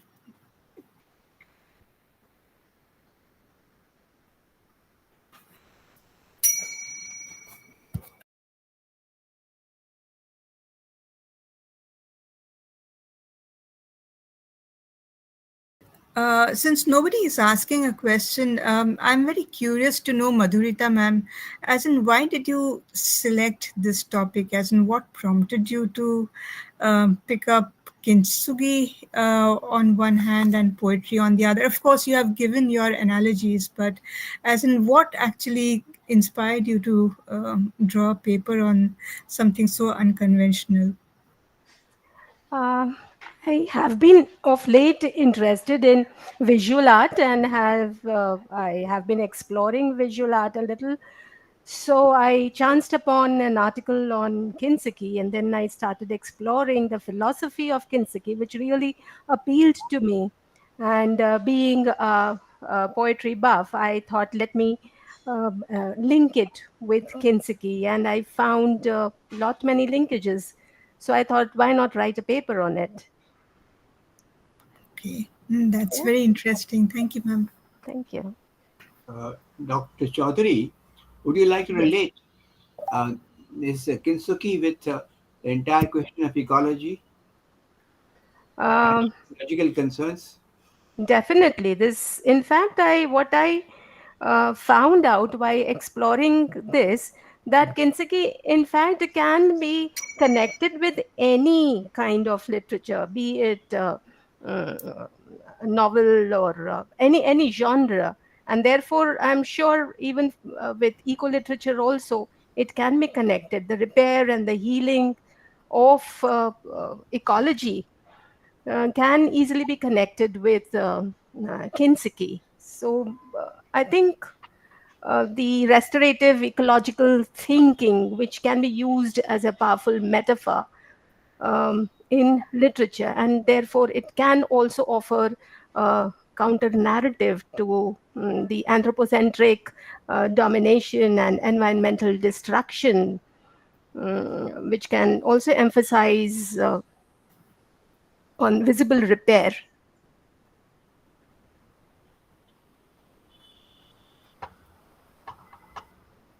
Does that answer your question? I think it does. Yeah. Do we have any more questions?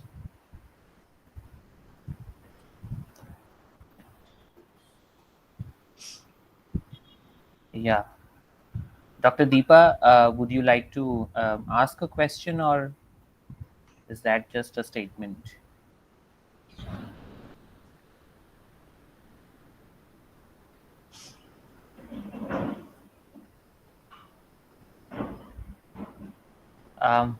I think, Sinaza, then we should be gearing up for the valedictory session Okay. at 4. Yes. It's already about 3 So 4. shall we take a 5 minutes break and quickly, we let the meeting be on. Yes. And we take a 5 minutes break and quickly come back and resume with the Yes. valedictory. I think Shirish Sahasrabuddhe sir is already there with us in the session. Is he? Yeah. Yes, yes. So, all right. Thanks to both the esteemed panelists and the chairperson. It was a wonderful session that brings us to the end of all the 6 panel discussions. And now it will be time to hear from the participant side and, of course, from our special guest, Mr. Shirish Sahasrabuddhe, in the valedictory. We request all of you to take a 5 minutes break and come back and join us for the valedictory session. The meeting shall be on. We can put off our audio and video for 5 minutes and come back. Thank you so much. The break has to be repaired, of course. Oh, yes. Professor Sinha, shall we begin?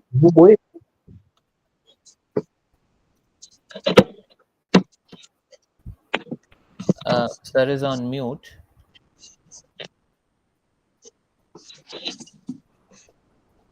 We should begin. Okay, sir.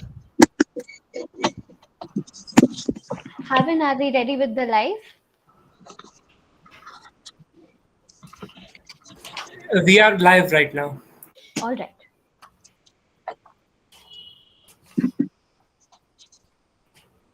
A very good afternoon, everyone. Esteemed curator of the Literary Club and a mentor for all of us, Professor Prashant Sinha. Esteemed guest of honor, Mr. Shirish Sahasrabuddhe. Distinguished guests, committee members of the Literary Club, and dear participants. I take this opportunity to welcome you all to the valedictory session of the national webinar on revisiting literature and literary theory in the past 100 years. The past 2 days in time have opened us to the doors of heterogeneous panels. And as we gauge towards the end in time of our 2-day webinar, let me invoke T.S. Eliot, as he would say, time for you and time for me, and time yet for 100 indecisions and for 100 visions and revisions before the taking of a toast and tea. Well, after 2 consecutive days of rigorous panel discussions ranging from poetry, drama, fiction, to Indian literature in translation, literary theory and criticism, and literature, allied disciplines, and miscellaneous themes, we now bring our boat to halt at the shore, only to set back on the voyage, the intellectual voyage, individually, having bagged the treasure of stimulating sessions by great teachers. But then what we call the beginning is often the end, and to make an end is to make a beginning. The end is where we start from. So with this, we may now have a brief report of the proceedings.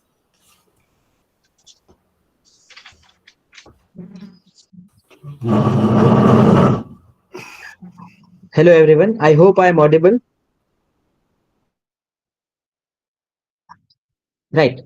Um, so yes, a warm welcome to everyone, um, to the to the chairperson, to the guest speakers who are with us, and at the end of 2 days of the national webinar, I believe as a student that this was put together extremely brilliantly, and I, for one, individually, cannot claim that I have been a part of a webinar which has offered so much on the plate and in the one same session. The 2 day national webinar on revisiting English literature and literary theory in the past 100 years was a resounding confluence of intellectual inquiry, critical retrospection, and creative exploration. It was designed to chart a reflective journey across a century of literary developments and theoretical engagements, and the webinar did succeed in opening up rich interdisciplinary dialogue among scholars, students, and literary enthusiasts from across the country.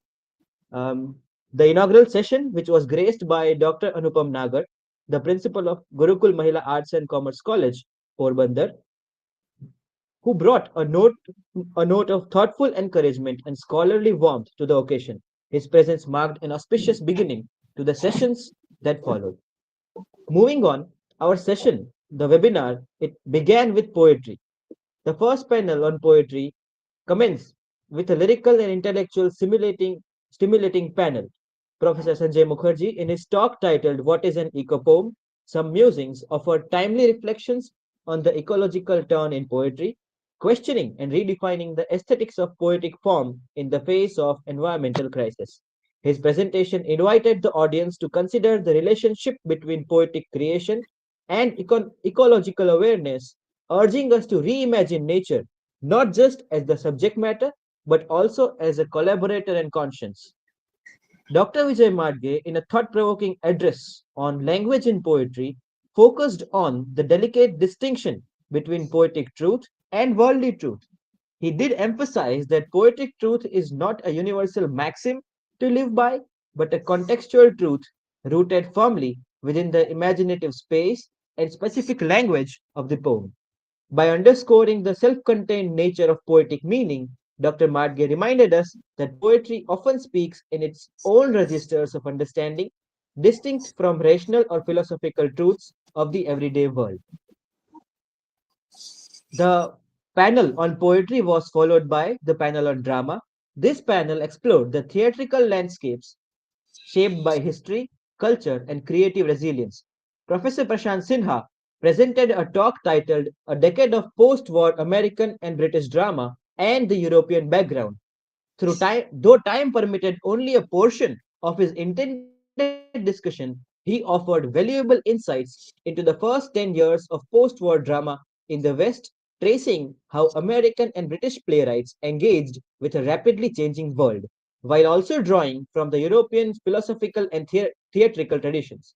His talk set the stage for a nuanced understanding of the dramatic form during a critical historical moment. Followed, Following him, there was Professor Ravi C. Zala. He followed with a grounded and appreciative exploration of the Indian English drama scene. Rather than tracing broad theoretical frameworks, he focused on specific playwrights, past and present, who have kept the genre vibrant and relevant.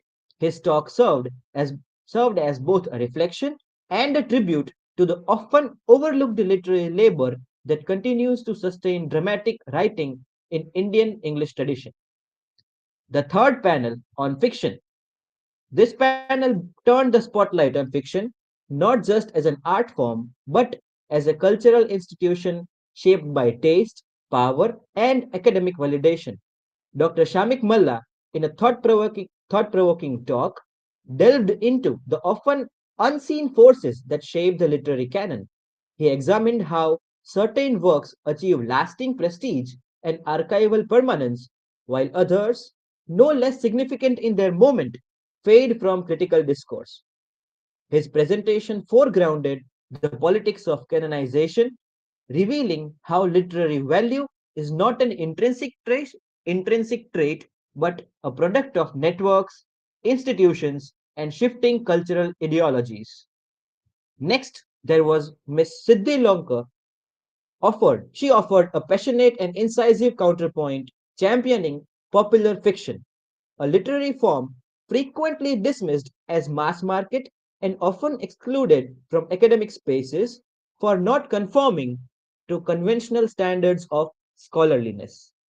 Through her talk, she argued that when approached with critical openness, genres like fantasy, romance, thriller, and crime fiction can offer profound insights into society, identity, and imagination. She made a strong case for expanding the boundaries of what counts as literature, urging academia to engage more seriously with texts that resonate with contemporary readers beyond elite literary circles.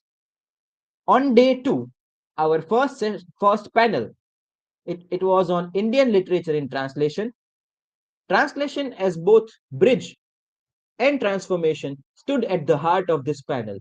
Professor Kamal Mehta presented a case study of the Gujarati novel Tatvamasi in its English translation, drawing attention to the linguistic and philosophical challenges involved in rendering culturally rich texts across languages. Following him, Dr. Kalpana Wandrekar deepened the discussion with her talk on authenticity and derivativeness in the context of cultural inference, urging the audience to reflect on the layered processes of meaning making involved in translation. A recurring theme emphasized by both panelists and the session chair was the profound difficulty of translation, the task of carrying not just words but emotional undertones, cultural contexts, and stylistic subtleties across linguistic boundaries. The panel highlighted that translation is not merely a technical exercise but an intellectual and creative act fraught with hidden nuances that demand critical attention and interpretive care. Our next panel was on literary theory and criticism. This intellectually rich panel offered an overview of theoretical perspectives that have shaped literary criticism over the decades. Dr. Bandhana Ghosh traced the evolution of feminist literary thought, walking the audience through the major waves of feminism and their corresponding intellectual developments. Her presentation highlighted the contributions of key feminist critics and theorists, emphasizing how each wave responded to and built upon the preceding ones, shaping feminist literary discourse into a diverse and dynamic field of inquiry. Next up, we had Professor Nilanjana Mukherjee. She introduced participants to the fundamentals of memory studies, underlining memory's vital role in the formation of identity and the dynamic processes of self perception. She illustrated these ideas through compelling references to Kazuo Ishiguro's novel, The Remains of the Day, using the text to demonstrate how literary narratives can serve as powerful spaces where memory and identity intersect, evolve, and often even conflict. Our last panel of the national webinar was on literature, allied disciplines, and miscellaneous themes. This final academic panel expanded the horizons of literary inquiry by drawing connections between literature and adjacent domains of thought and creativity. Dr. Madhurita Chaudhary, in her evocative presentation on kintsugi and poetry, offered a metaphor rich reflection on the healing power of poetic expression. Drawing parallels between the Japanese art of mending broken pottery with gold and the redemptive potential of verse, she explored how poetry, like kintsugi, does not erase wounds but renders them meaningful. Her use of contemporary poetic examples added depth and immediacy to her argument, making a compelling case for poetry as a site of both vulnerability and restoration. Next up, we had Professor Joya Chakrabarti, who followed with a wide ranging and spirited exploration of imaginative literature, emphasizing how the act of imagining lies at the very heart of literary creation. From stories told through altered perspectives that uncover hidden narratives, to the cultural rise of fantasy fiction. Her presentation drew from a diverse set of examples to argue that imagination is not merely an accessory to literature, it is its lifeblood. Her talk reminded the audience that whether grounded in realism or soaring through speculative worlds, literature's power resides in its capacity to imagine, reimagine, and thereby transform. In conclusion, the webinar served as a vibrant tapestry of voices, themes, and theoretical impulses across poetry, drama, fiction, translation, theory, and interdisciplinary studies. The event mapped not just a retrospective of the past century, but also gestured towards possible futures of literary study. Our deepest gratitude goes to the organizing committee, the collaborating institutions, the speakers, participants, and our chairpersons who have made this event both meaningful and memorable. Let us carry these conversations forward in classrooms, in reading circles,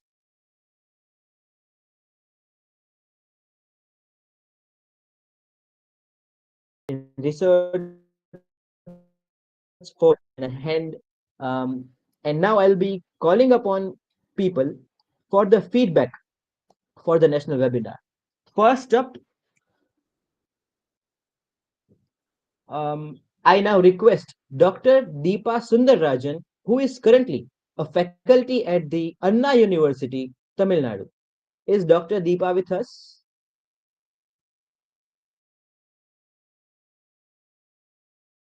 Yes, yes, of course. Right. Ma'am, I'm handing over the stage to you now.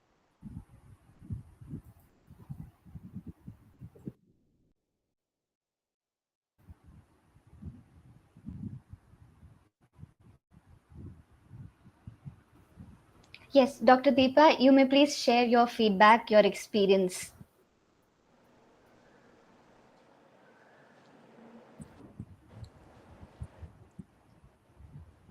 Ma'am, are we audible to you?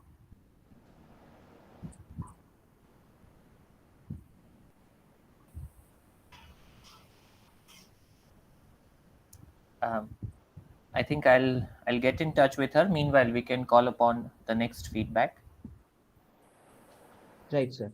While we wait for Dr. Deepa, I'd like to call upon our next feedback by the research scholar currently pursuing her PhD at the MS University, Ms. Ruksar Pathak. Do we have Ms. Ruksar with us?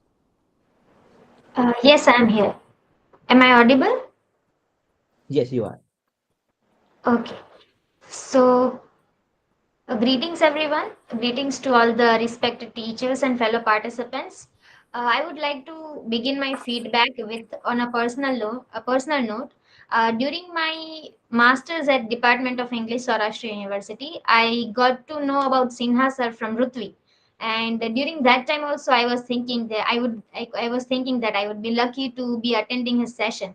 And recently, during December, my guide, Professor Madhurita Chaudhary, I was attending my my first RAC, and I told her as well that I would be very lucky to be attending a session by her. And every time I listen about any professor, teacher, and how great they are. I always come up with this thought in my mind that how great it would be to be attending their classes and to be conversing with them, asking questions, and somehow geographically Sinha sir and Madhurita ma'am, both of them were so distant from Rajkot that I did not think that I will be attending any of the sessions in near future. But luckily, because of this seminar, I was able to attend not only them but many other great scholars and teachers who have contributed immensely to the field of literature and criticism. These speakers were not just great names in the field, but some of them were teachers of my teacher. So this has been a pleasure in itself. And of course, I am not in a position to say even a word about how immense and how great their contribution have been to the field. But as a student, when I attended these sessions, I realized the greatness and genius of my, if I may call them, my grand teachers. So such arrangements allow students like me who are no more a part of formal class, so research scholars like me, or the students who are pursuing one or the other research projects, they can attend such sessions as a formal student, and they can have the feel of the, although not of an offline class, but they can also get the feel and of a class and remain connected not only with the discipline but also with the, for me especially, my revered teachers, and bring me contact with professors from various universities as well. Not only this, I acknowledge the number of efforts that go behind the curtains while arranging things for such an event. For the same, I appreciate the organizing committee, Parth sir, and especially Sinha sir for their ceaseless efforts and dedication, especially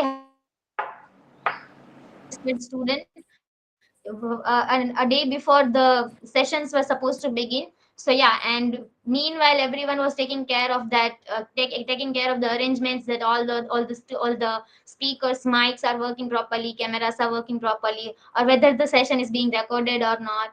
So yeah, not only to the speakers and panel members, but I also and chairpersons, but I also encourage and acknowledge the efforts of the organizing committee. So thank you so much for everything.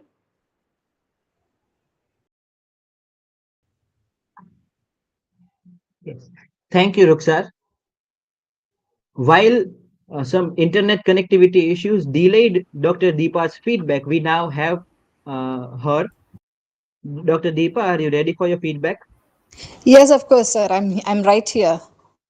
Right. Go on, ma'am. Well, I'm terribly overwhelmed by all the sessions that we've had so far. That frankly, I'm running short of words. I just don't know how to express myself because it was really, I wouldn't say it's a feast. It was an intellectual treat. So I'm terribly very very excited and very happy about participating in this particular event. And currently I'm thinking of doing my PhD. I haven't done my PhD so far. I've just registered for it. So I would definitely take a lot of tips from quite a few of the speakers who've been out here, and I'd be very very happy to hear from all of them. Thank you so much. I'm simply overwhelmed.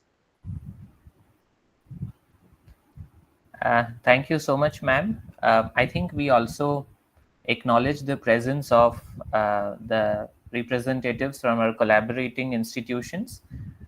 We are glad that Dr. Atul Patil could join us from MIT.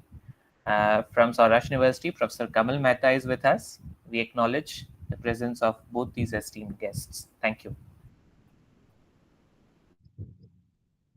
Yes. Thank you, Dr. Deepa.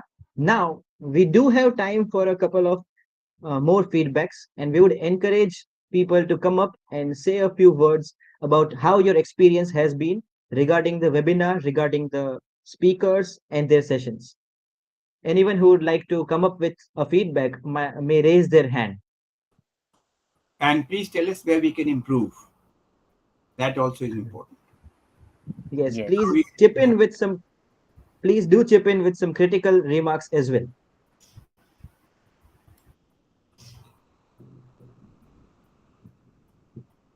If anyone is not familiar with how to raise their hands, you can just unmute yourself and offer us your feedback.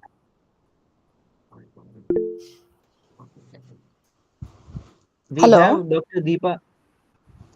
Yeah, sir, everything is fantastic about all the sessions, but perhaps we could do something about, well, I don't know how to say this, but time management.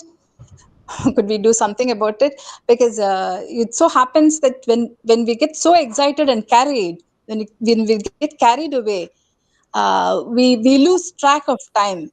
And we need to tell ourselves that there is the next person who's waiting to speak. So perhaps time management could be an area where we can definitely improve. If I'm not too impertinent, sorry. No, certainly you are not, ma'am. Thank you. Thank you for that suggestion.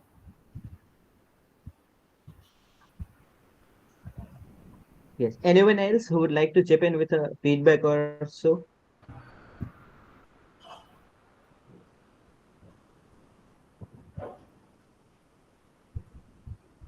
is there anyone in the chats who is willing to offer Maybe feedback? somebody from Pune who would like to, from the Pune base, who would like to come up with a feedback? Or maybe observations by senior faculties.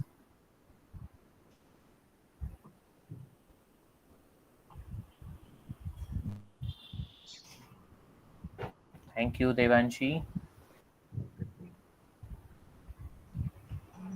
All right, in that case, we can go ahead. Yes, Ayush. Yes, Ritvi, please take over. Yes, thank you. Thank you so much, everyone, for the feedback. It is indeed very important for us to have the feedbacks. Further, as we move on, I would now like to invite the guest of honor, Mr. Shirish Sahasrabuddhe, who is a widely published translator, writer, editor, and English language teacher. He has 26 published books to his credit, while 4 more translations and 1 independent book are already in the pipeline. He was awarded the G.A. Kulkarni Smriti Puraskar by Goa Hindu Association, Mumbai, for translation in 2022, and the Lifetime Achievement Award at the Translators Conclave, organized by Swami Ramanand Tirth Marathwada University, Nanded, in March 2025.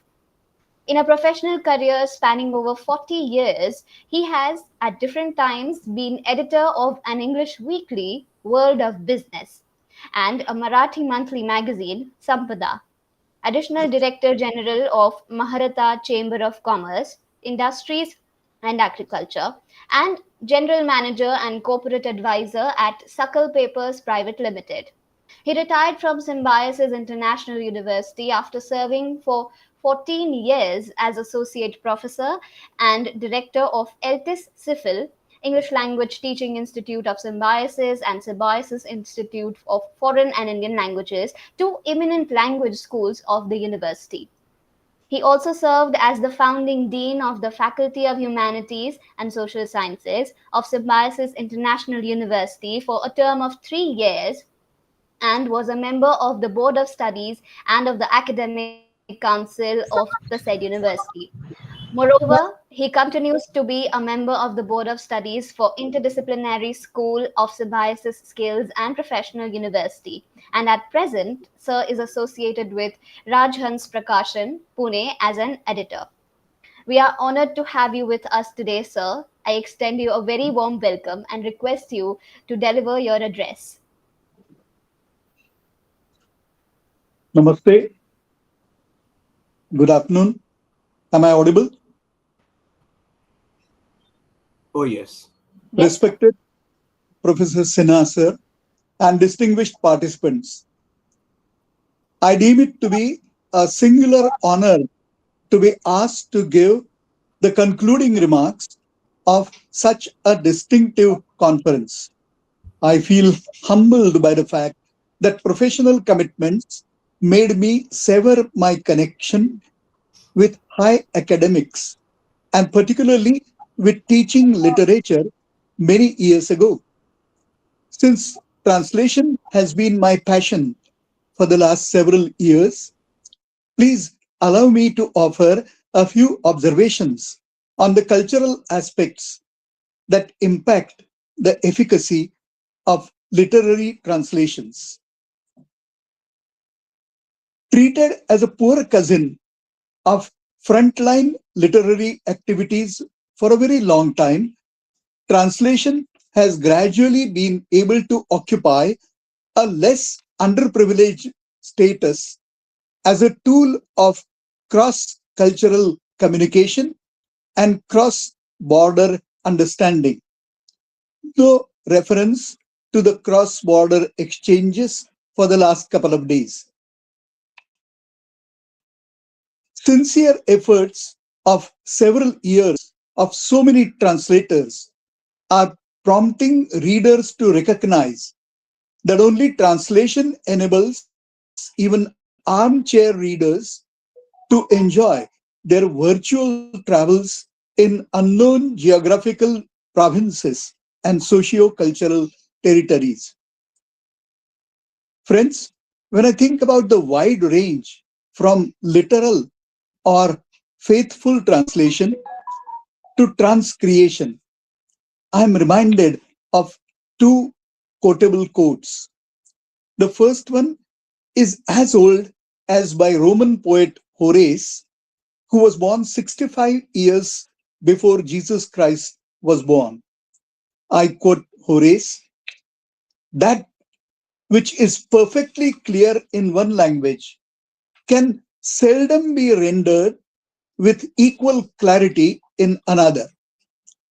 Unquote. In a way, this is very convenient for us, the tribe of translators. The next time a critic would tell me that my translation was trash, I'm going to throw Horace to his face. This apart, the limitation recognized by Horace that early is still valid and has been echoed by a score of later-day men of letters. Said Anthony Burgess, novelist and critic, and the author of novel A Clockwork Orange, over 2000 years after Horace, and I quote, "Translation is not a matter of words only. It is a matter of making intelligible a whole culture." Unquote. He clearly implied the difficulty arising out of the lack of direct equivalence to most of the cultural concepts.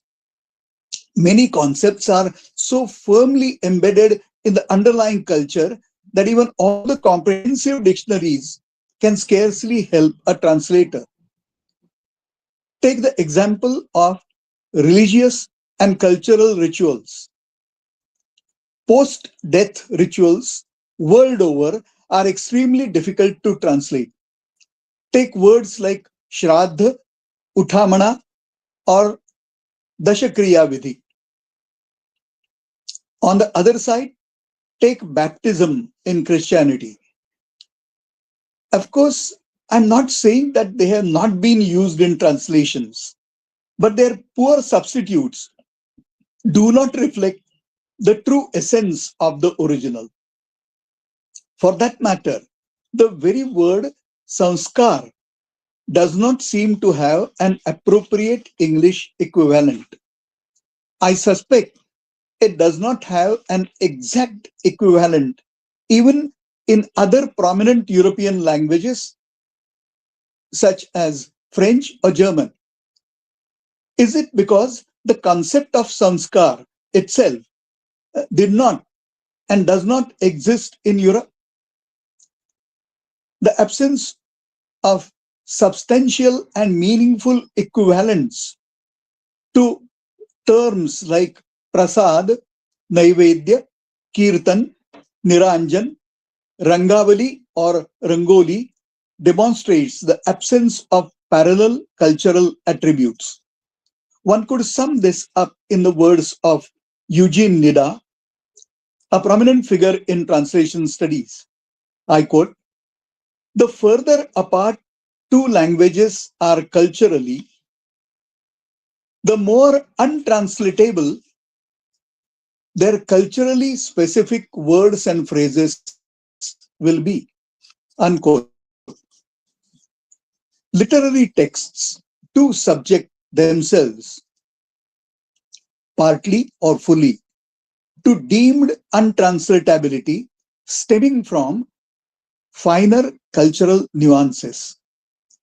This happens because most of the literature in any language originates from individual or collective imagination and talent, and that too related to the times and circumstances of the creation of the literary works.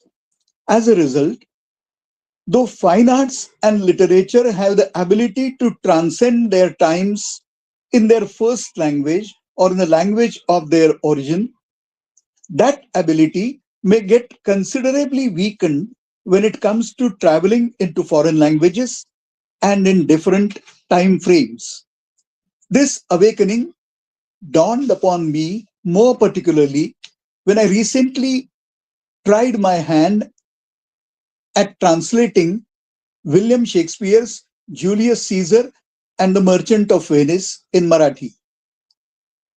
I am now about to complete the translation of A Midsummer Night's Dream, only to take up my favorite, The Tempest.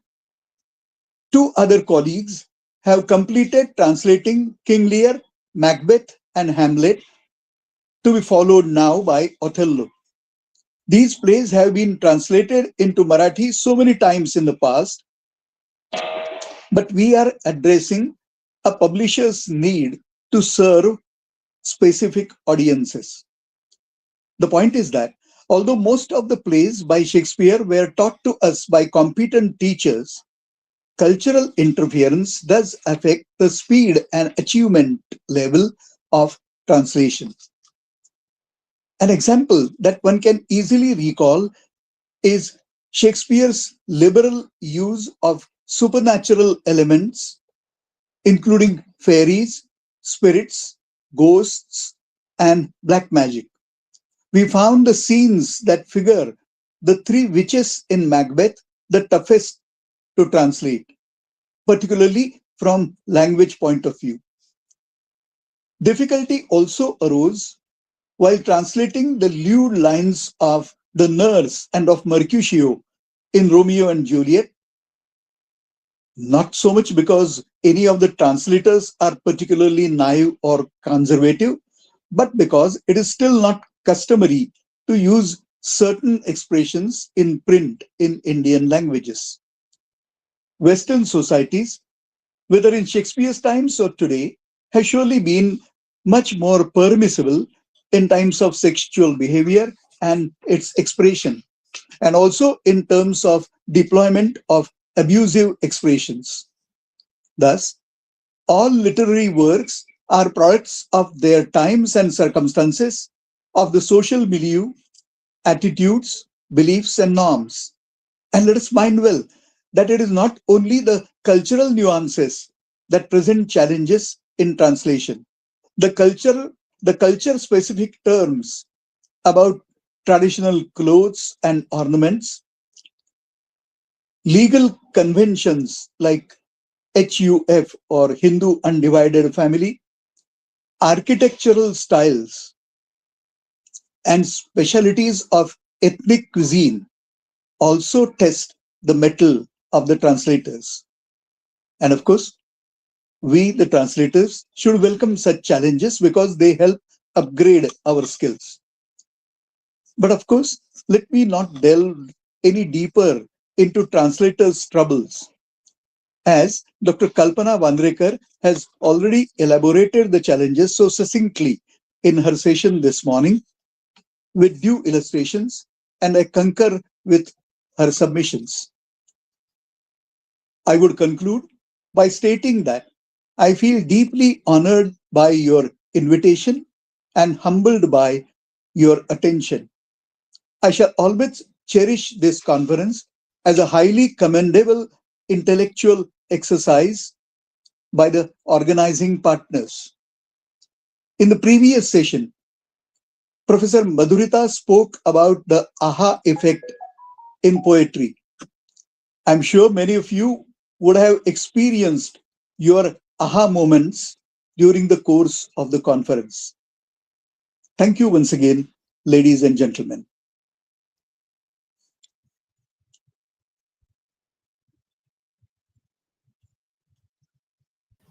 Yes. Thank you so much, Thank sir. you, sir. Thank you, sir.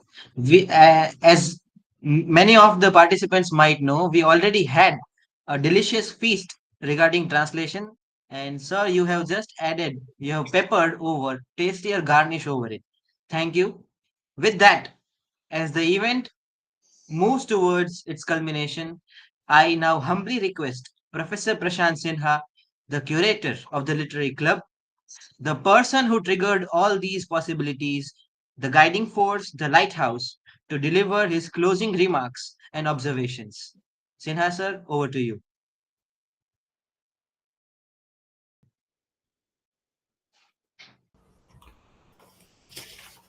Mine is partly a vote of thanks and partly a few observations. As they say, a vote of thanks is a thankless job.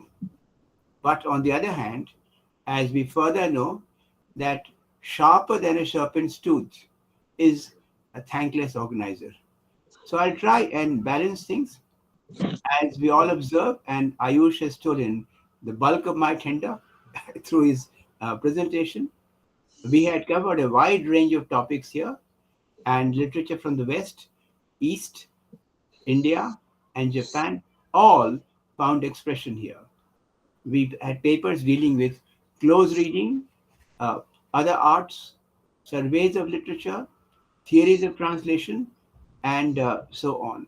In fact, basically what I learned was that a lot has happened over the last few decades, and we are on the verge, shall I say, of becoming totally outmoded and outdated.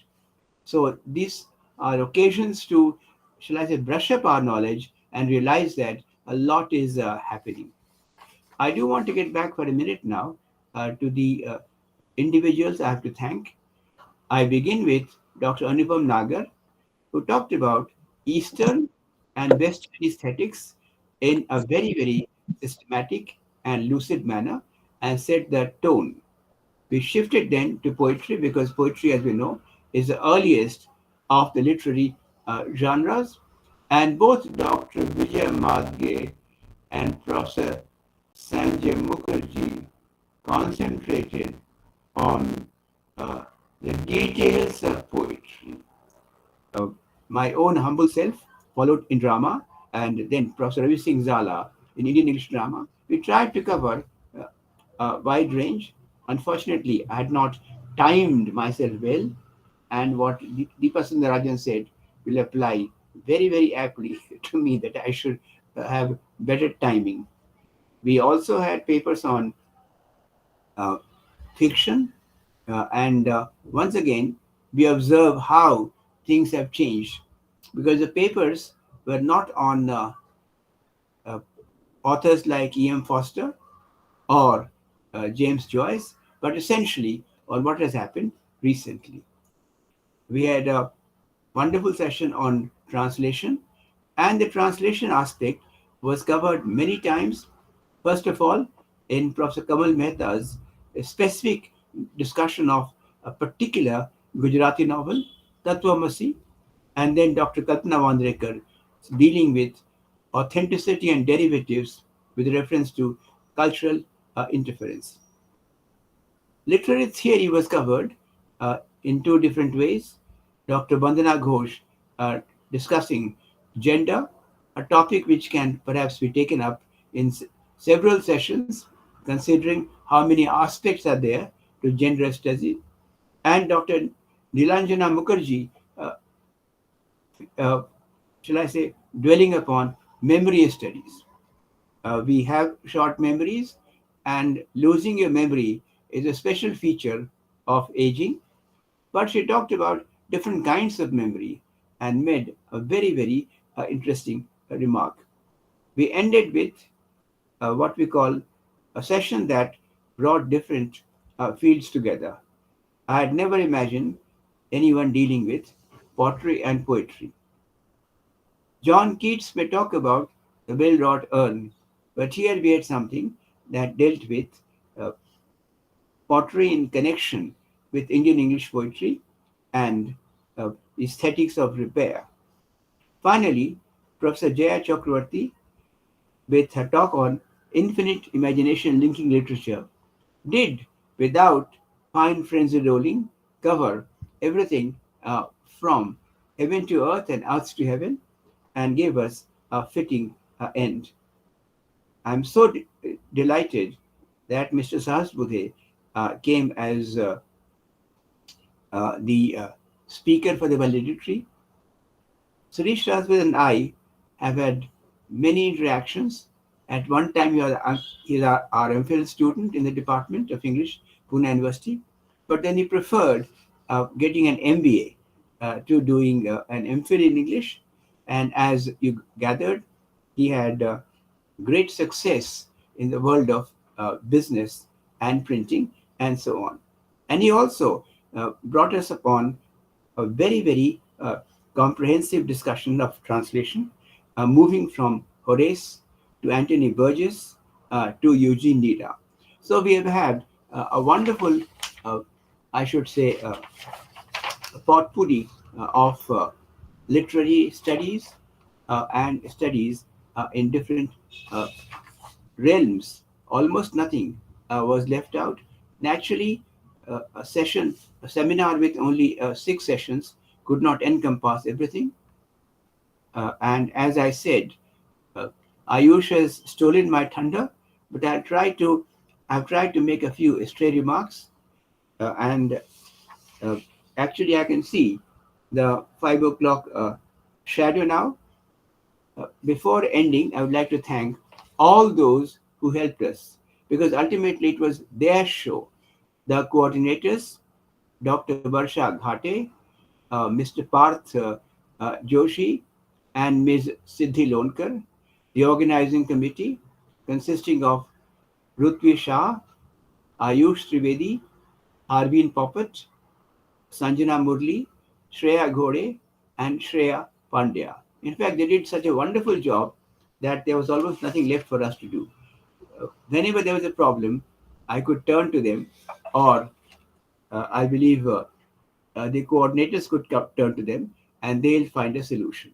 And as we all know, technically, at least in terms of internet, their knowledge is far more advanced than at least mine. So I had to depend heavily upon them. But I'm sure that they are wonderful custodians of the future of English studies. I'm so glad that the younger scholars, teachers, researchers, PG and UG students have taken over. Now we can rest almost in peace, hoping that they will continue our tradition. We enjoyed the seminar. We had wonderful presentations, and of course, very good chairpersons. I shouldn't have come to them at the end, but then Dr. Pratima Chauhan, Dr. Suresh Chandre, Professor Prabhanjan Mane, Dr. Bandana Ghosh, they all were very useful, cooperative, and constructive chairpersons. In fact, Dr. Suresh Chandre almost made a presentation and gave us the advantage of having 3 papers in the session. I would like to sum up once again by saying thank you all very much, and we look forward to our next sessions.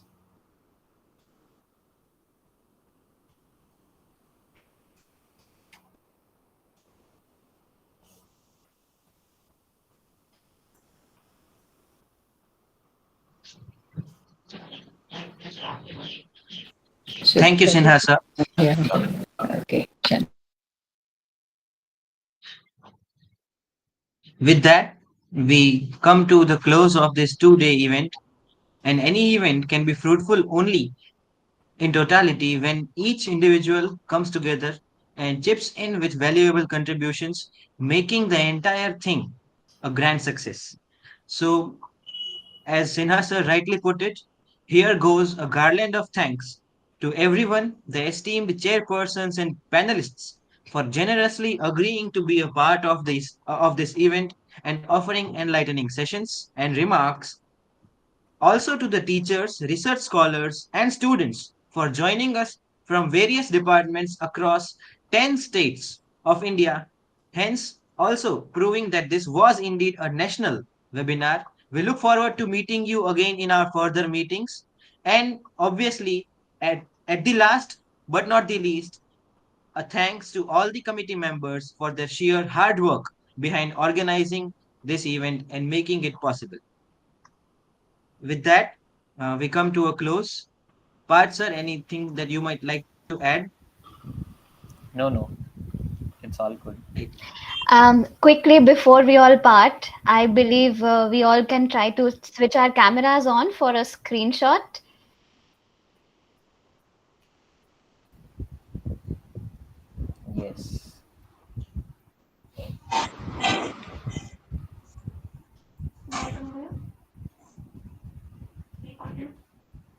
Let's go ahead.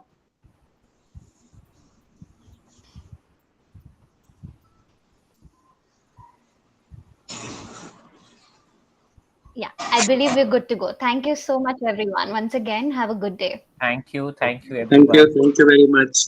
Thank you. Thank you, everyone. Thank you. Thank you very much. I look forward to many more to come. Thank you. Definitely. Thank you.